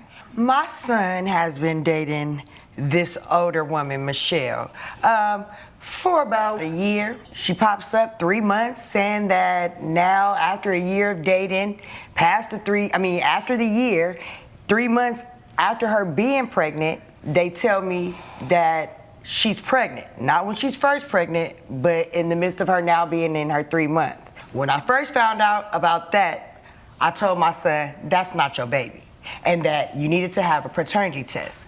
Jesse didn't want to listen. So Jesse decides to keep on messing with this older woman who was lying and trying to get over on my son to help her take care of a baby that's not even his. All right, that was a mouthful. So your son was dating Miss Dean. Yes. They met and they dated for about a year. She Yes. got pregnant, but she didn't tell anybody she was pregnant in the beginning. She waited till she was 3 months pregnant. Then all of a sudden she comes out and tells you, or did she already tell your son as well? Well, I'm not sure. I know Jesse decided to tell me, and just like I told him, I wanted a paternity test, and I thought that me and Miss Dean needed to have a woman-to-woman talk because she's just about my age. Okay, how old are you? I'm 43. And how old are you, Miss Dean? 38. Okay, and how old's your son? My son is 23. Okay. Sounds like a cougar to me. Well, yeah, I mean, you know. What's wrong with that? People date people who have a large age difference. One thing's for sure, you sure enough could make a baby at those ages. So, Miss Dean, you had been in a relationship with Miss Mason's son for about a year. Mm-hmm. You got pregnant. She says you didn't tell anybody for about 3 months. What was your reasoning behind that? Because she wasn't sure, because it wasn't my son, baby. Oh, you felt like she kept it a secret. Would you wait till 3 months to tell somebody's mother that you're pregnant with their child? Yes, I think I might if I didn't want to get her excited, if I didn't want to tell everybody, and if I didn't want to have that feeling of if I didn't have a viable pregnancy, I got to go back now and tell everybody that now I'm not pregnant. So maybe you feel like they were trying to hide it from you. But let me ask you this, because I need to know this from your son, because we keep talking like he's not here. Stand up, sir. Stand up. Close. So you are Jesse. Yeah. Mr. Mason. Now, let me ask you this. Had Ms. Dean told you she was pregnant within that first 3 months when she found out, or did you find out along with your mother? We found out together. Why didn't you tell your mom for 3 months? What was the reasoning? Why did I tell Mom? Lord, knock, knock. It was my idea. Who's not to there? tell her. The judge? He do whatever she tell him to do. That's not true. I'm still trying to get an answer out of Jesse. Why you didn't tell mama, baby? Yeah, answer your mother, because you sure enough didn't answer me. Yeah, well, it's just because I know it can be confrontational, and sometimes explaining things to her, it can go left or right. So I want to come across the right way, and I just didn't feel like it was the right time. Not that I wasn't going to say it, it's just. But you knew. Did you have any questions with respect to paternity at that time? Yeah, I wasn't sure if the kid was mine. You weren't? I wasn't sure. Did you express that to Ms. Dean? Yes. So, Ms. Dean, do you remember having a conversation with Jesse where he felt like he was unsure as to whether or not the baby was his? I don't remember that conversation, actually, but I did at that time believe the baby was his. All right. Well, you're suing for the cost of a paternity test, so obviously somebody had doubt. Mama. So take me, you. Mama told her son that this woman, let me tell you, baby, this woman is Who's the baby? It's not me. Sorry, Your Honor. This older woman is running game on my son. I don't know what for. He don't got a lot of money. He looks good and he's handsome. Coming up. Did you know that there was a possibility that Mr. Mason was not your child's biological father? There was the small possibility. If you'll be in the Los Angeles area and want to bring your case to court, call 1-888-552-6878.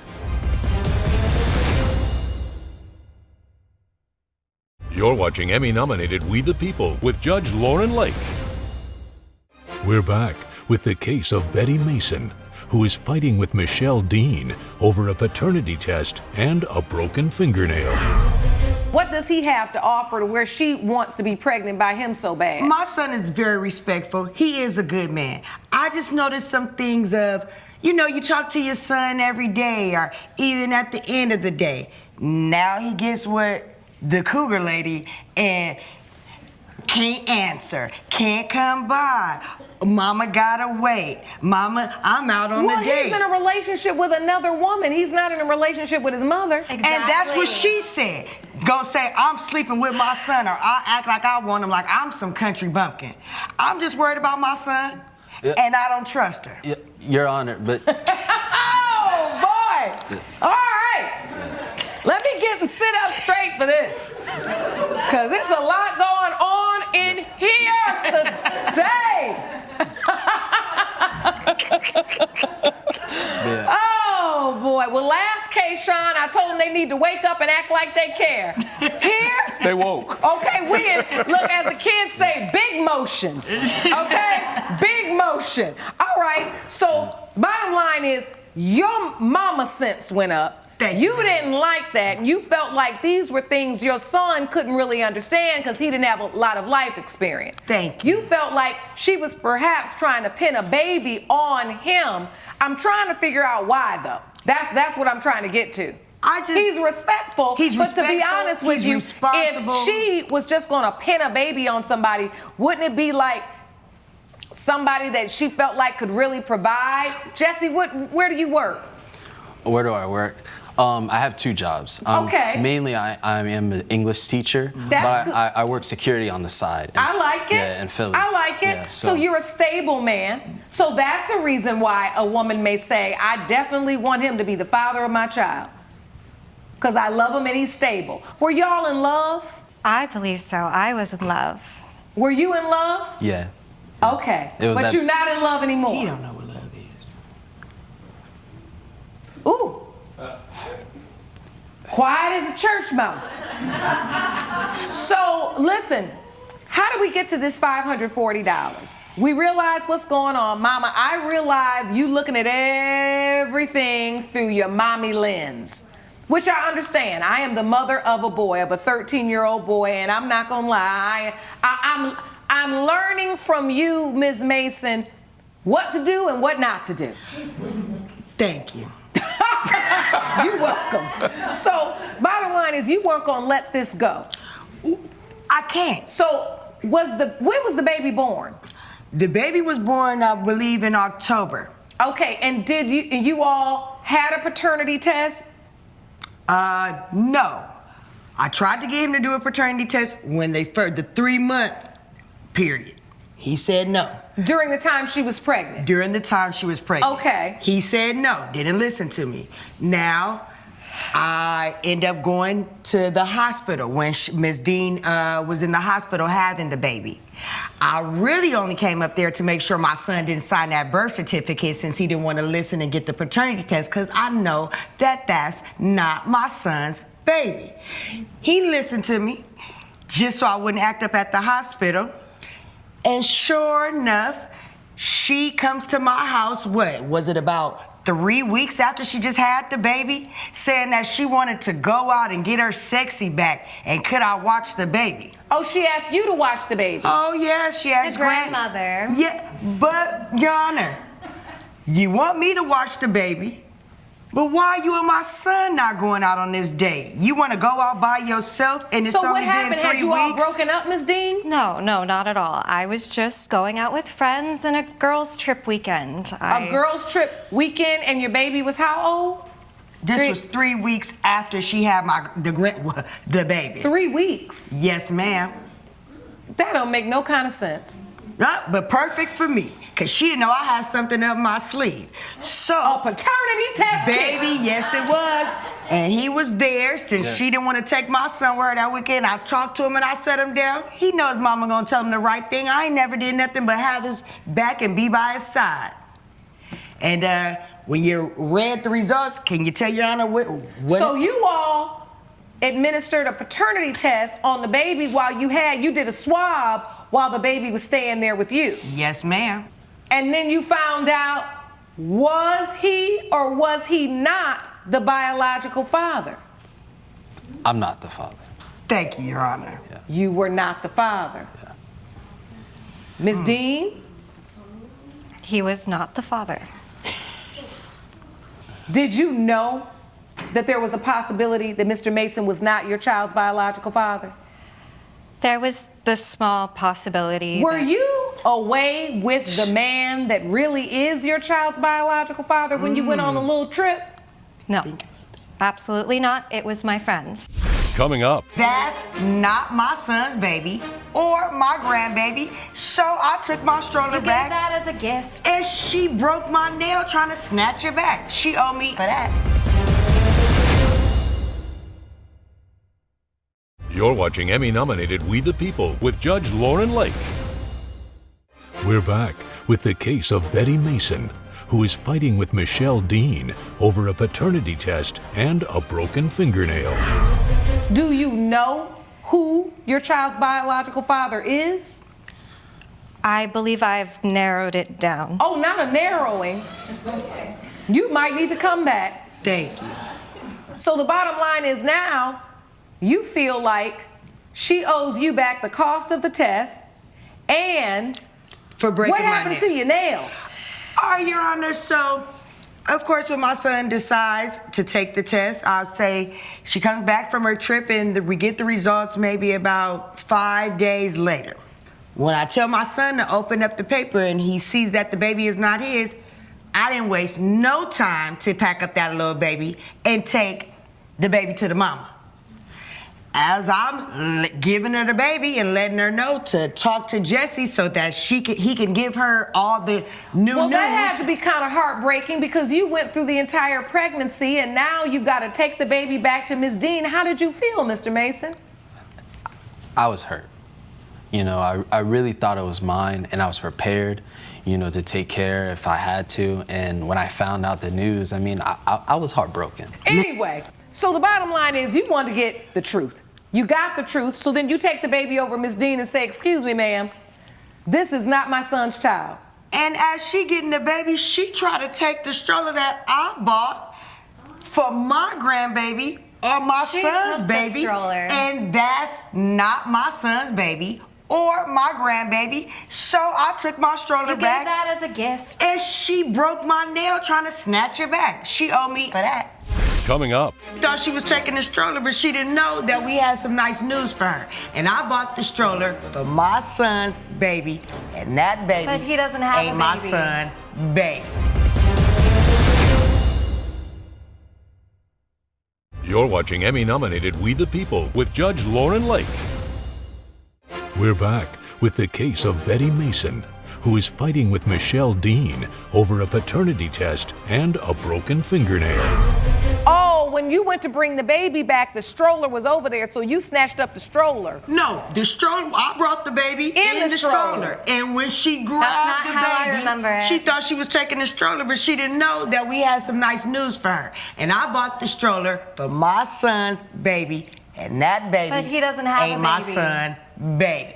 So I took the stroller back. Well, the truth is, Miss Dean is not countersuing for the stroller. She's not even asking for the stroller back. So at this point, she said no, she don't even want it, so it doesn't even matter. No. You suing for your nails and the cost of the paternity test. Amen. Why do you think this court should award you the cost of the paternity test? He's not the one suing Well, me. this is what let me be the judge.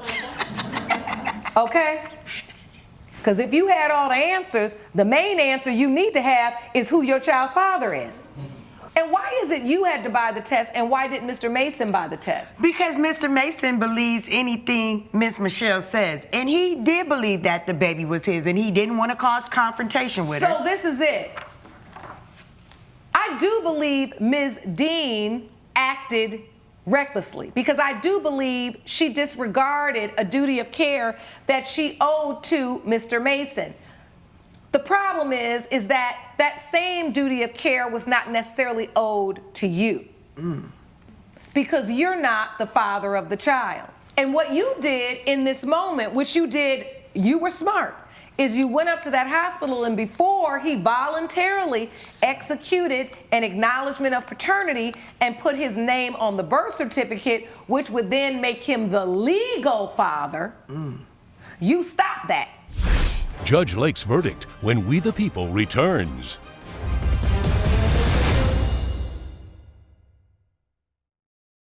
You're watching Emmy-nominated We the People with Judge Lauren Lake.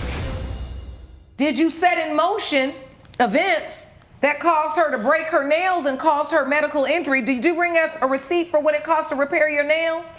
Your Honor, I don't have the receipt with me. You needed to bring to court a receipt for what it cost to get your nail fixed. Because the truth is, had she not pulled back and fought you with the stroller, your nail probably wouldn't have been broken. Correct. So she is the cause of that. But you didn't bring no proof. The proof. You did everything else right. You were so close, Miss Mason. But I'll tell you what, like most mothers, what you did was you put your child before you. So I hope you learned your lesson, Mr. Mason. It's not going to come with a reimbursement of $545, but this lesson is priceless. Do you understand? I wish you the best of luck, Miss Dean. I hope you find your child's father. If you need this court again, we will be here. Judgment for the defendant. Court is adjourned. All rise. Judge Lake has ruled in favor of the defendant. The plaintiff's case is dismissed. Any final thoughts with each other? I just want to say I wish you all the best. Better luck next time on the next man. Let's go, son. Follow me this way.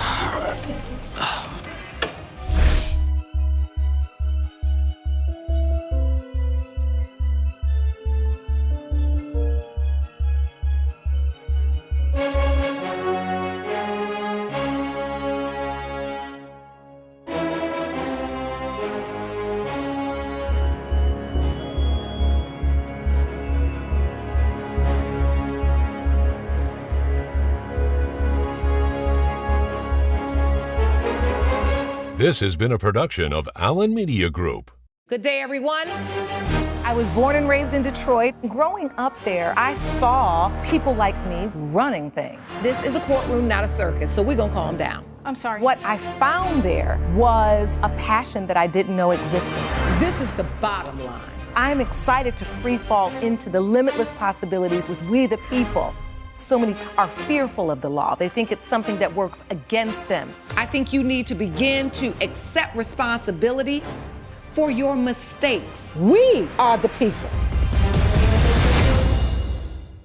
Michelle Anderson claims she was suspended from her church job for arguing with the pastor about putting hands on her son. All rise. Mary Lewis says she stepped in when the plaintiff's rowdy 6-year-old tried to grab a cane from an elderly woman. Court is now in session. The Honorable Judge Lauren Lake presiding.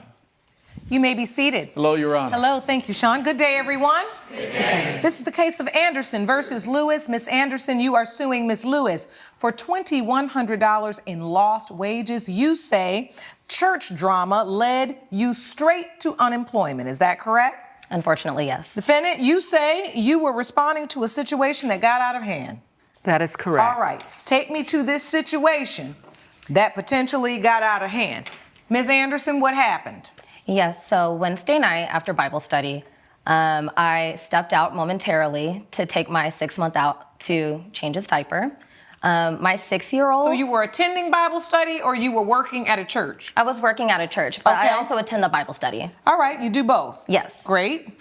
Afterwards, I am a parent of 2. I have a 6-year-old and a 6-month-old. I left my 6-year-old with my family as I went to step out to change the diaper of my 6-month-old.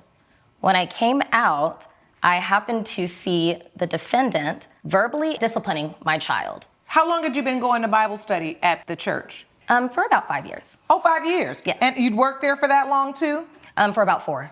And so you knew Ms. Lewis. You're familiar with Ms. Lewis? Yes. You've been at the church now for 5 years? Yes. Okay, so Ms. Lewis, you are familiar with Ms. Anderson? That is correct. And you work at the church as well? Yes, I'm a co-pastor there. You are a co-pastor. And so what caused you to have an encounter with Ms. Anderson's child?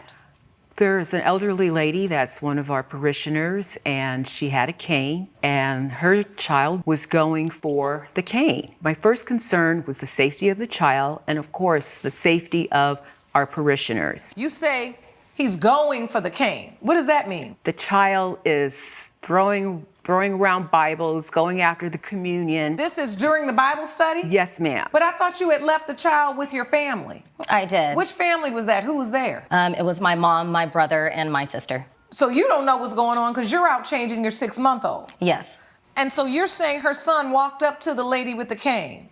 He was going to take the cane. He wanted to snatch, you wanted to see it. That is correct. And you were concerned that without this cane, the lady would fall and also potentially the child could get hurt. Correct.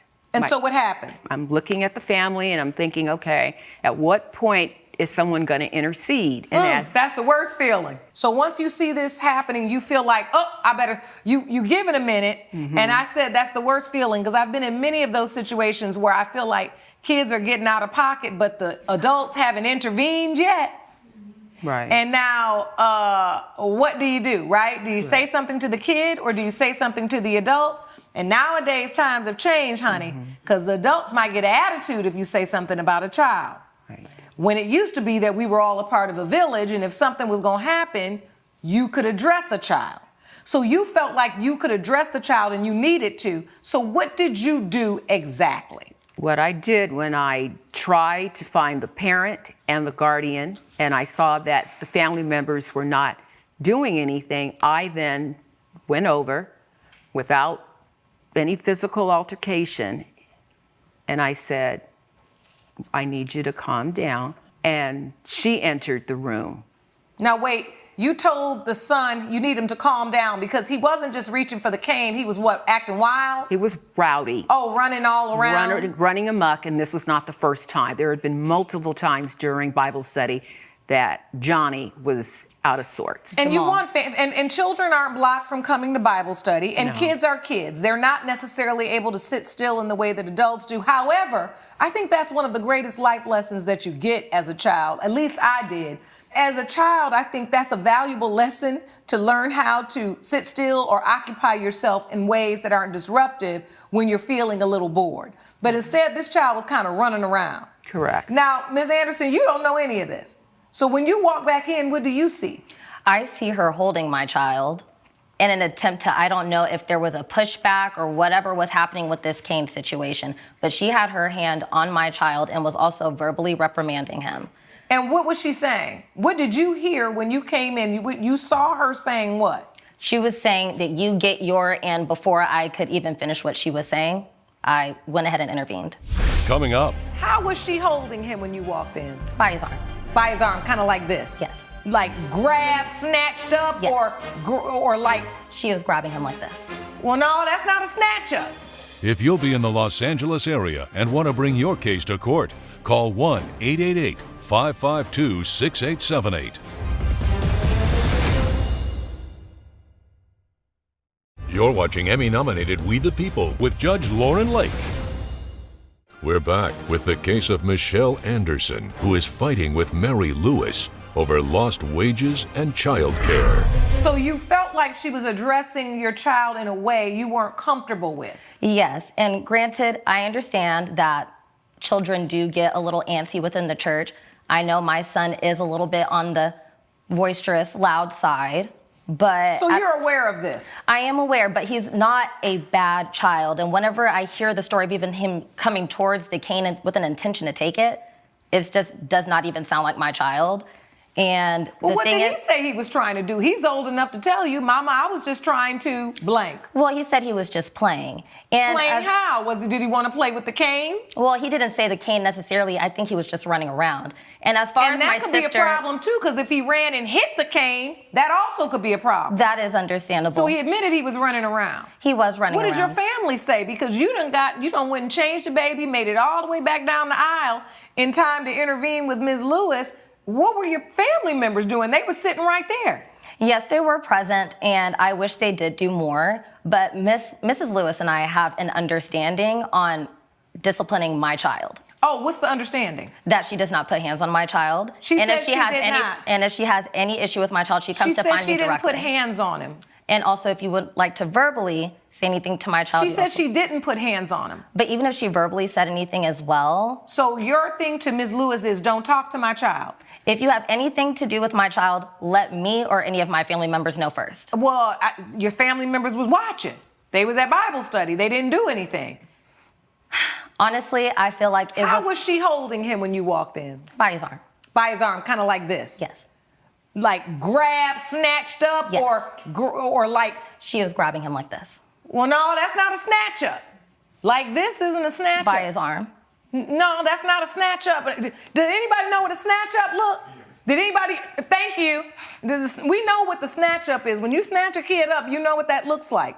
And it's not always an abuse thing. Sometimes it is a safety thing where you're nervous that the child is going to do something that could injure him or someone else. So why are you suing Ms. Lewis for $2,100? You submitted your evidence to the court. Yes, Both I did. of you did. Can you walk through this evidence briefly? Yes. So child care services are provided at the church that I was attending. Since I didn't get very much of a notice and I had to change my schedule. So wait, how'd you get fired? After the altercation, there was, I guess, a church leadership meeting that I was not a part of, and they decided to not allow me back to the church for a little bit. Because once you saw her with her hand on your child, what was your response? What did you say? Well, I definitely grabbed my child back, intervened, and just got them two away from each other. Then her husband came and pulled her away, and my family pulled me away, and I did leave the church. What, because y'all was about to fight? Just asking. Stranger things have happened. I have no intention in harming anyone. So it didn't get physical. Did anything get physical, Your Ms. Honor, Lewis? absolutely. She hit me. Oh! And by the grace of God, I just said, you know, I'm going to step away and allow my... She hit you how? She slapped you? She socked me in my chest. She punched you in the chest? Yes, ma'am. Your Honor, that's an exaggeration. So what was it, Miss Anderson? I definitely grabbed my child and pushed her off of my child. Oh, so okay, but you didn't testify to that just a minute ago. You just said you grabbed your child to separate him from her. Yeah, so to separate. You didn't add, and then I had to push her or sock her in her chest. Well, I did not sock her, absolutely. But you pushed her. I did. To tell her, get off my child. I was just saying, get off of my child. All right, and so you did not respond physically to that? I didn't, Your Honor. I would like to submit Exhibit A if that's feasible. Okay, I'd like to see that evidence. May I Thank you. see it, please? Thank you. You're welcome. Okay, so this is a letter basically saying that she has been relieved of her responsibilities. Temporarily, yes. It says temporarily. Yes, So you ma'am. weren't kicked out the church, just temporarily, you were kind of suspended. And I never heard any follow-up from them ever since. And so you never reached back out? I felt like it was with intention to permanently kick me out of the church. But did you write back and say, how long is this suspension? Is there anything I can do to help remedy it? Did you write notes of apologies? Like, what did you do?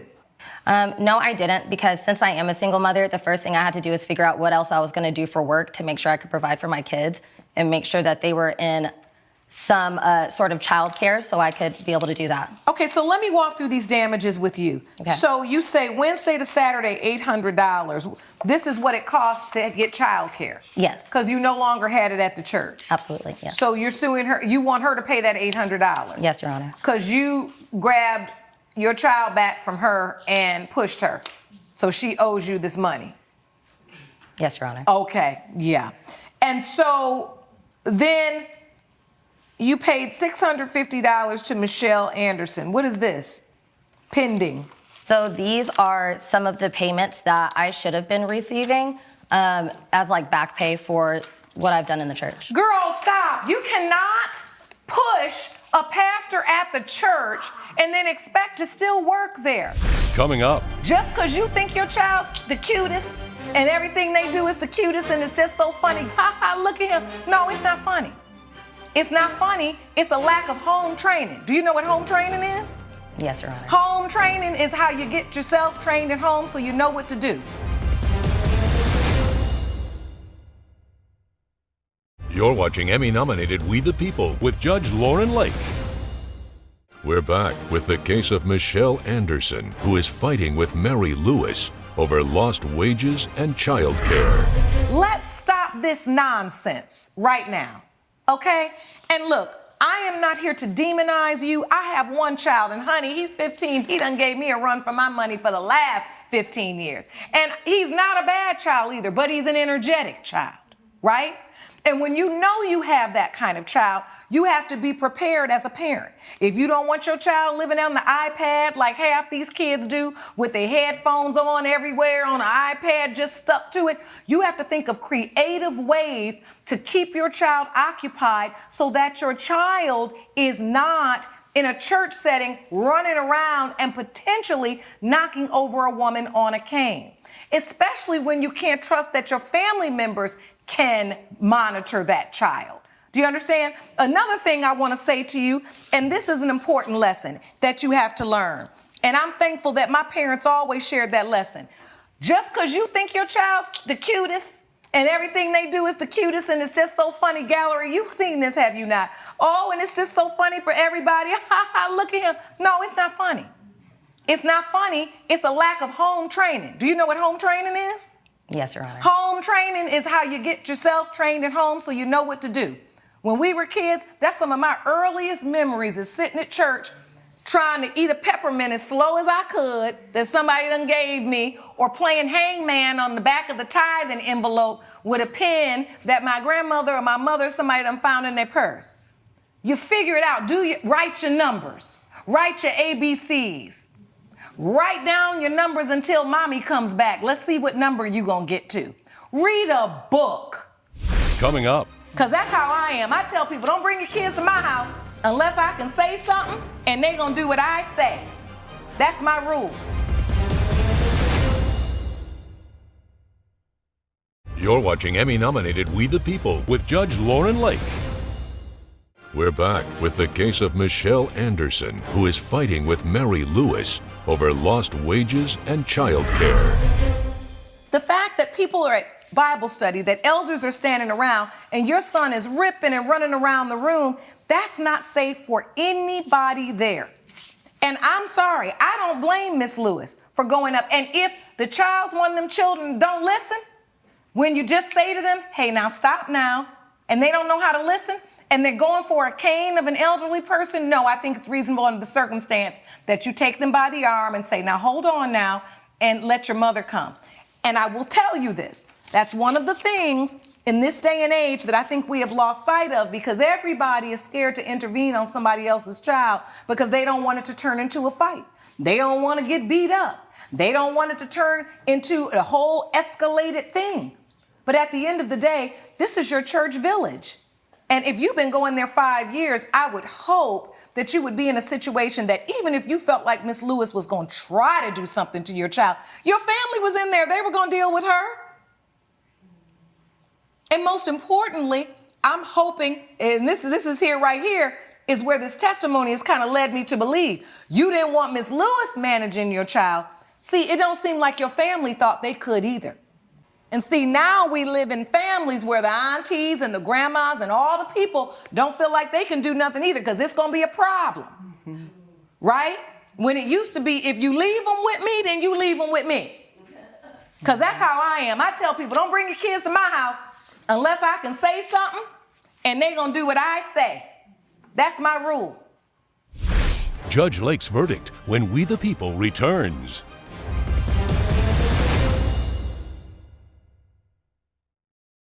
You're watching Emmy-nominated We the People with Judge Lauren Lake. So you learned a lesson here. She don't owe you no money. This is all you're doing. And as a mother who has 2 children, I know it can be overwhelming sometimes. And you have the benefit of family. And I think you should tell that family that they can help you manage your child, right? When he needs managing, so that he doesn't get himself hurt or someone else hurt because of his behavior. And it's also important when you have these children, you know, we know it's mama's baby and papa's maybe, meaning thank God the daddies that do show up, but if the daddy don't, he may come and he may not, you're gonna be there, right? Is Yes, the Your Honor. father active in your son's life? No, not currently. Okay. And listen, that's how the cookie crumbles sometimes. But that means now you have to do what's necessary to raise a young man who is respectful and, most importantly, knows how to control himself, his emotions, and his physical actions to keep himself safe and the others around him. For these reasons, your case is dismissed. Judgment for the defendant. Court is adjourned. Thank you, Your Honor. All rise. Judge Lake has ruled in favor of the defendant. The plaintiff's case is dismissed. Do you have any final thoughts with each other? I wish you all the best and hallelujah. Good luck. All right, please follow me this way. Okay.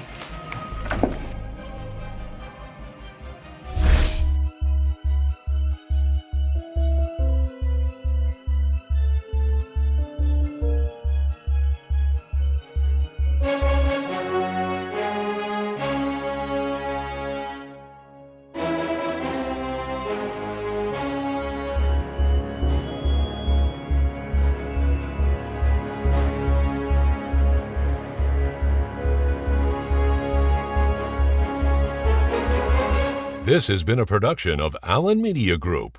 Good day, everyone. I was born and raised in Detroit. Growing up there, I saw people like me running things. This is a courtroom, not a circus, so we're gonna calm down. I'm sorry. What I found there was a passion that I didn't know existed. This is the bottom line. I'm excited to free fall into the limitless possibilities with we the people.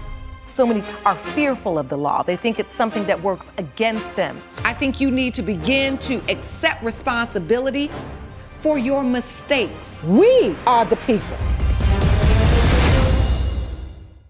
Marissa Gorsey claims she bought a truck so her daughter's father could get to work, and he put sugar in the tank after an argument. All rise. Matthew Powell says his ex gifted him a piece of junk that needed a lot of work. Court is now in session. The Honorable Judge Lauren Lake presiding.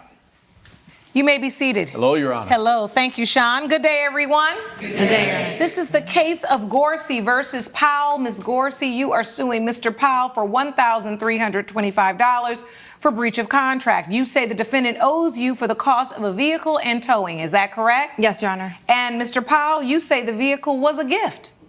Yes. All right. Ms. Gorsey, what is your relationship with Mr. Powell? We met about 4 years ago. We started dating. We were in a relationship. We had a daughter. He's been living with me the past few years. He still lives with you? Not currently, Your Honor. Nope. Okay. How old is your daughter? She's 2. And are you still together? No, Your Honor. Okay, broken up now. Yes. Broken up and in court. That's right. All right. So talk to the court about this breach of contract that you allege. Basically, that's the reason I'm here, Your Honor, is he overall doesn't keep his word or is not reliable. So while he's a good dad, and I'll give him that, this kind of was the last straw, and we actually broke up over this incident that I'm discussing with you now. So last summer, his car was repossessed because he wasn't making the payments. Okay. So over this entire span of time, been the main breadwinner and carrying the bulk of the responsibility in terms of the household and with our daughter and financially. Right. I do make more money than him. So anyways, at that time, in order for him to be able to just get to work, I went and bought a cheap truck that I found online, $1,200, and we made an agreement at that time that he would pay me $150 a month and that he would get insurance, and he claims this discussion never took place, but it did. And this was a verbal discussion? Yes, Your Honor. A couple months went by, he was not paying anything to me, and I brought it up. I asked him if he'd gotten insurance, and he was like, no. And I just lost it at that point a little bit because it's completely irresponsible and dangerous to be driving around without insurance. And potentially driving your child around. Yes, Your Honor. So anyways, we fought. It escalated pretty quickly. He shoved me lightly, which hasn't happened before, and I didn't want to get into a whole domestic abuse situation, but that for me was like, that's it, I'm done. And so, Mr. Powell, things got heated. You shoved Ms. Gorsey? No, that's not what happened at all. What happened is she hit me in the chest, and I defended myself, and I was like trying to get her off of me, and now she's claiming that. Regardless, it came to physical altercation, which... Yeah, it came to her physically assaulting me. But you didn't call the police. No, Your Honor. Well, I called the police later to report the truck that he took, which is where we're going with this. But at that time, we broke up. And I said, get out of my house. Like, you put hands on me, you get out of my house. All right. Well, this court does not in any way condone, violence against women or men. Ms. Gorsey has stated after your car got repossessed, you needed a way to get to work, and you guys agreed to have you buy this car or pay her for this car $150 a month. And Your Honor, after she bought it for $1,200. I'm sorry, you Your actually submitted your evidence to the court, so I have a copy of that. Okay, and this is the truck. Yes, You Your paid Honor. cash for it? Yes. In Exhibit B, it's where you register the car. Yes, Your Honor. Now, Exhibit C is a towing receipt. That's right. How did that come about? So what happened was after we fought, he took the truck and left in the truck. So as you can see, the truck is in my name. It's my truck, and I didn't tell him to take the truck. I called him, I didn't reach him, and I finally was like, that's it, I'm gonna report it as stolen. So I did so, and then I texted him that I reported it as stolen. And so he brought it back in the middle of the night, left it in the driveway. And then the next morning when I went to move it, the engine wouldn't start. Like, it was stuttering and it was just busted. And so I have a friend who's a mechanic, called him over. He took a look at it and said there was sugar apparently intentionally put in the gas tank, which apparently gets all up in the car and ruins the car. Did you put sugar in the gas tank, Mr. Powell? No, I have no idea what she's talking about or how it got there. Well, the court wants to hear from you. Ms. Gorsey's done a lot of the talking. She's also done a lot of the paying, she said. And you shrug your shoulder, that doesn't bother you. Well, it was just our arrangement. I moved in with her, and she bought me a truck. She bought me a gift. Coming up. Even when you're in a relationship, when you want to sue for breach of contract, it's best to have written evidence of a what? Of the contract. Of a contract. Yes, Your Honor.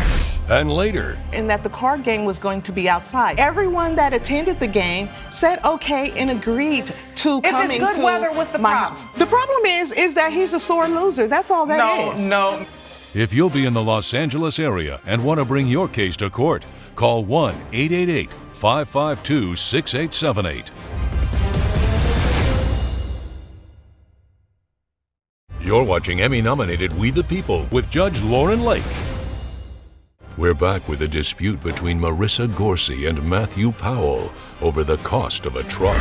So you're saying, Mr. Powell, I never agreed to pay her. Exactly. I totally thought it was a gift. I thought she was giving me a truck so I could get to work and help provide for our daughter. So Why would I buy you a beat-up $1,200 I thought Ford as to be nice. I thought to help our family. Has he ever made one payment towards it? No, Your Honor. He hasn't. How long did you drive it before you guys got in that big fight? Not that long, a couple months. Yeah, so even after a month of having this truck, it started having problems immediately. Like, I have a receipt for the brake pads. Like, a month in, it already started having serious trouble. So it was a piece of junk, and so it doesn't really surprise me that later it stopped working. So you had to get the brake pads changed.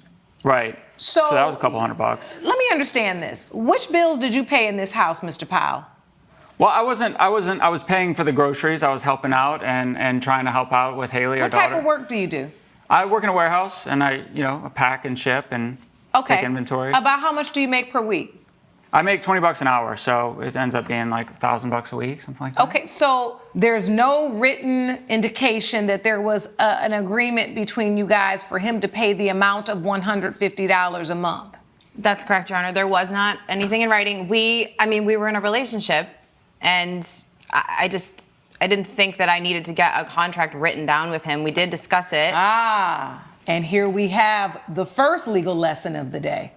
That even when you're in a relationship, when you want to sue for breach of contract, it's best to have written evidence of a what?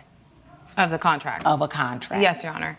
Now, I agree with you, and I appreciate that. I also just want to say that the reason it's even escalated to this point, which I didn't even want it to get this gnarly. I mean, we share a daughter, and he's a great father, but is a point where he doesn't see the responsibility. He doesn't see that he should keep his agreements, whether they're written or in writing. And so at this point, it became like I'm actually trying to make sort of an example for him, for his life. He can't just go through life just relying on his charm and good looks and just not pay things that he should pay for. It's been working for him so far. She's been making this. Okay, because he's standing up here in court, shrugging his shoulders.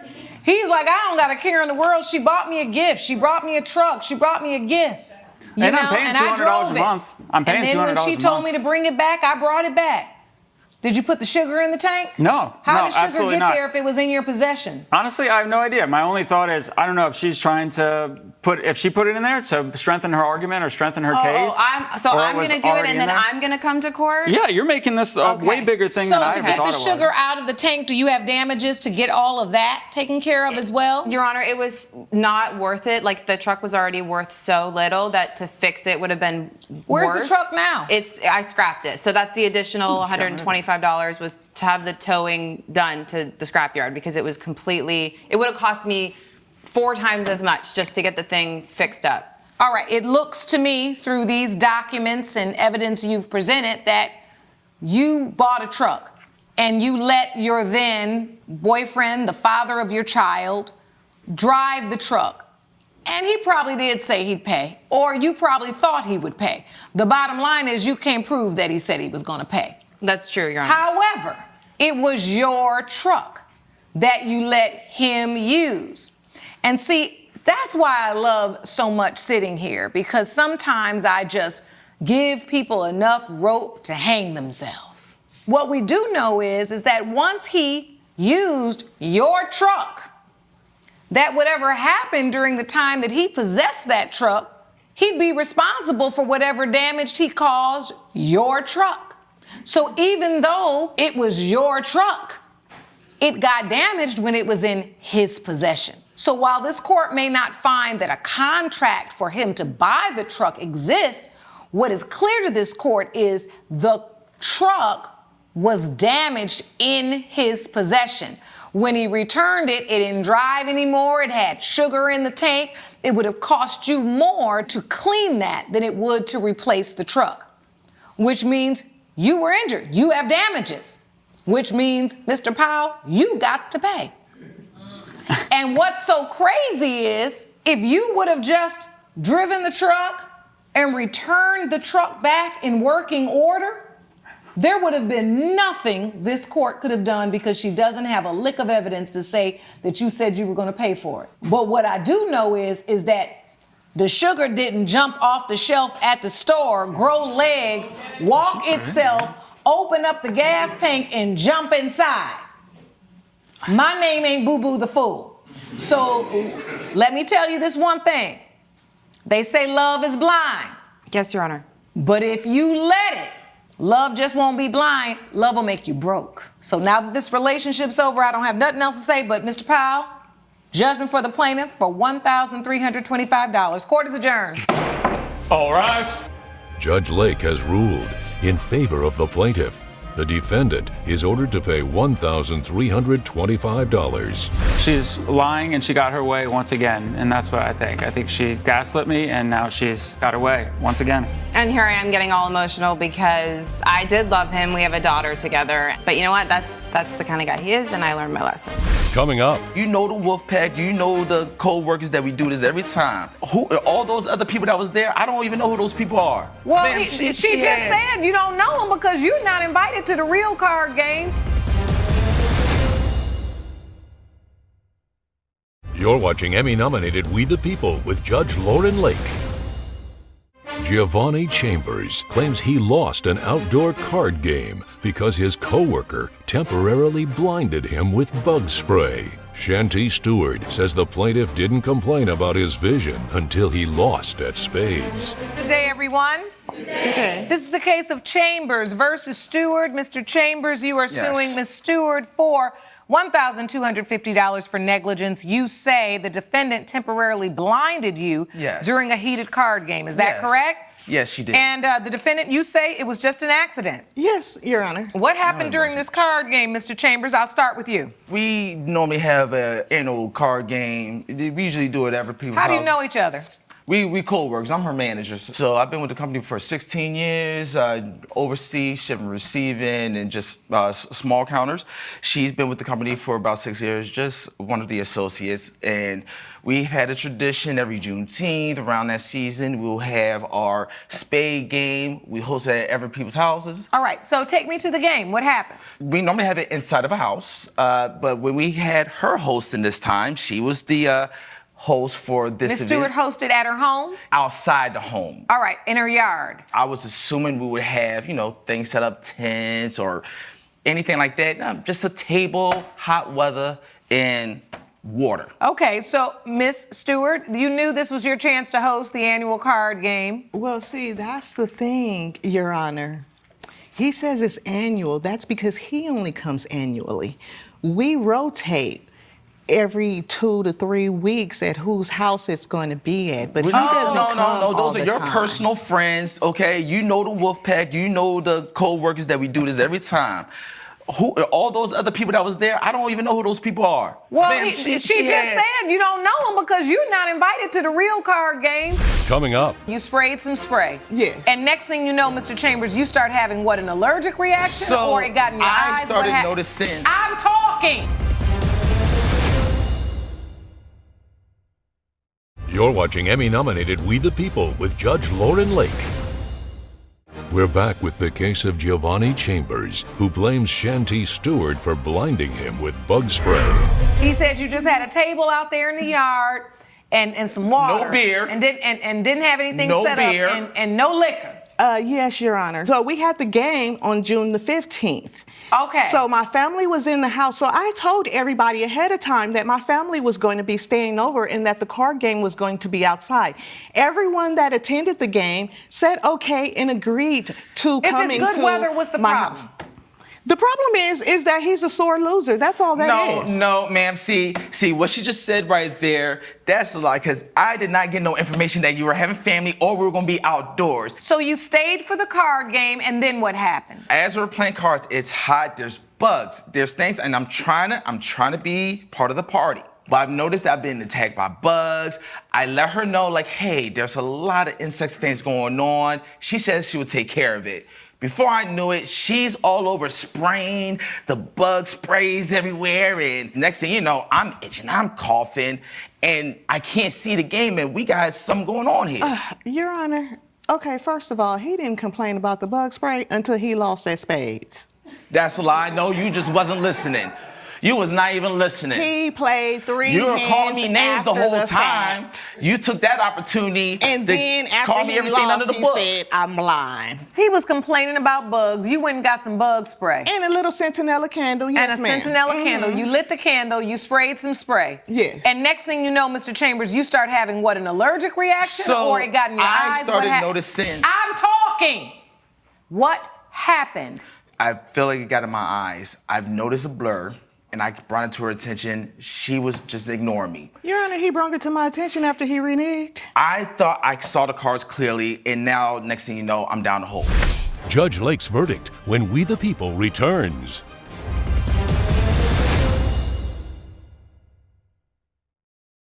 You're watching Emmy-nominated We the People with Judge Lauren Lake.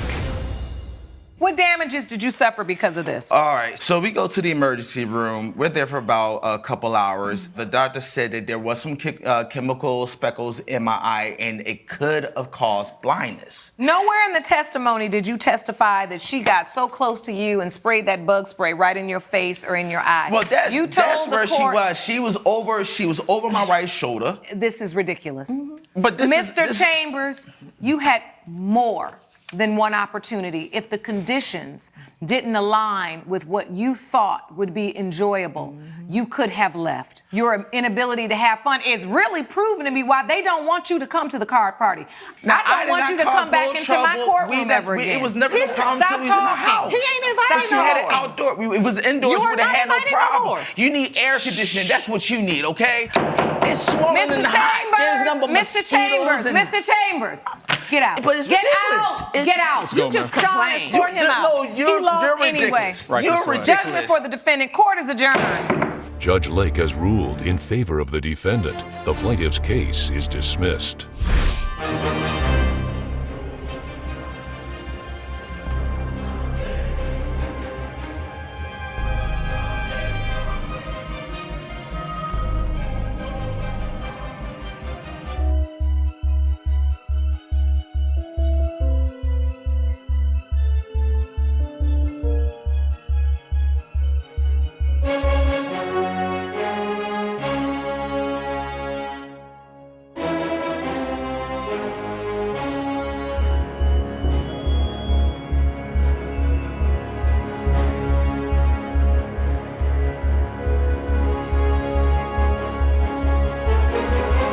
This has been a production of Allen Media Group.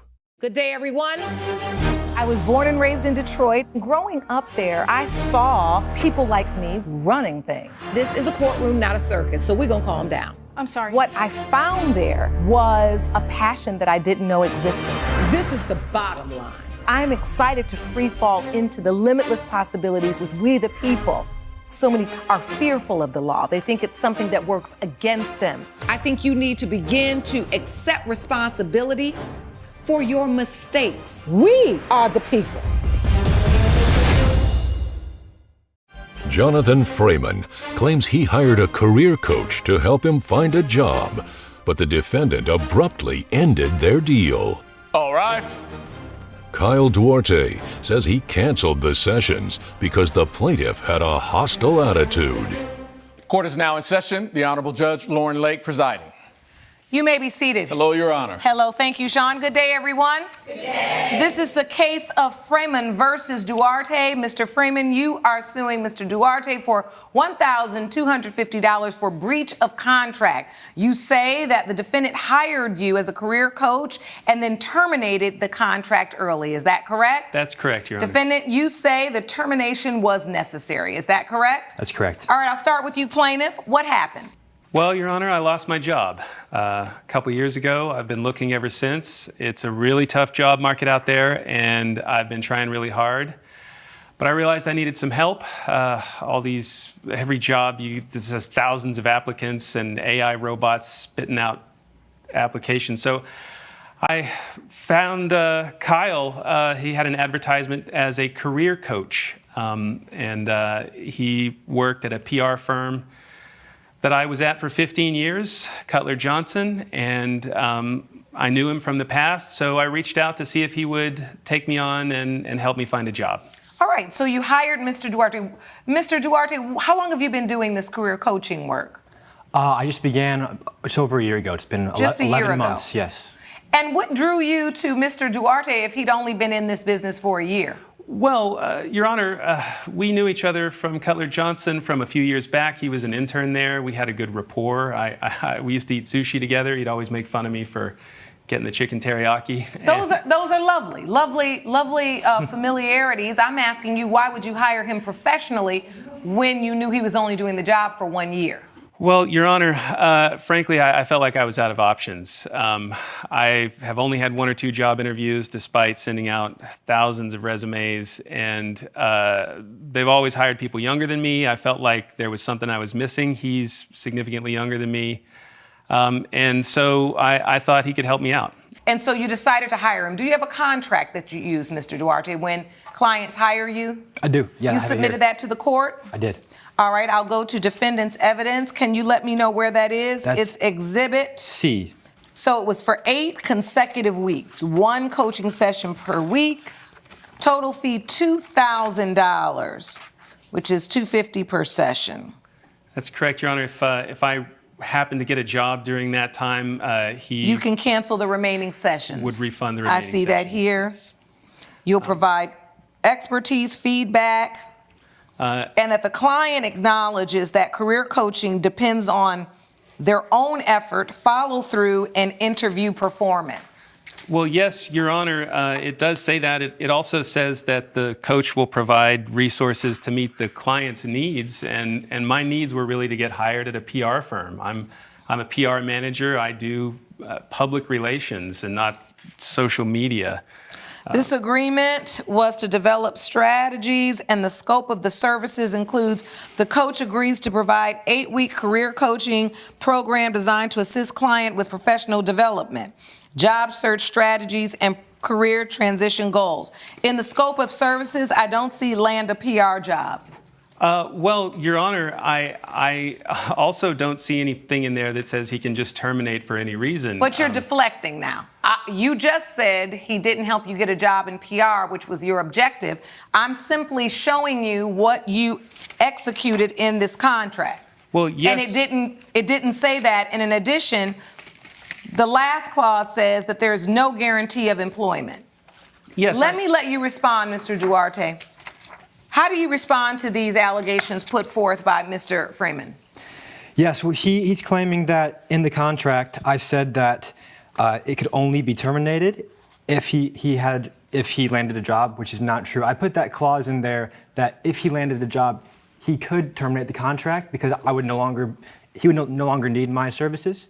But there's nowhere where I put that it could not be terminated for other reasons. And he had become hostile with me over text, and I was uncomfortable engaging in those coaching sessions any longer. Hostile in what way? He called me multiple names. He called me stupid, naive. Stupid? He did, yes. Did you have these text messages in the package you sent to the court? I do. They Please are direct under... me to that exhibit. Yes, it is Exhibit A. So Kyle, you have absolutely screwed me. This is Mr. Freeman talking to you. I had no clue they were looking for a social media manager. How could you set me up like that? I'm wasting my money on you. You have no clue what that means. And then you said, Jonathan, I'm sorry you feel that way.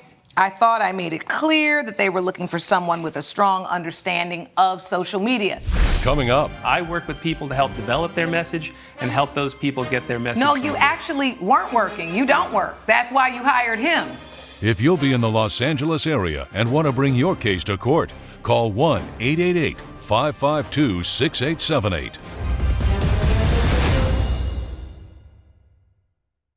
You're watching Emmy-nominated We the People with Judge Lauren Lake.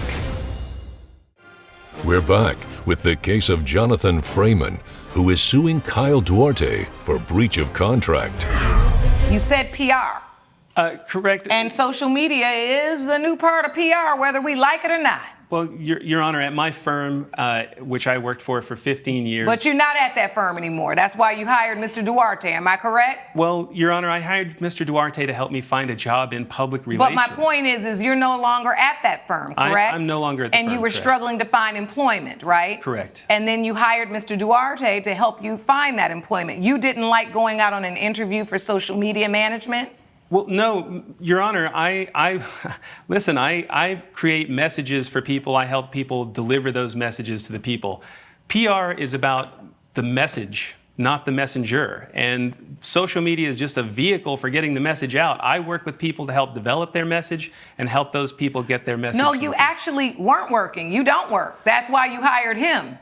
See, you're skipping over some very important parts of the story that you already testified to. You started testifying in your opening statement that you were having trouble finding employment. But now, as you're testifying to me and you're not satisfied with Mr. Duarte's services, you're going back in time to tell me everything you used to do. That's what we call the past, not the present. And the past doesn't pay when you're not employed anymore. So what we're trying to figure out is what part of this agreement that I'm reading through did Mr. Duarte not fulfill, to which you incurred damages of $1,250. I'd like you to get to that. Well, Your Honor, he terminated the contract early. That was not stipulated as part of the Well, he agreement. said you called him stupid. And I was just getting to that before you interrupted me. I was reading through the text messages. You were pretty upset. It says, Jonathan, I'm sorry you feel that way. They were looking for someone with a strong understanding of social media, and I told you to emphasize some of the things we discussed. No, you did not. Now, here we are. You have now, in that exchange, indicated potentially, maybe, what could be a breach.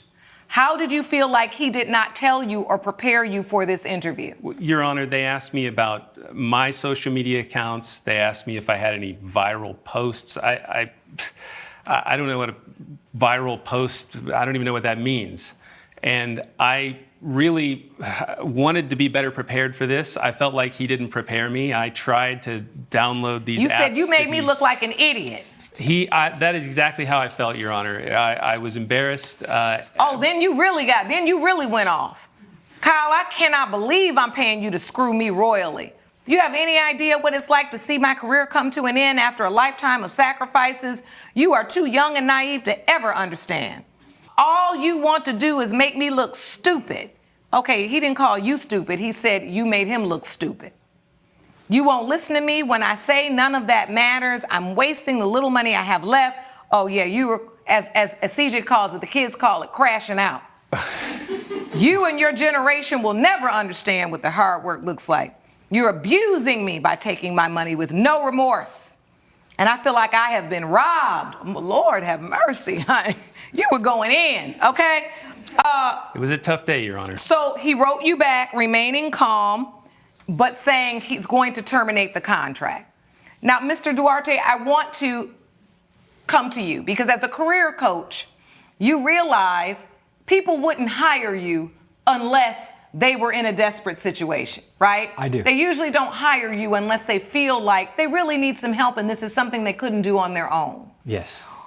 Did you prepare yourself as you entered this profession, and it's just been a year, that you may have situations where people are desperate, frustrated, feeling down on their luck, and feeling overwhelmed about their future, where they will have these moments where he went on an interview that he felt like was in an area he wasn't qualified for. They asked him some questions he wasn't comfortable with. Did you ever think about that when you got into this business? Because I can't say that a client being upset with you because they had a bad interview is something that's unforeseeable. I agree with you there. I felt like I was at an impasse because we had, I was not aware of his knowledge of social media before, which was very, very little.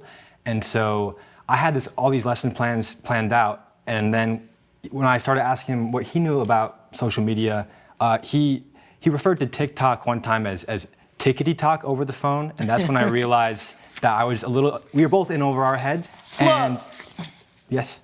This is why you're here though, right? You're describing small challenges that you were there as his career coach to help him overcome. Yes, and I believe I did everything in my power to do so. It felt as if sometimes he had selective hearing where I was trying to explain certain fundamental parts of social media and he just would consistently say that it didn't matter to him or that he wanted to focus on other parts of PR. Coming up. Hold on, Your Honor. This wasn't even a job for a PR strategist. They were looking for someone to manage a TikTok account. Okay, I'm done listening. Because then that just goes to show me you really weren't ready to hire the coach. You're watching Emmy-nominated We the People with Judge Lauren Lake. We're back with the case of Jonathan Freeman, who is suing Kyle Duarte for breach of contract. I can tell you that testimony that you've just given here, I can accept as fact because he's done that to me here as well. Yes. I've asked you several questions where you have been reiterating about what you have always done, what you did in your past, and what kind of ideal job you're looking for. The problem is when you're having problems finding employment, Mr. Freeman, you have to often be able to diversify and adapt your skill set to the positions that are available. And so him finding you a lead that deals with social media, while it may not have been your forte, I was sitting here thinking to myself, I could find 1,000 ways to have spun that interview, to use your background in PR to make them understand that you're an asset. I mean, an 18-year-old intern could actually do the posting. If you're the genius mind behind the actual PR strategy, that still could be valuable to a company.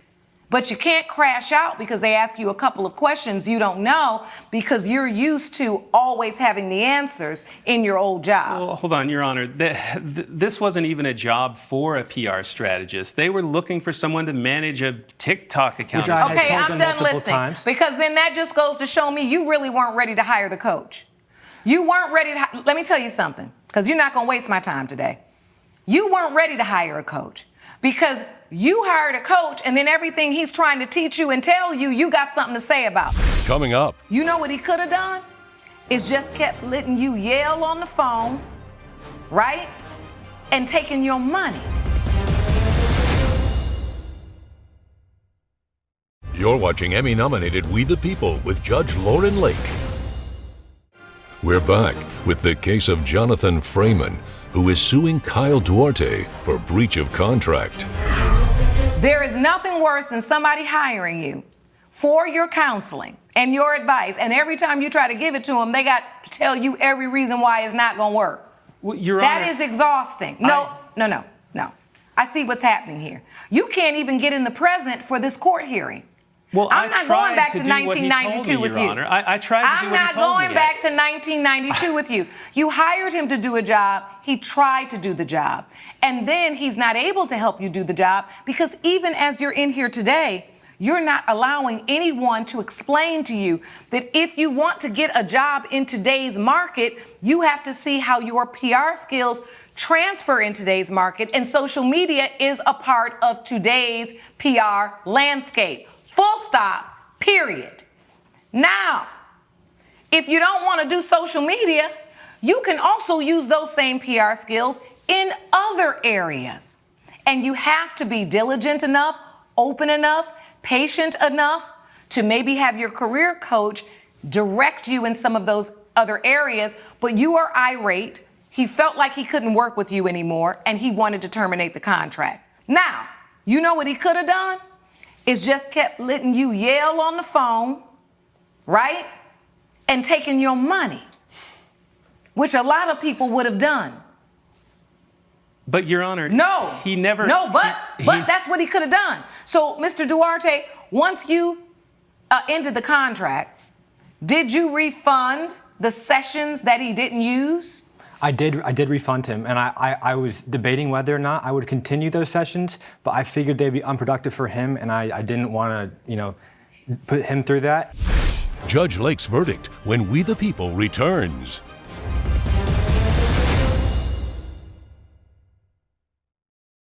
You're watching Emmy-nominated We the People with Judge Lauren Lake. You're suing him for breach of contract, but from what I've witnessed here today, Mr. Freeman, you're the one in breach of contract because you're the one that wouldn't cooperate. But he never with, offered. No. You're not going to out-talk me. That's not your PR strategy. You definitely going to lose. Because it is clear to me that he did try to help you. He did get an interview or help you get an interview and coach you through an interview that was in a field that is adjacent to your skill set. And you felt overwhelmed, and then you wanted to lash out with him. Now, what I have to decide as the court is, does a professional have to open themselves up to be berated, to be raked over the coals, to be yelled at every time a client didn't get what they want, or they will be sued for breach of contract? But the good thing about it is he had a clause in his agreement that said, if the client is hostile, if the client is unable to cooperate and will not allow me to do my job well, then I have the ability to terminate this as long as I refund the sessions we did not use. Did you get a refund for the sessions you didn't use? I did, but Your Honor, there is no such clause. Judgment for the defendant. Court is adjourned. All rise. Judge Lake has ruled in favor of the defendant. The plaintiff's case is dismissed. I hope we never see each other again, Kyle. Best of luck to you in your future endeavors in PR. Great, whatever. Yeah. Thank you. Gather your things this way and follow me this way.